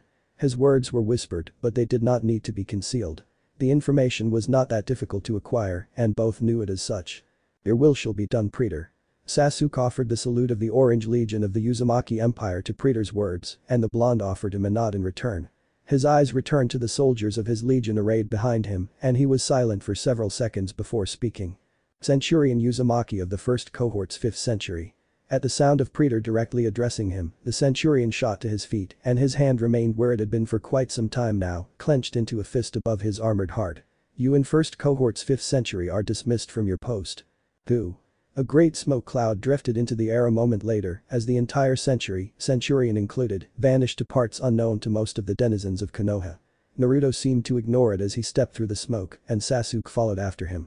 With a shout, a dozen of his Praetorians raced forward and encircled the 2 high-ranking leaders of the Orange Legion, the Legate and Praetor. Sakura briefly conversed with the Centurion of Naruto's Praetorians and turned to Kakashi. Kakashi-sensei, do you mind if I go with you? The pink-haired genin looked to the silver-haired jonin and Guy couldn't help but notice the rage suddenly shining in numerous pairs of blue eyes. Both the obvious and hidden soldiers of Naruto's Orange Legion had only moments ago looked upon Sakura with adoration but had swiftly shifted to hatred towards his rival. Yet another question with no answer. Guy wanted to sigh before he drew his rival's attention was a clap on the shoulder and a smile some would describe as blindingly bright. We can continue our conversation later, my eternal rival. For now, do not allow me to interfere with a student so eager to spend time with you. I will leave you alone to impart your knowledge onto her. I shall do the same with my pupils and we will see which one of us proves more sagely. Guy was back to being as boisterous as always it seemed. Silently Kakashi met his eyes with his sole visible one and a message was exchanged. Later. Ah, this is precisely why I never bothered with kids before. Kakashi raised a hand in farewell as he stepped up to the genin. Sometimes they can be so demanding and I'm stuck dealing with whatever they want those sometimes. I just want to be sure you don't do anything before reporting back to the Hokage with the rest of us, Kakashi-sensei. Sakura smiled at him and the clones around them, having silently spread out into a barrier between the two and the populace of Konoha, marched in time with their steps as they began walking. Naruto and Sasuke are probably already halfway there, so do you really want to lose to your genin students? Kakashi was silent for a moment before the pink-haired genin was swept up in his arms to the shouted protest of the clones that encircled them. Swords had been drawn and the Centurion left behind leveled the blade with the jonin. Unhand Sakura-chan. His voice was a growl as something came upon his eyes that made Kakashi file it away for later. Later. The jonin vanished in a puff of smoke and the Centurion truly did snarl as he sheathed his blade and turned to the near-feral Praetorians around him. All returned their blades to their sides as his eyes swept over them before he marched out to the perimeter. A pair of twin lines formed behind him as he pressed a finger to the side of his helmet. Praetor, Legate, Silver Fang has taken Sakura-chan ahead of her guard. I will deal with this. Praetor was unconcerned from his tone, but none could feel the anger he must have held greater than the soldiers of the Orange Legion. They all felt the same rage at the blatant disrespect Silver Fang showed Praetor every moment he could. He was an enemy that would one day be eliminated with extreme prejudice. Return to camp and await myself and Legate Sasuke. We will arrive with all possible haste once this business at the Hokage Tower is finished. Your Orange Legion shall eagerly await your return, Praetor. The centurion of Naruto's Praetorians removed his finger from his ear and the grip on the hilt of his sword tightened several times over. There will come a day when I will know low. Finally. A girl with her hair in a pair of buns was suddenly in front of him and all but grabbed hold of the centurion. I've been waiting over a week to talk to you. You've got to tell me where Naruto found such classics like this. Somehow her hands now held his blade and it was gone from his side. The centurion took a moment or two to process such a thing. Where were they stowed away at? Are they all custom made? Did he make the entire set himself? He's a good smith, but there are some flaws that I saw and I've got loads of tips for him. How does he have so many copies? Is it some special jutsu he created? Is he using seals? If he really did something that incredible then you have to let me see him and ask him everything about the process. His hand robotically reached out and took hold of his weapon as the Praetorians with him were silently sent on ahead with a wave of his unoccupied hand. IJ. He raised the same hand to her mouth to silence her. Despite the interruption and suddenness of their meeting, he knew her well thanks to her familiarity to several of the Legion for similar encounters. A thought struck him suddenly and Praetorian Centurion Uzumaki of the Orange Legion of the Uzumaki Empire smiled. I believe Praetor is far more capable of answering any questions you have of his glorious Orange Legion.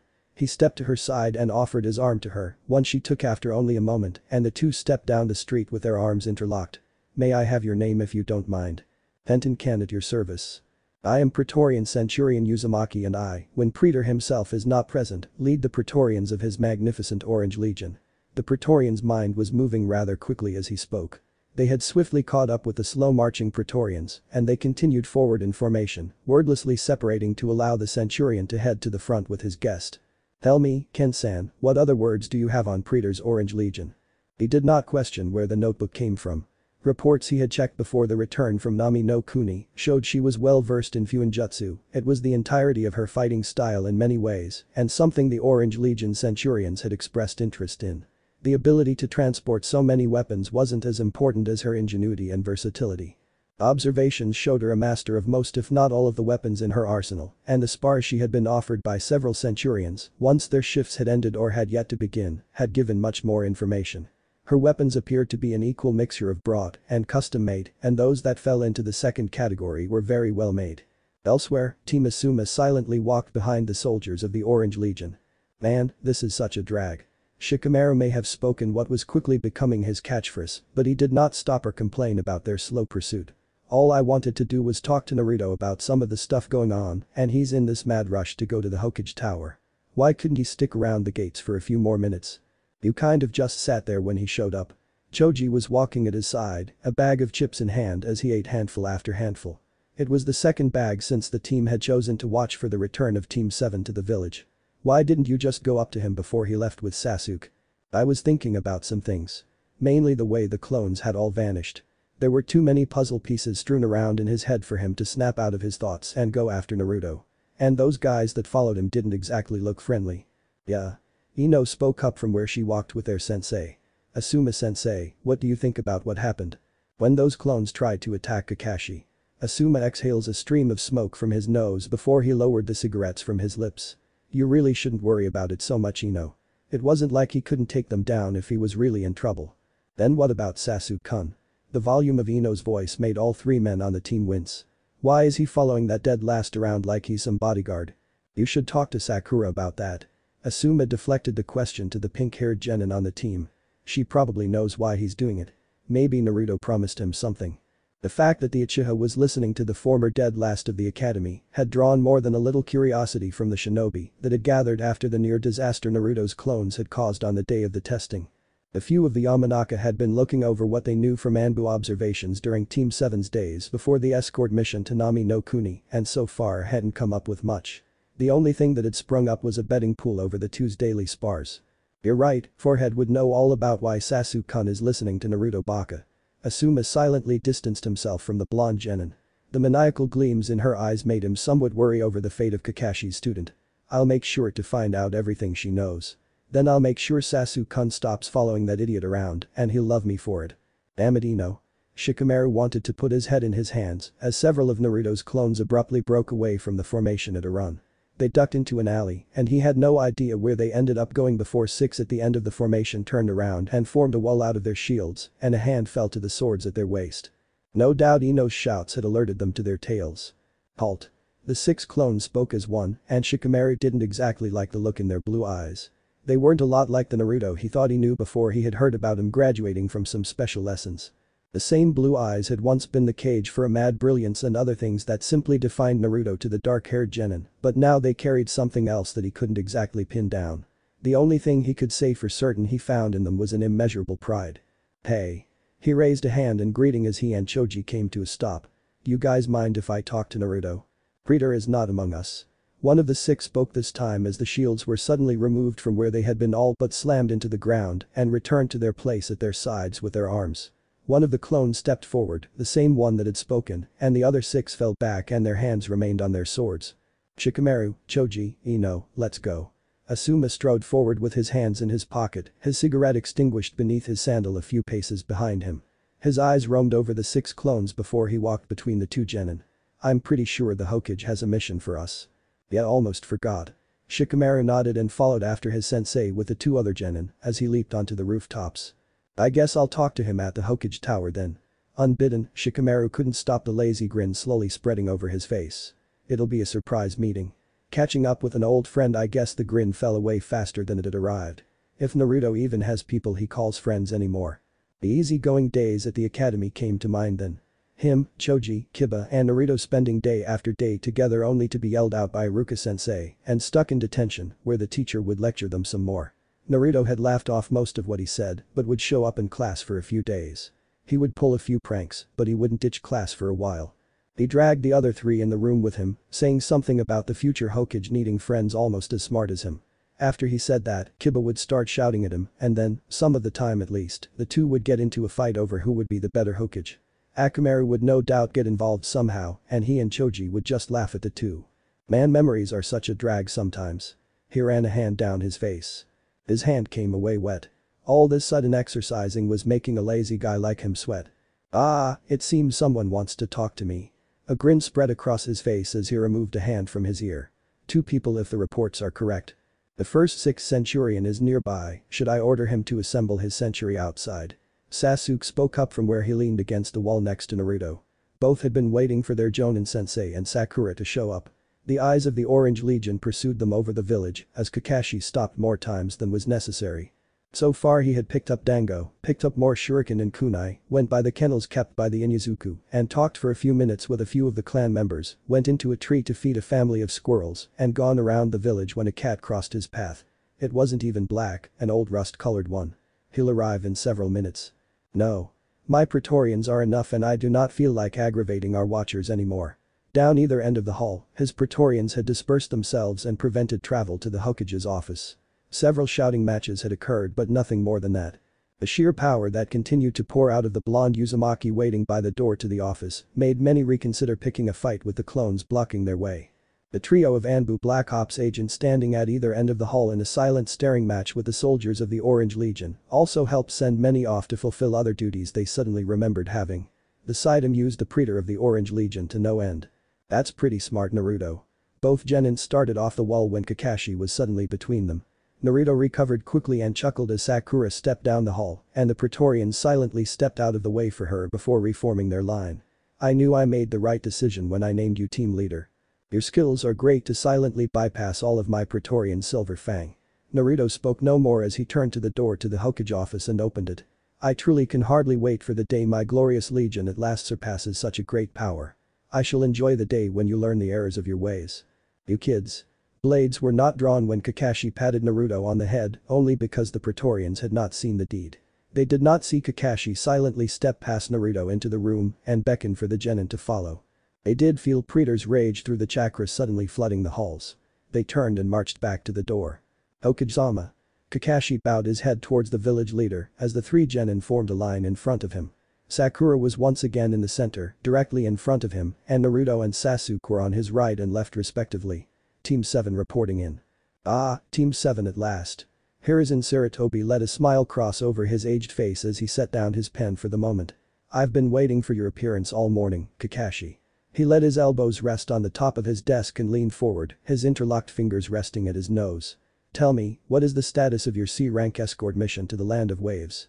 Team 7's mission to the Land of Waves was a success, Hokage-sama. Kakashi was grinning underneath his mask. I named Naruto team leader, so I'm sure he can tell you all the details. The Jonin laid a hand on Naruto's armored shoulder. Isn't that right, Naruto? You're testing many things with your actions, Silver Fang. Naruto strode forward, almost jerking his shoulder free of Kakashi's grip to some, and stopped in front of the Hokage's desk. I am pleased to inform you, Sarutobi Jiji, that the Land of Waves has fallen under the banner of my mighty Uzumaki Empire. The Hokage stared blankly forward for a moment before his arms followed a well-practiced movement, more like a routine in truth. He drew out his pipe from underneath his desk. The smoking instrument was swiftly loaded with tobacco and lit before the Hokage brought it to his lips. He took a deep breath and exhaled the smoke. Could you repeat that, Naruto-kun, and, this time, leave out no details? Hiruzen was met with an eager grin from Naruto, something similar to the smiles of mere months ago when he had still been an academy student, but it was utterly separate at the same time. I shall. Naruto held out his hand and in a puff of smoke a scroll appeared in it. I am pleased to announce that the Uzumaki Empire has cleared waves of banditry and my third cohort has been stationed there to prevent the return of such filth. As I am not omnipresent, I have elected to name a well-known and respected man named Kaiza to be the vicarious of Nami no Kuni. The client, Tazuna, had faced threats from a man known as Geto, so I killed him. What?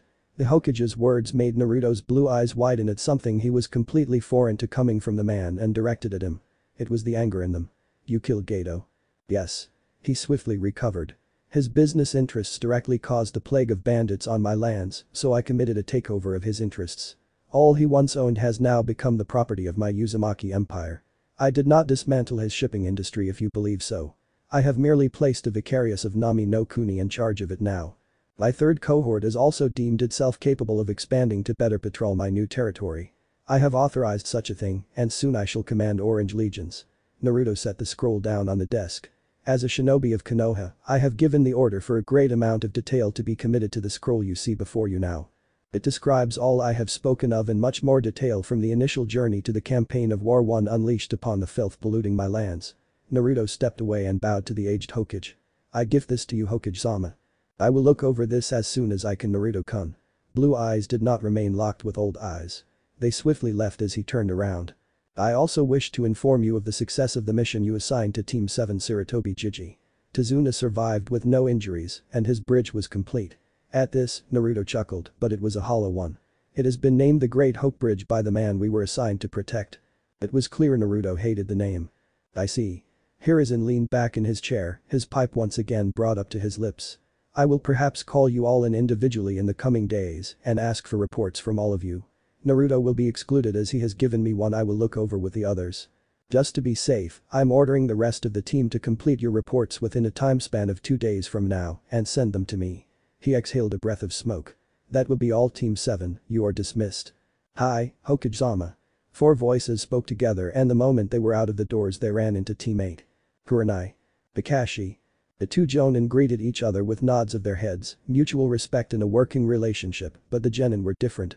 My Praetorians need more training, I see. Chakra ripped through the hallway as a blue-streaked wind and roused the fallen Praetorians strewn outside the door from their Genjutsu-induced slumber. Power shined in the blue eyes of the blonde Uzumaki before he turned to the active Sharingan of his legate. He ignored the distasteful sight of his Praetorians staggering back to their feet and retrieving their fallen weapons. I expect this not to happen again, legate. I will pursue solutions with all I am able to, Praetor. Sasuke's eyes looked over the clones for a moment before returning to Naruto's and brought his fist over his heart. Such a disgrace shall not stain the records of your legion again. I will hold you to it. Naruto's eyes roved over the 3 genin that stood behind Kurenai as the Jonin glanced from him to Sasuke, curiosity shining in her eyes. I see you have a team with you, Yuhi-san. I feel more ashamed by Praetorians didn't detect the approach of genin before falling to your Genjutsu. So, looks like the rumors are true. Naruto's eyes shifted to Kiba as the Inuzuka strode forward with a small and wide Akamaru in his jacket like always. You've gotten really good with that shadow clone jutsu you leaned. Enough to think you can say what you want to anybody no matter what their rank is. He stepped forward and growled. So, my big question for you right now, what the hell did you hit your head on, Naruto? What's got you acting like this? Naruto did not answer. His gaze settled on Kiba's own for a second before he pointedly turned to observe the other two members of Team 8. Hey. I'm talking to why he stepped forward and was stopped when a hand grabbed hold of his shoulder. You seem to be under the impression Preetor has to answer you. Sasuke Sharingan locked with the near-fearful eyes of the Inuzuka from Naruto's wordless dismissal of him. I will tell you to drop such delusions now or you will not live to regret having them. His free hand rested on the sword at his side. You should know better than to demand anything of Preetor. I'm not afraid of your fancy eyes. Kiba jerked his shoulder away from his loose grip and his hands tightened into fists at his side. If you think you can stop me, go ahead and try and take me on. There's your mistake Inuzuka, I don't think I can beat you, I know I can. Sasuke's sword was partially out of the sheath when a hand grabbed hold of his wrist. Well, this is over with. Kakashi's single visible eye was closed as he forced Sasuke's hand to move and place the sword back in its scabbard. A tighter grip forced him to release his grip on the sword and he pulled Sasuke away from a now grinning Kiba without another word. We're going to talk later Sasuke. Kakashi released the Uchiha and looked to Kurenai. See? This is why I'm no good with kids. You shouldn't say that. Kurenai looked towards Naruto. Some kids are born rotten. Kakashi and his team vanished without another word from the masked Jonin. Kurenai looked at the spot he had been at for only a moment longer before she turned and walked back down the hall. Team 8 followed her without a word of complaint. Her desire for a new mission for the Genin was forgotten for now as a new desire had taken hold of her mind. She had to go talk to two specific people right now and hopefully get some answers. She ran into one of the two she was looking for right down the hall. Asuma was leaning against a wall, the two teams seamlessly joining together and intermingling as the Jonin sensei of each walked side by side. It wasn't long before they came across Guy and his team outside and the 9 Genin were sent off to training ground 8 with the promise of the Jonin's arrival within the next few hours. We need to talk. The three spoke together before all three vanished in a swiftly conjoined cloud of smoke. In the days following Team 7's return from the Land of Waves, word had spread of Naruto's conquest of the entire island country and his new ownership of Gato's numerous businesses, both those deemed legal by most and those deemed illegal by others. The missions that had been regularly handed out to the hidden villages had swiftly come to an end with a notice being sent out.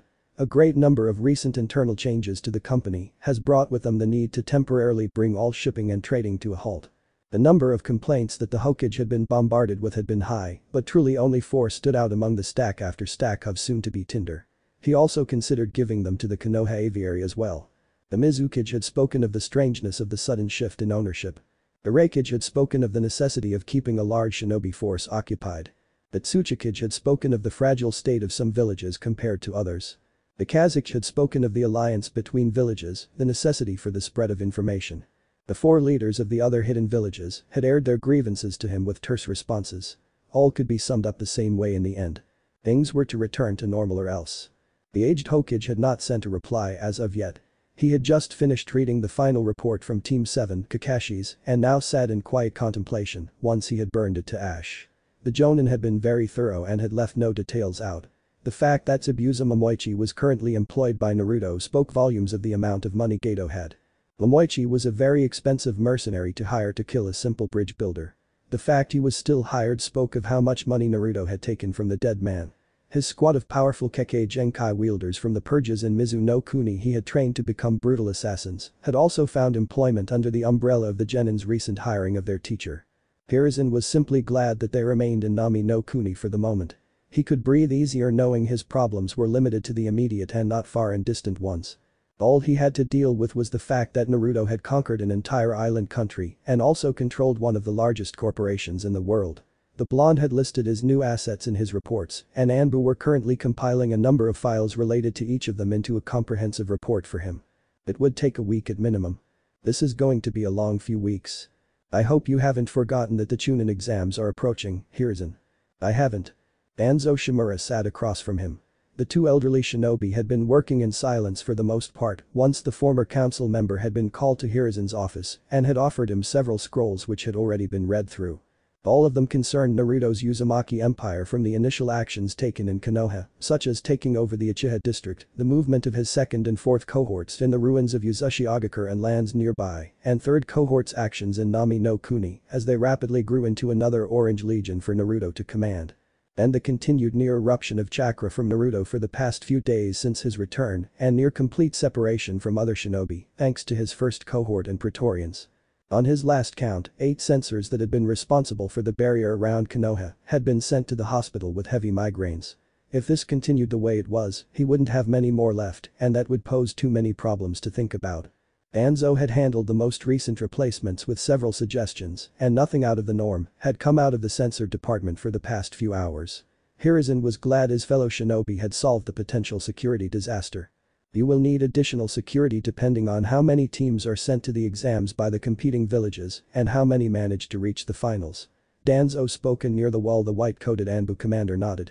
Some will need to be visible to the untrained eye and others invisible to even the most watchful of eyes. It'll be done. Konoha's shinobi will need to be on guard and cautious to act with so many foreign shinobi entering the village. The Jonin commander, Shikaku Nara, spoke up from his position near the window, his shadow filling the room as several scrolls were held suspended in hands of shadow. Kakashi will also need to learn to rein that kid in if he's going to have his team compete in the Chunin exams. We don't need an international incident because he decided to talk big to any of the other Kage that'll be showing up. That's unlikely to happen. Danzo spoke before Hiruzen did. The darker side of their world almost broke into laughter and gained curious, even fearful, looks from those in the office. Naruto Uzumaki continues to prove that he is not only unpredictable, but shows he will soon be a powerful force in our world.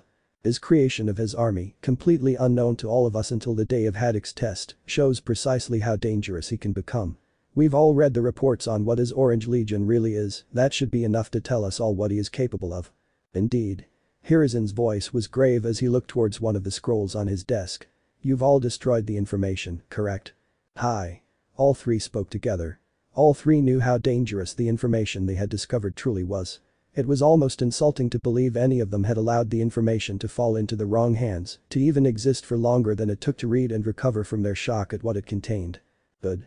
Less detailed copies have been circulated to the Anbu and Jonin of the village, but, as you all know, Kakashi Haddock has been granted access to all information, and he has been made the one responsible for compiling future reports once the Anbu were discovered. Hiruzen's words were met with a series of nods. What of Haddock's friends? They could possibly discover the truth behind the boy's army, and they may spread it, intentional or otherwise. They should be dealt with, at least 2 of them. Danzo spoke and the Anbu commander responded. An old friend will be responsible for reports on the 3. The reports I receive will decide what happens to them. Beneath his mask, the Anbu commander's eyes drifted to the shadows. Understood. Silence was his answer, but he did not expect vocal acknowledgement more than he expected them to appear from the shadows. The shadows he observed with unseen eyes had become thinner, had gained a lighter darkness to them. The Anbu that had once been stationed inside had vanished. You shouldn't doubt Kakashi. Hiruzen set the scroll down as it began to burn away. He can, and still does, surprise me with his actions. I'm sure he can handle this situation without any of us intervening. He is a man with a plan for nearly everything. And Training Ground 7. I do not have a plan for this. Kakashi spoke mainly to himself as he hung upside down from a tree branch. He was currently in such a position because he had found reason to silently observe the 3 genin that were his responsibility until they were promoted to Chunin or, as unlikely as it was, died. His Sharingan eye was unveiled as he continued to look over one of the 3 genin that had been assigned to him, and he tried to put his natural genius to use to figure out why bad things kept happening to him. All he ever did was be hours late to anything not deemed urgent. Sure, he had made plenty of people angry and make them swear vengeance on him, but he had never done anything to deserve the headache one of his students had turned out to be. His Sharingan focused on the blonde in front of him for several seconds before he realized he could come up with no answer to even one of his questions. Naruto Uzumaki's chakra continued to flow out of him with no end in sight and had, within an hour, saturated the entirety of the training ground they resided in. The Jonin sighed as he moved one hand and readjusted the headband that denoted his allegiance to Konohagakure to once again cover it. He stopped the flow of chakra to his feet and landed silently in a crouch on the forest floor before he vanished in a cloud of smoke. Hey. He silently appeared before the 3 genin with a single hand rose in greeting before it fell down to his side. You 3 are still alive. The Orange Legion does not falter at any challenge. Naruto's grin never wavered as he rested a hand on the hilt of his blade. You should do well to remember that Silver Fang, for the day will come that you shall be the challenge my glorious legion shall not only face but overcome. Don't you mean legions now? Kakashi's comment was met with loud boisterous laughter from the Uzumaki that he had foolishly made his responsibility when he passed him. Despite the fact, he nodded along to the message he took from the laughter. Ah, so you don't count your expanded forces yet? You're correct, Silver Fang. Naruto's laughter was replaced by chuckling before it was gone entirely before he rose a clenched fist into the air. The Orange Legion's third cohort may expand to greater and greater heights the more time passes, but it is not yet deserving of the title of Legion. It is especially not deserving of a title of one of my Orange Legions, but time shall show it deserves such a name. Until then, it is still nothing but a cohort of my great Orange Legion. Once the time comes to pass, I shall command legions, but for now I still command only a single glorious Orange Legion of my mighty Uzumaki Empire. Blue eyes shined with delight at what the future held, the power he would hold, the force of arms that fewer and fewer would ever be able to stand against. Soon none will be able to muster arms against my mighty and glorious Uzumaki Empire, and on that day the world shall tremble and rejoice at my absolute rule. Alright then. Kakashi felt the need to turn to Sakura for some sanity amongst the team, as Sasuke had turned and saluted Naruto with the universal one used by his clones. Sakura, I'm going to work on your chakra control while those two spar. You shall not, Silver Fang. Naruto's blade was suddenly drawn, and the idle Praetorians erupted into action. They formed a circle around the two, and blades were drawn, and shields were pointed towards the Jonin that stood next to their praetor. You shall not have the time of Sakura-chan today. My centurions of my glorious legion shall train her in the swordplay she seems so eager in making use of. He turned his eyes to her, but never fully turned them away from the lax Kakashi for more than a few seconds, so blue shined from the corners of his eyes. He grinned at her and ignored the almost fear that shined in her green eyes. Sakura-chan shall learn to fight in the way of my great Uzumaki Empire. No. Kakashi spoke the simple word and didn't move as the ring of swords and steel closed once the clones took a step inward and pointed to Naruto and Sasuke. I let you two spar all the time because you don't need much in the way of training, since you've both got tree walking and water walking down in the past few days. Sakura, on the other hand, needs personal training because her control is abysmal. It's not saying much since most of her skills are abysmal from what I've seen, but it's what I'm focusing on today, and I'll hopefully see some progress from her. At his words, the pink-haired genin seemed to deflate and the circle around the two shinobi drew tighter. You two can learn Kenjutsu and some ninjutsu from me later, but for now you'll be happy with the leniency I'm giving you while I train your teammate up to standard. You two are not to leave the training grounds, by the way. Take that as an order from your Jonin sensei. Kakashi swore the clones around him actually growled then. He ignored them and stepped out the circle to grab hold of a startled Sakura's shoulder. Besides, Sakura's my favorite out of you three. He vanished and Naruto allowed his humor to vanish. His teeth were bared to the world as his lips curled with fury. He wanted to do nothing more than strike down the one he had deemed Silver Fang, but just as swiftly as his anger had appeared it vanished. Centurion, keep watch on Silver Fang from a distance. Sasuke pressed a finger to his ear and issued the order to the faraway Centurion, one who had been issued surveillance equipment his century had dispersed throughout the forest. Do not lose sight of him. He will not escape the sights of my men. The Centurion answered back and the connection was cancelled as Sasuke drew his finger away from his ear. The eyes of the Legion will one day not fall to the Genjutsu of Shinobi, but until that day comes we must remain reliant on surveillance equipment. Naruto spoke the words seemingly to himself before he turned to the legate of his Orange Legion. Legate, I expect a truly ripe fruit from the labors of your training one of these days. I shall aim to provide a bountiful harvest on that day, praetor. Sasuke raised a fist over his armored heart as he bowed his head to the ruler of the Uzumaki Empire. Now, his head shot up and his Sharingan came to life, his eyes shining with a red light. What do you say to a spar, praetor? His answer was the drawing of a blade from his side and he grinned as the Uchiha did the same. Both held out their hands and their shields appeared from recent additions to their armor. I thought you would never ask. The sound of steel meeting steel rang out as the two met in a clash, their faces split by battle-hungry and bloodthirsty grins. They would not stop until a winner had been decided.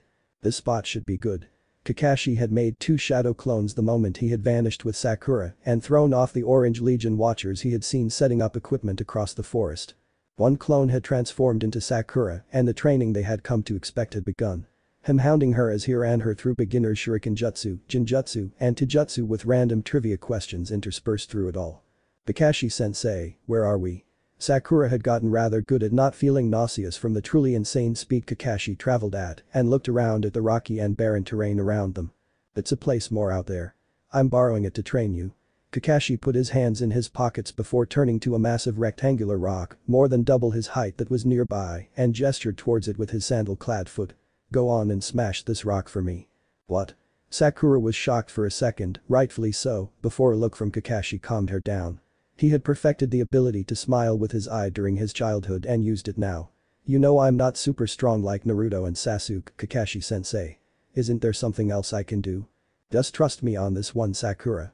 Kakashi drew a hand out of his pocket and patted the nearby rock on the side from next to it. Sakura briefly looked from where he had just been standing to where he now was before sighing and walking over. I'm sure you'll do fine. Hey, alright, then Kakashi-sensei. I need a second. She balled her hands into a fist and couldn't help but close her eyes as she drew it back with the rest of her body. Her entire body tensed for a moment before she threw all she had into the blow. Her mind was entirely focused on striking the rock and hopefully not breaking her hand in too many places to count. Shenrou. Let's see if I'm right. His Sharingan eye was revealed to the world as he stepped back and took in the sight. Her fist struck the rock. The rock shattered. A stunned Sakura nearly fell forward if he hadn't wrapped an arm around her waist and leapt into the air just in time. The ground rumbled for only a moment before it simply caved in, a jagged cavernous maw swallowing up the earth before it collapsed in on itself. What the hell? The airborne genin in his arms could only scream at the sight below her before Kakashi landed on a rock spire farther away. He used his free hand to once again hide his Sharingan and took a moment to take in the destruction below him with his own eye. Yep, it looks like you have quite the ability. Kakashi sat her down on the narrow pillar and wasn't surprised when she easily held on, her chakra instantly grabbing hold of the rock below her, even if her arms shot out and wrapped around one of his own. You're a natural at something that took the creator years to get the hang of. Please tell me what you're talking about. Sakura was in no danger of falling, but she didn't seem to understand that was the case, so he would show her. He vanished from sight and appeared lower on the rock, his feet holding him sideways as he looked up at the pink-haired genin, who closed her eyes as she awaited her fall to the earth. When nothing happened, she tentatively opened one eye and met Kakashi's old visible eye below her. Congratulations, Sakura, you have the best chakra control I've ever seen. He gave her another eye smile. She was a natural at tree walking, and water walking was the same, a single step on the water was all it took to get it down. Her strength was at truly monstrous levels despite a rather poor physical condition, because she was a natural at using the technique of a Sannin and chakra-enhanced strength. It was even better than Tsunade's version from what Kakashi had researched and what he had just seen. He truly had a future monster of a shinobi on his hands. Your mind is one of the sharpest I've ever seen, most Nara don't compare. He walked back up the spire and stepped upright. Her intelligence was another thing that couldn't be ignored. She was smarter than most Nara clan members and, an upside not many of them could boast about, was easily motivated, judging from the rigor that she had pursued Sasuke with. Her mind was partly responsible for why she was able to have such phenomenal chakra control in the first place, as it, in his theory at least, contributed to her just demonstrated strength. He would call it a monstrous thing. You're going to be great. Tentatively, she let her own smile spread across her face as she looked down at her fist. Kakashi-sensei, can I ask a favor real quick? What is it? Can you turn around so I can change out of this stuff? She gestured down to the armor dotting her form, and Kakashi couldn't help but let his eye smile grow. I've got a spare set of clothes sealed away. Just call if you need me. He vanished in a puff of smoke and settled down behind a boulder quite a distance away. He would give her plenty of privacy. He personally couldn't wait to see Naruto's expression when Sakura unveiled the fruits of her labors with him. She would quickly grow to outstrip both of them if she kept to her strengths. Once he really began training her, once the first rounds of the exams were over with, she'll be a true monster that would put the legend Tsunade of the Sannin had garnered for herself to shame. She would perhaps rise to be a goddess of shinobi with her skills given enough time and training, two things he would make sure she received ample amounts of. He would only accept greatness from her. Unlike Naruto and Sasuke, you don't really know what you can do you, Sakura? An image of the Uchiha he taught came to mind. His Sharingan, Ninjutsu, Jinjutsu, Taijutsu, and all those other skills he has makes you think you can't measure up, but you're wrong. He had come to learn the many weaknesses of Sasuke Uchiha in his time observing his three students. Arrogant, prideful, obsessed with vengeance, and more personality issues than most Anbu. He'll go mad one day. Next came Naruto and the Jonin side. Your teammate is no better. Taijutsu, chakra reserves that put most Kage, past and present, to shame, his mastery of that Kenjutsu of his, and his status as the Jinchurikyu, must really think he's far ahead of you. Both of them can do incredible things, and you think you're hardly even average. He could imagine where Sakura saw herself then. She was constantly chasing after her two teammates, always running behind them and struggling to catch up. She had taken a backseat role in the bell test, relegated to a watcher by Naruto's army of clones, while Naruto and Sasuke retrieved the bells. During the time between then and the escort mission to Nami no Kuni, she was hardly able to breathe, let alone train, with all the blossom guards Naruto forced on her. She must have felt stifled, suffocated, like she was nothing but a piece of delicate glassware wrapped and put away for safekeeping. She must have felt like nothing more than a burden when compared to what Naruto and Sasuke could do. She couldn't fight like them. She couldn't move like them. She didn't think like them. Being like those two is overrated, Sakura. Kakashi almost chuckled at the thought. You have more potential than they ever did. An image of the red and black eyes of the Uchiha came to his mind. Sasuke will never surpass his brother while relying on the same eyes he has. An image of Naruto followed next, clad in the armor of his Orange Legion, with a massive portion of his created force behind him.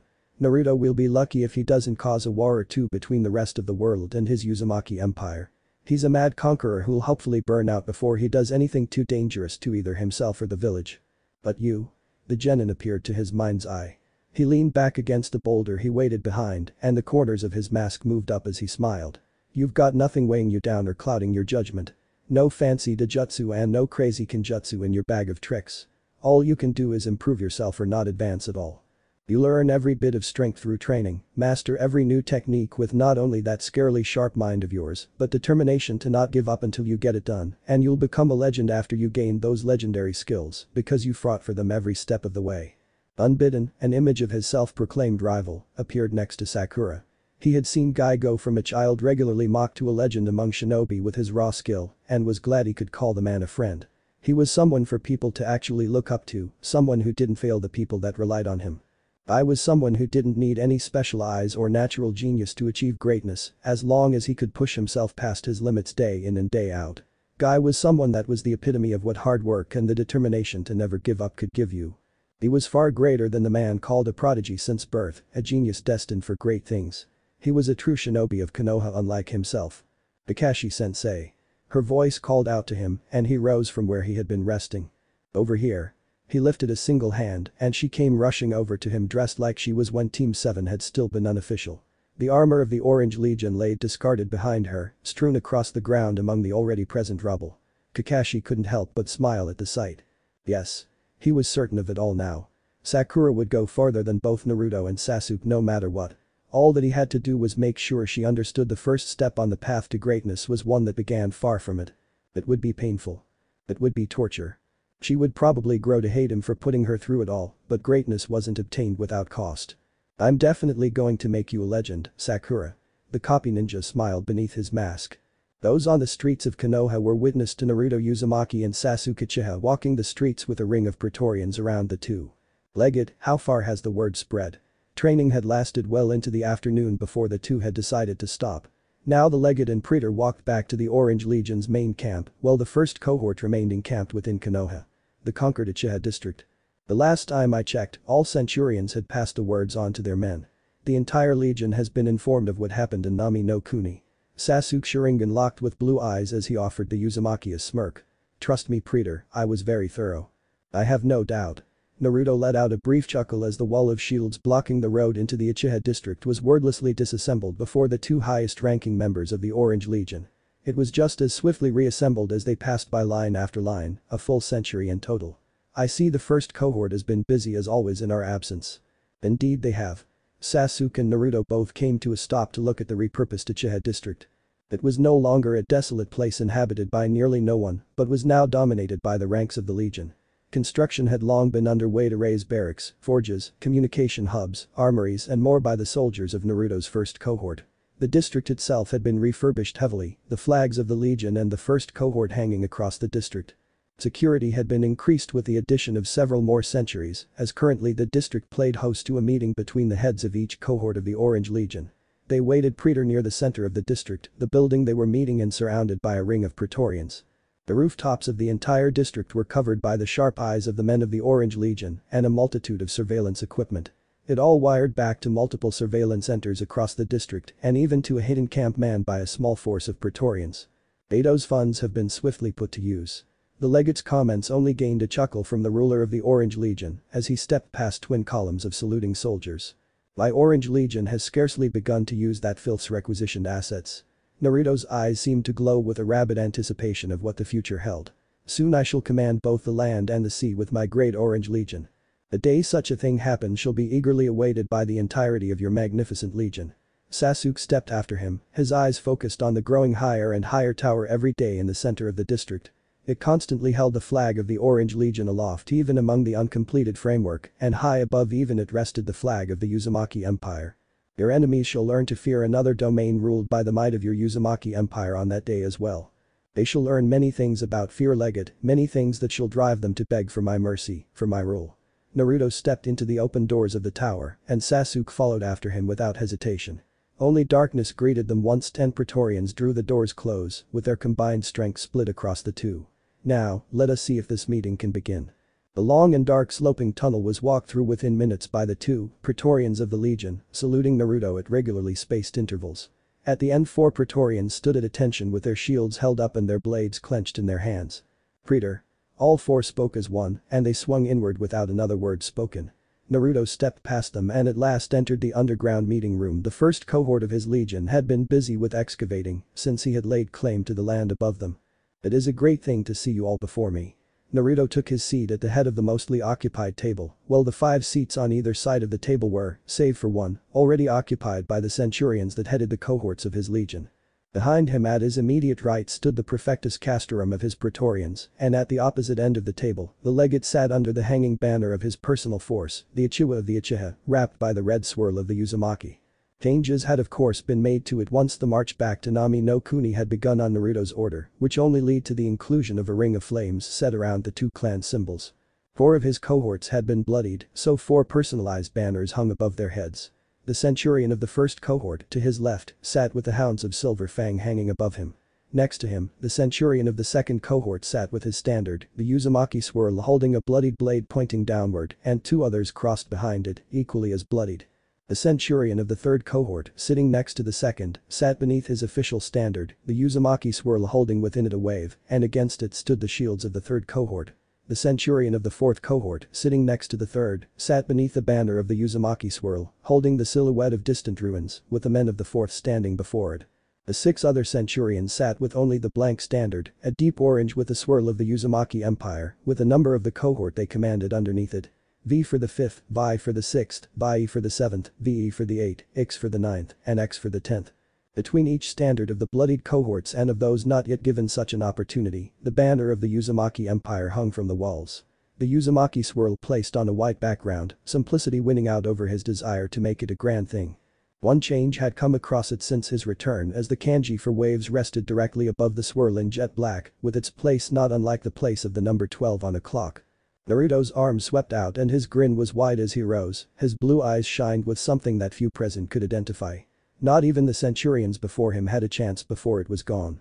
Only the wielder of the Sharingan had caught a glimpse of it and filed it away to ponder on after the meeting was finished. Let us speak of what has come to pass and what has yet to do the same, let this room be the sole witness to the certainty of our future glory, and let us all remember this day for countless days and countless nights. He let his arms fall and his grin widened. Let us set in motion the grand plans of my legion, and let us build upon my glorious empire with them. Glory shall be yours, Praetor. Each centurion bowed his head and crossed his armored fist over his heart as one. None shall stand before the might of your legion. Death awaits all your enemies, and glory awaits all those you deem worthy. Sasuke followed the example of the centurions. Then let us begin and bring those words into reality. Naruto clasped his hands in front of him and looked over the gathered leaders of his army.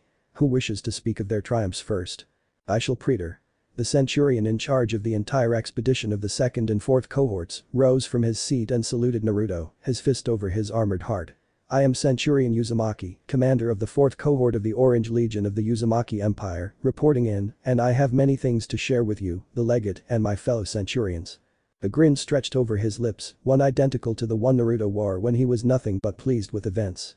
On the table, a box was set before Naruto and his grin seemed to widen. Within this box lies the artifact. The room became dead silent. It seemed all those present barely cared to breathe with what was set before them. Are you sure of it? Naruto's voice carried with it nothing as his blue eyes stayed locked on the box in front of him.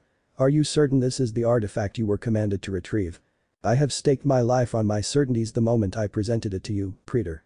The centurion bowed his head and Naruto didn't spend any moment longer in anticipation. He drew the knife that rested at the small of his back, the same as the knife of all those that sat in the room, and removed the bindings. The box was opened and his eyes beheld the contents inside. This shall do. He leaned back against his chair as the Uchiha turned away, rubbing at his eyes before they turned back to black. The power of the artifact you pursued is quite extraordinary, Praetor. Sasuke continued to rub at his eyes as they only continued to burn after observing the great power of the artifact. The sheer amount of chakra pouring out of it is truly incredible. The mightiest of the tailed beasts could hardly stand without fear before a wielder of such formidable strength. I was counting on such a thing. Naruto resealed the box and nodded to the centurion of the second cohort. You have done very well to bring the artifact to me undamaged. Its power will serve not only my legion well, but my grand Uzumaki Empire as well. He pushed the box to the side and his eyes once again roamed over those presents. Who else wishes to speak of their triumphs? I shall, Praetor. The centurion of the third cohort rose with his fist over his heart. He unrolled a scroll in his hands and set it on the table, and seals spread across it were suddenly aglow with chakra. In front of each of the leaders of the Orange Legion appeared the contents of said scroll. I am Centurion Uzumaki, commander of the third cohort of the Orange Legion of the Uzumaki Empire, and I bring word of the situation in your newest lands to you, the legate and my fellow centurions. None of this looks bad. The centurion of the first cohort spoke as his eyes moved over the information presented to him. It seems that glory has brought with it a great prosperity. The lands of my Uzumaki Empire will not be given the title of squalor. Naruto's voice carried across the room before nearly chilling blue eyes turned to the standing centurion. What information is not present in this scroll, centurion? Zabuza Mamichi proves himself very capable, Praetor. A seal was covered by the palm of the centurion's hand. He continues his assignment and Nami no Kuni is without setback to your plans with Kaiza as vicarious. The people of your new lands hold no ill will to the man, and he had proven capable of increasing many of our more laborious efforts to greater and greater heights. The image before their eyes shifted as Sasuke's Sharingan reappeared in the space of a blink with the artifact, no longer causing issues with its uncontained power. Soon a grand fleet shall be ready for your use, Praetor, and the soldiers of the third cohort shall be ready and able sailors ready to sail wherever you command. This is good news. Naruto looked towards the legate of his Orange Legion at the end of the table. What do you think of the idea of such a grand fleet, legate? Only the glory of your great legion and empire matters, Praetor. The legate's red eyes flashed as they moved from the display in front of him to the eyes of ruler of the Uzumaki Empire that sat before him. My only issue with such a fleet would be how swiftly it could be created and the quality of the quantity of ships needed to move your grand force in any invasion. The merits of such a thing cannot be overstated. From his seat next to Naruto on the right, the centurion of the 10th cohort spoke. He was one of the centurions farthest from the legate in terms of where he sat and tied for second to Praetor with the centurion of the first cohort. Building a truly great fleet will take time and much material, but with the wealth taken from Gedo, it is not unthinkable. It is unlikely the people of Nami no Kuni will deny those they have deemed to be their protectors a magnificent fleet either. Indeed. The centurion of the 7th cohort spoke and blue eyes turned to the legate he did not sit far from, only the centurion of the 6th and centurion of the 5th separating the two. A fleet will take years to build, and with it can come the assurance of quality befitting the Uzumaki Empire. If I am so opposed, then I see no reason to discuss the certainty of a fleet for Praetor's glorious legion any further. Sasuke looked toward each of the centurions that had spoken out, his Sharingan drifting from one to the other, before settling on the eyes of the centurion of the 3rd cohort. With all that has been spoken, I see no reason to let this one point be ignored by any who speak on it.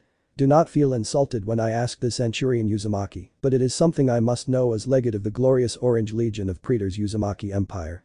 How capable the soldiers of the 3rd cohort shall be when the fleet you have proposed is at last ready to set sail. They shall be some of the finest in the land. I already have a century beginning their training on smaller trade vessels. I will advance them when they do not fall to the greatest trials of the sea. The centurion of the 3rd cohort turned to Naruto once he had finished speaking to the legate. Praetor, he bowed his head and saluted Naruto. That is all I have to report. This meeting has already been enlightening.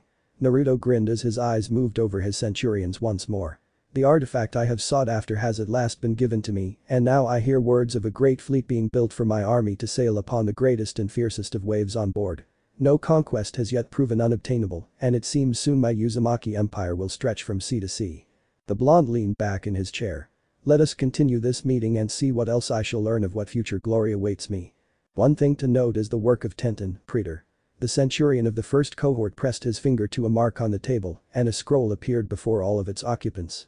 She is quite skilled to do what she has done to our equipment. The scrolls were unrolled by all present.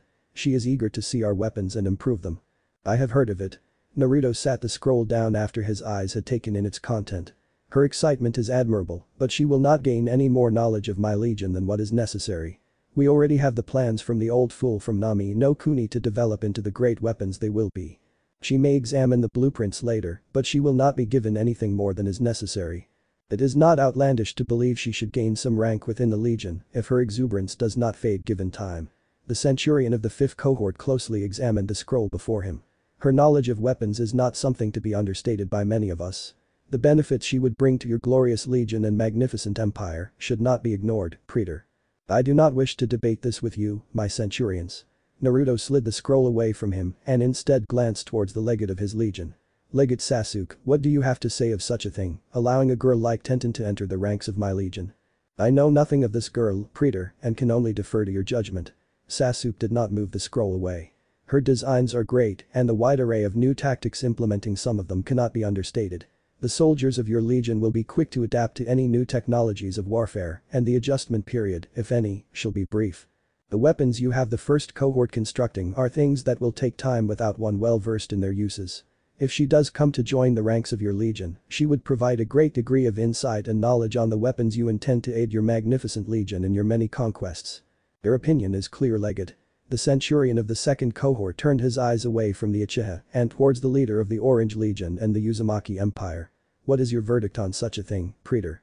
It is pointless to debate this all now. Naruto looked at all the eyes focused on him. I have not yet met the girl you all seem so intent to focus on. Schedule a meeting between the legate and myself and her. It can be here or it can be somewhere in the village. He turned to look at the Prefectus Castorum of the Praetorians behind him. See to it that the area is secured, no matter where we are to meet. There will be nothing your Praetorian shall not know of. The Prefectus Castorum's answer received nothing but a nod from the Uzumaki. Good. Naruto turned his focus back to the cohort centurions and legate in front of him and grinned. What other business is there to discuss? Much. The legate channeled chakra to a seal on the table. The training you commissioned across the legion. Numerous scrolls appeared in front of each of the leaders of the Orange Legion. I have had the reports compiled and summarized for this meeting. Interesting. It was all Naruto spoke as he looked over the information the scroll contained. Very interesting. It would be written down in the records of that meeting that the smile of Naruto Uzumaki did not dim that day. I'm glad you two could make it. Guy grinned up from where he sat at his fellow two shinobi. His choice of seating was a booth not too far from the entrance and he poured both a glass from the bottle resting on the table. The two slid into the side across from him and took up their drinks. Unfortunately, I don't think my rival will be joining us tonight. He's still training that pink-haired girl. Asuma put his cigarette out in an ashtray set off to the left before taking a drink from his glass. I'm surprised he hasn't given up on her. He shouldn't. Kurenai's red eyes turned to Guy. I don't think he made the wrong choice when it came to picking her over the other two. Now Kurenai, his other two students are not that bad. Guy grinned as he poured himself a glass and set the bottle down. Naruto has a great drive and Sasuke, well, it is better he be occupied with Naruto's goal than his own at such an age. You're saying killing his brother is harder than world conquest, you know. Asuma tipped back his drink, draining most of it before setting the glass back down on the table. He sighed after a moment and rubbed at the side of his head. With what I've heard about that kid since he left, you may be right. I am certain that there are lighter topics than this to discuss. Guy was not ignorant of the somber mood that had swiftly settled over the table at the reminder of heinous act committed by Itachi Uchiha against not only Konoha but his own family as well. Let us discuss one of them instead of a traitor like him. The only other thing interesting to talk about is Kakashi's team. Kurenai's eyes drifted to the drink in her hand. He's certainly not all talk from what I've seen of him so far. He could do with a little humility, but with all those clones of his it's unlikely he'll ever get a chance to know what it is. The kid's going to start a war if my old man doesn't rein him in soon enough. Asuma substituted his cigarette by polishing off his drink and accepting the offered bottle from Guy and refilled it. I wanted to do it the night Kakashi decided to pass that team of his, but he decided to listen to that brat instead. The Saratobi's tone was more than a little spiteful as he started on his second glass. I wished he had so we wouldn't have to deal with the kid's ridiculous cockiness now. You're holding a grudge against a simple genin, you know. Guy's grin was a bit cheeky as he took the bottle back from the Saratobi clan member and somewhat echoed his earlier words. He sat the bottle back down on the table and looked at both of his fellow jonin. Since Kakashi is absent, it is boring to talk about his team, so I shall instead begin the discussion on our own. Both jonin hid their sighs at such a thing with a well-placed cough. Guy either didn't notice or ignored their reactions as his eyes shined with pride. Lee's flames of youth truly burned bright today as he completed his sixth lap around Konoha on his hands with a boulder balanced on his feet. His passion for improvement and his dedication to becoming a ninja of pure taijutsu skills continues to astound me. Both swore they saw a tear come from Guy's eye as he spoke of his pupil. That is not to say anything less of my other two students through. They both excelled at their own training today, as Tenten has improved her accuracy against a dozen targets and Niji continues to impress me in our brief spars together. He even succeeded in countering several of my more pressing blows with his mastery of the gentle fist. Guy had swiftly ascended to the table, one foot planted on it as he rose his cup into the air. I believe we must toast the great passion for the will of fire the shinobi of this generation has shown us recently. Yeah. Of course. Both Kurenai and Asuma rose their glasses as Guy descended back to his seat and the three briefly touched their glasses together before downing them all at once. The bottle was once again held up by Guy and he refilled all three empty glasses before setting it down off to the side. Well, I don't know if my team is as impressive as yours, but I'll give it a go. Asuma leaned forward, his free arm coming to rest on the table in front of him, and he sighed. Let's start off with Inoichi's kid, Ino. Kurenai briefly reached up and patted him on the shoulder. She's a different type of Kunoichi than I grew up knowing. She's got the Yamanaka clan hidden techniques down, the sensory skills she has are impressive for a genin like her despite being from a clan, and the rest of her skills aren't things to scoff at. Overall, a good third of this generation's trio with plenty of potential. She would be one of the best of her class, perfect for the Ino Shikacho, if she wasn't always talking about that Sasu kid. It doesn't help that she won't stop going on and on about him unless I train her until she drops from sheer exhaustion. Not proud of it, but I've done it more often than I should recently. He knocked back a third of his glass before continuing.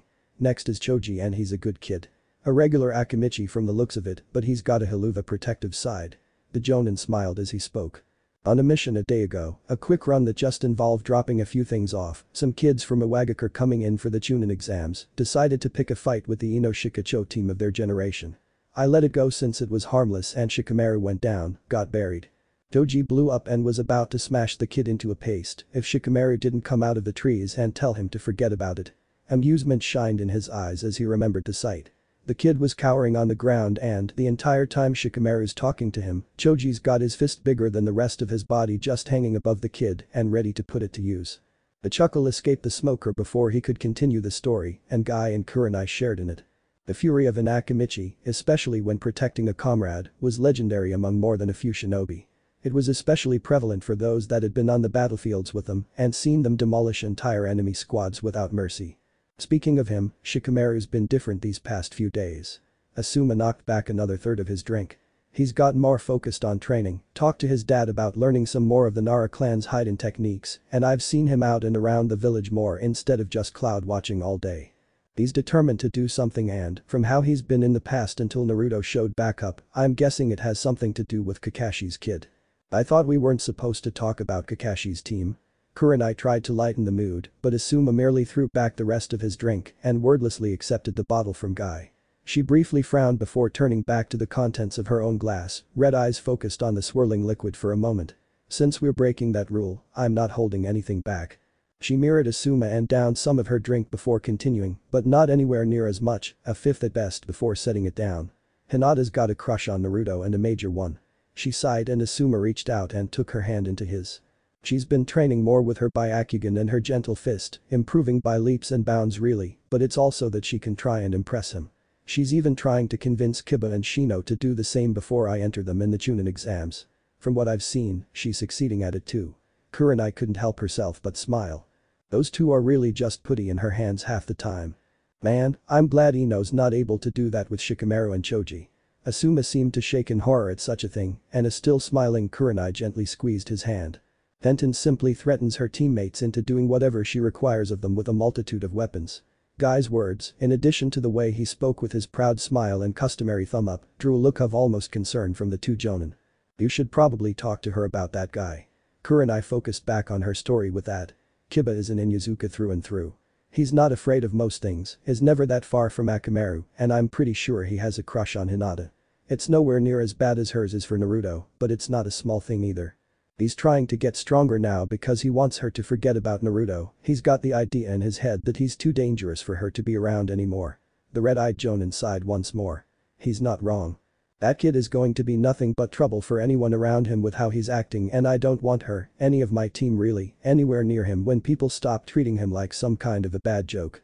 Kiba's been pushing himself harder and harder every day because he can't stand the idea of Hinata getting hurt when everything eventually blows up in his face.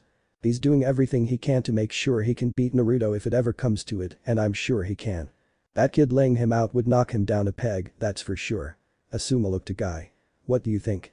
I'm not so sure we should be encouraging conflict between our students. Guy refilled his drink and placed the empty bottle at the edge of the table, where it was grabbed by a passing waiter. Competition to promote drive is alright, but competition out of a desire to inflict pain is not. The will of fire does not thrive off fuel filled with animosity. Such a thing dulls our springs of youth into something bitter and dark. Asuma was about to respond when Kurenai cleared her throat. Before you two get into a debate, let me finish. Kurenai took a sip of her drink once she had gotten the two's attention. Shino is a quiet boy. He keeps to himself and spends any time not training in the Aburum's hidden techniques or working on his insects. Doing well, I'm not entirely sure what he does in his free time, or even if he has much of it. Her cheeks turned red, and it was not due to the minor amount of alcohol she had ingested. I honestly don't know much else about him even as his sensei. It's a bit embarrassing really. Aburum clan members aren't exactly the most open of people. Asuma swirled his drink in the glass in his hand before taking a sip of it. No shame in not knowing a lot about him. We haven't had teams for that long anyway. It'll be different in a couple months once he gets to know you. I hope so. Kurenai took the time to down the rest of her drink with Asuma following her. Well, this has been quite a talk. Guy reached into his pocket and paid the bill for the bottle without the waiter even bothering to approach.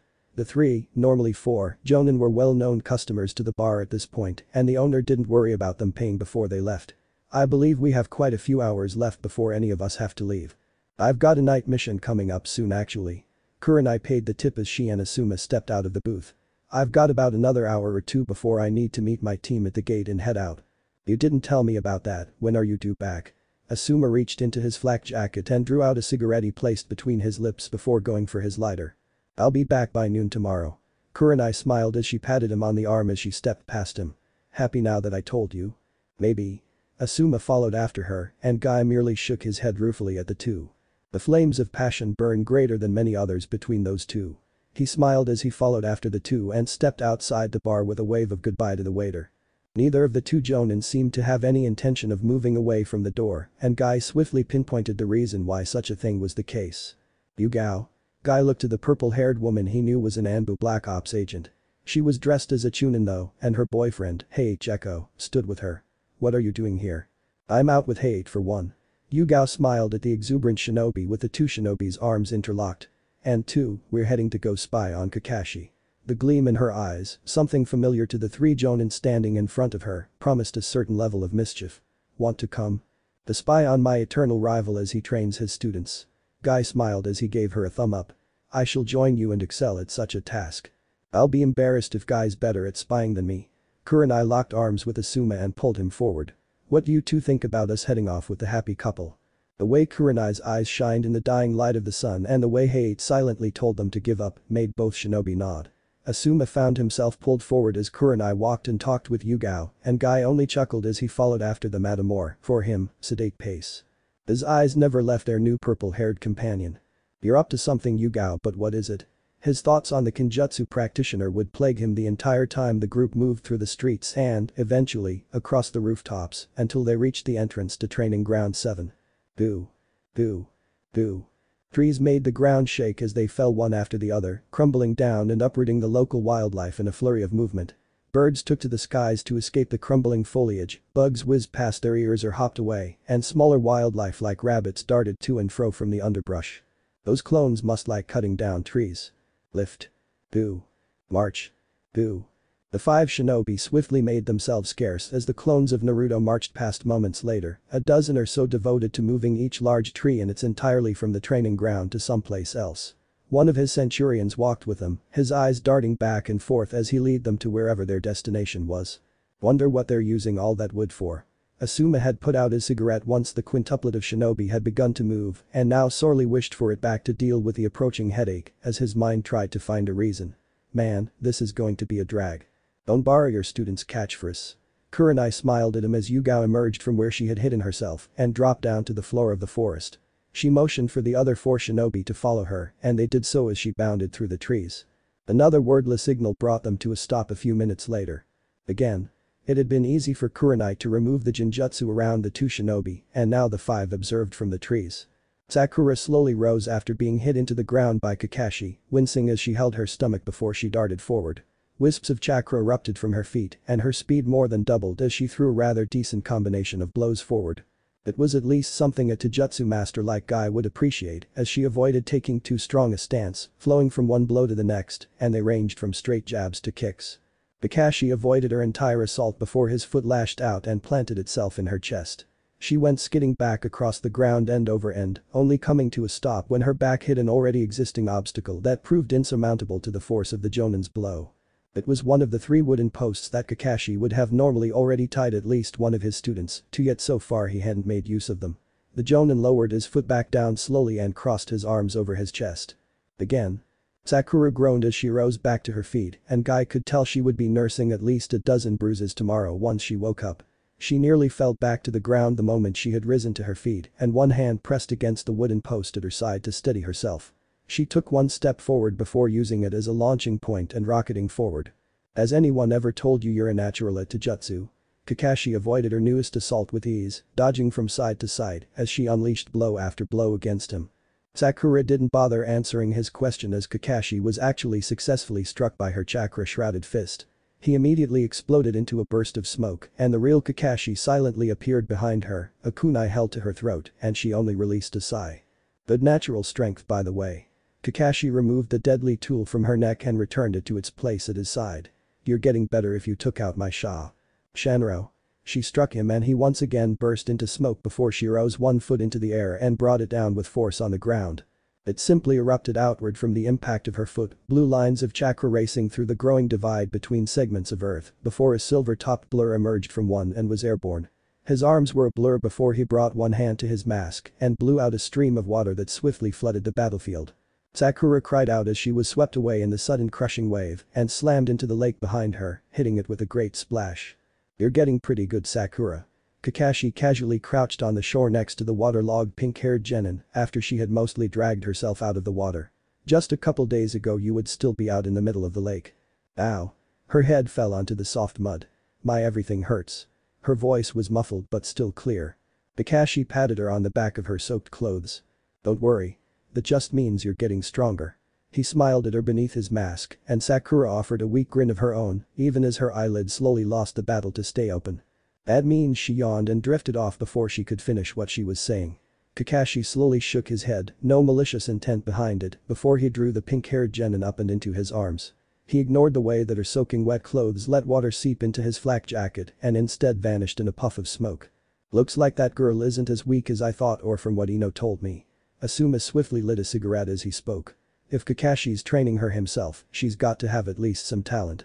Good for you, Kakashi. Guy couldn't help but smile after what he had seen. We shall see who has the better pupil sooner rather than later. And that marks the end of the first part of the story. If you guys made it this far and want more contents like this, comment down below to let me know. Thanks for sticking out till the end. I would gladly appreciate every likes, comments and subscribes I could get on this series. It only takes a minute and best of all, you can show your support for absolutely no cost. See you in the next one.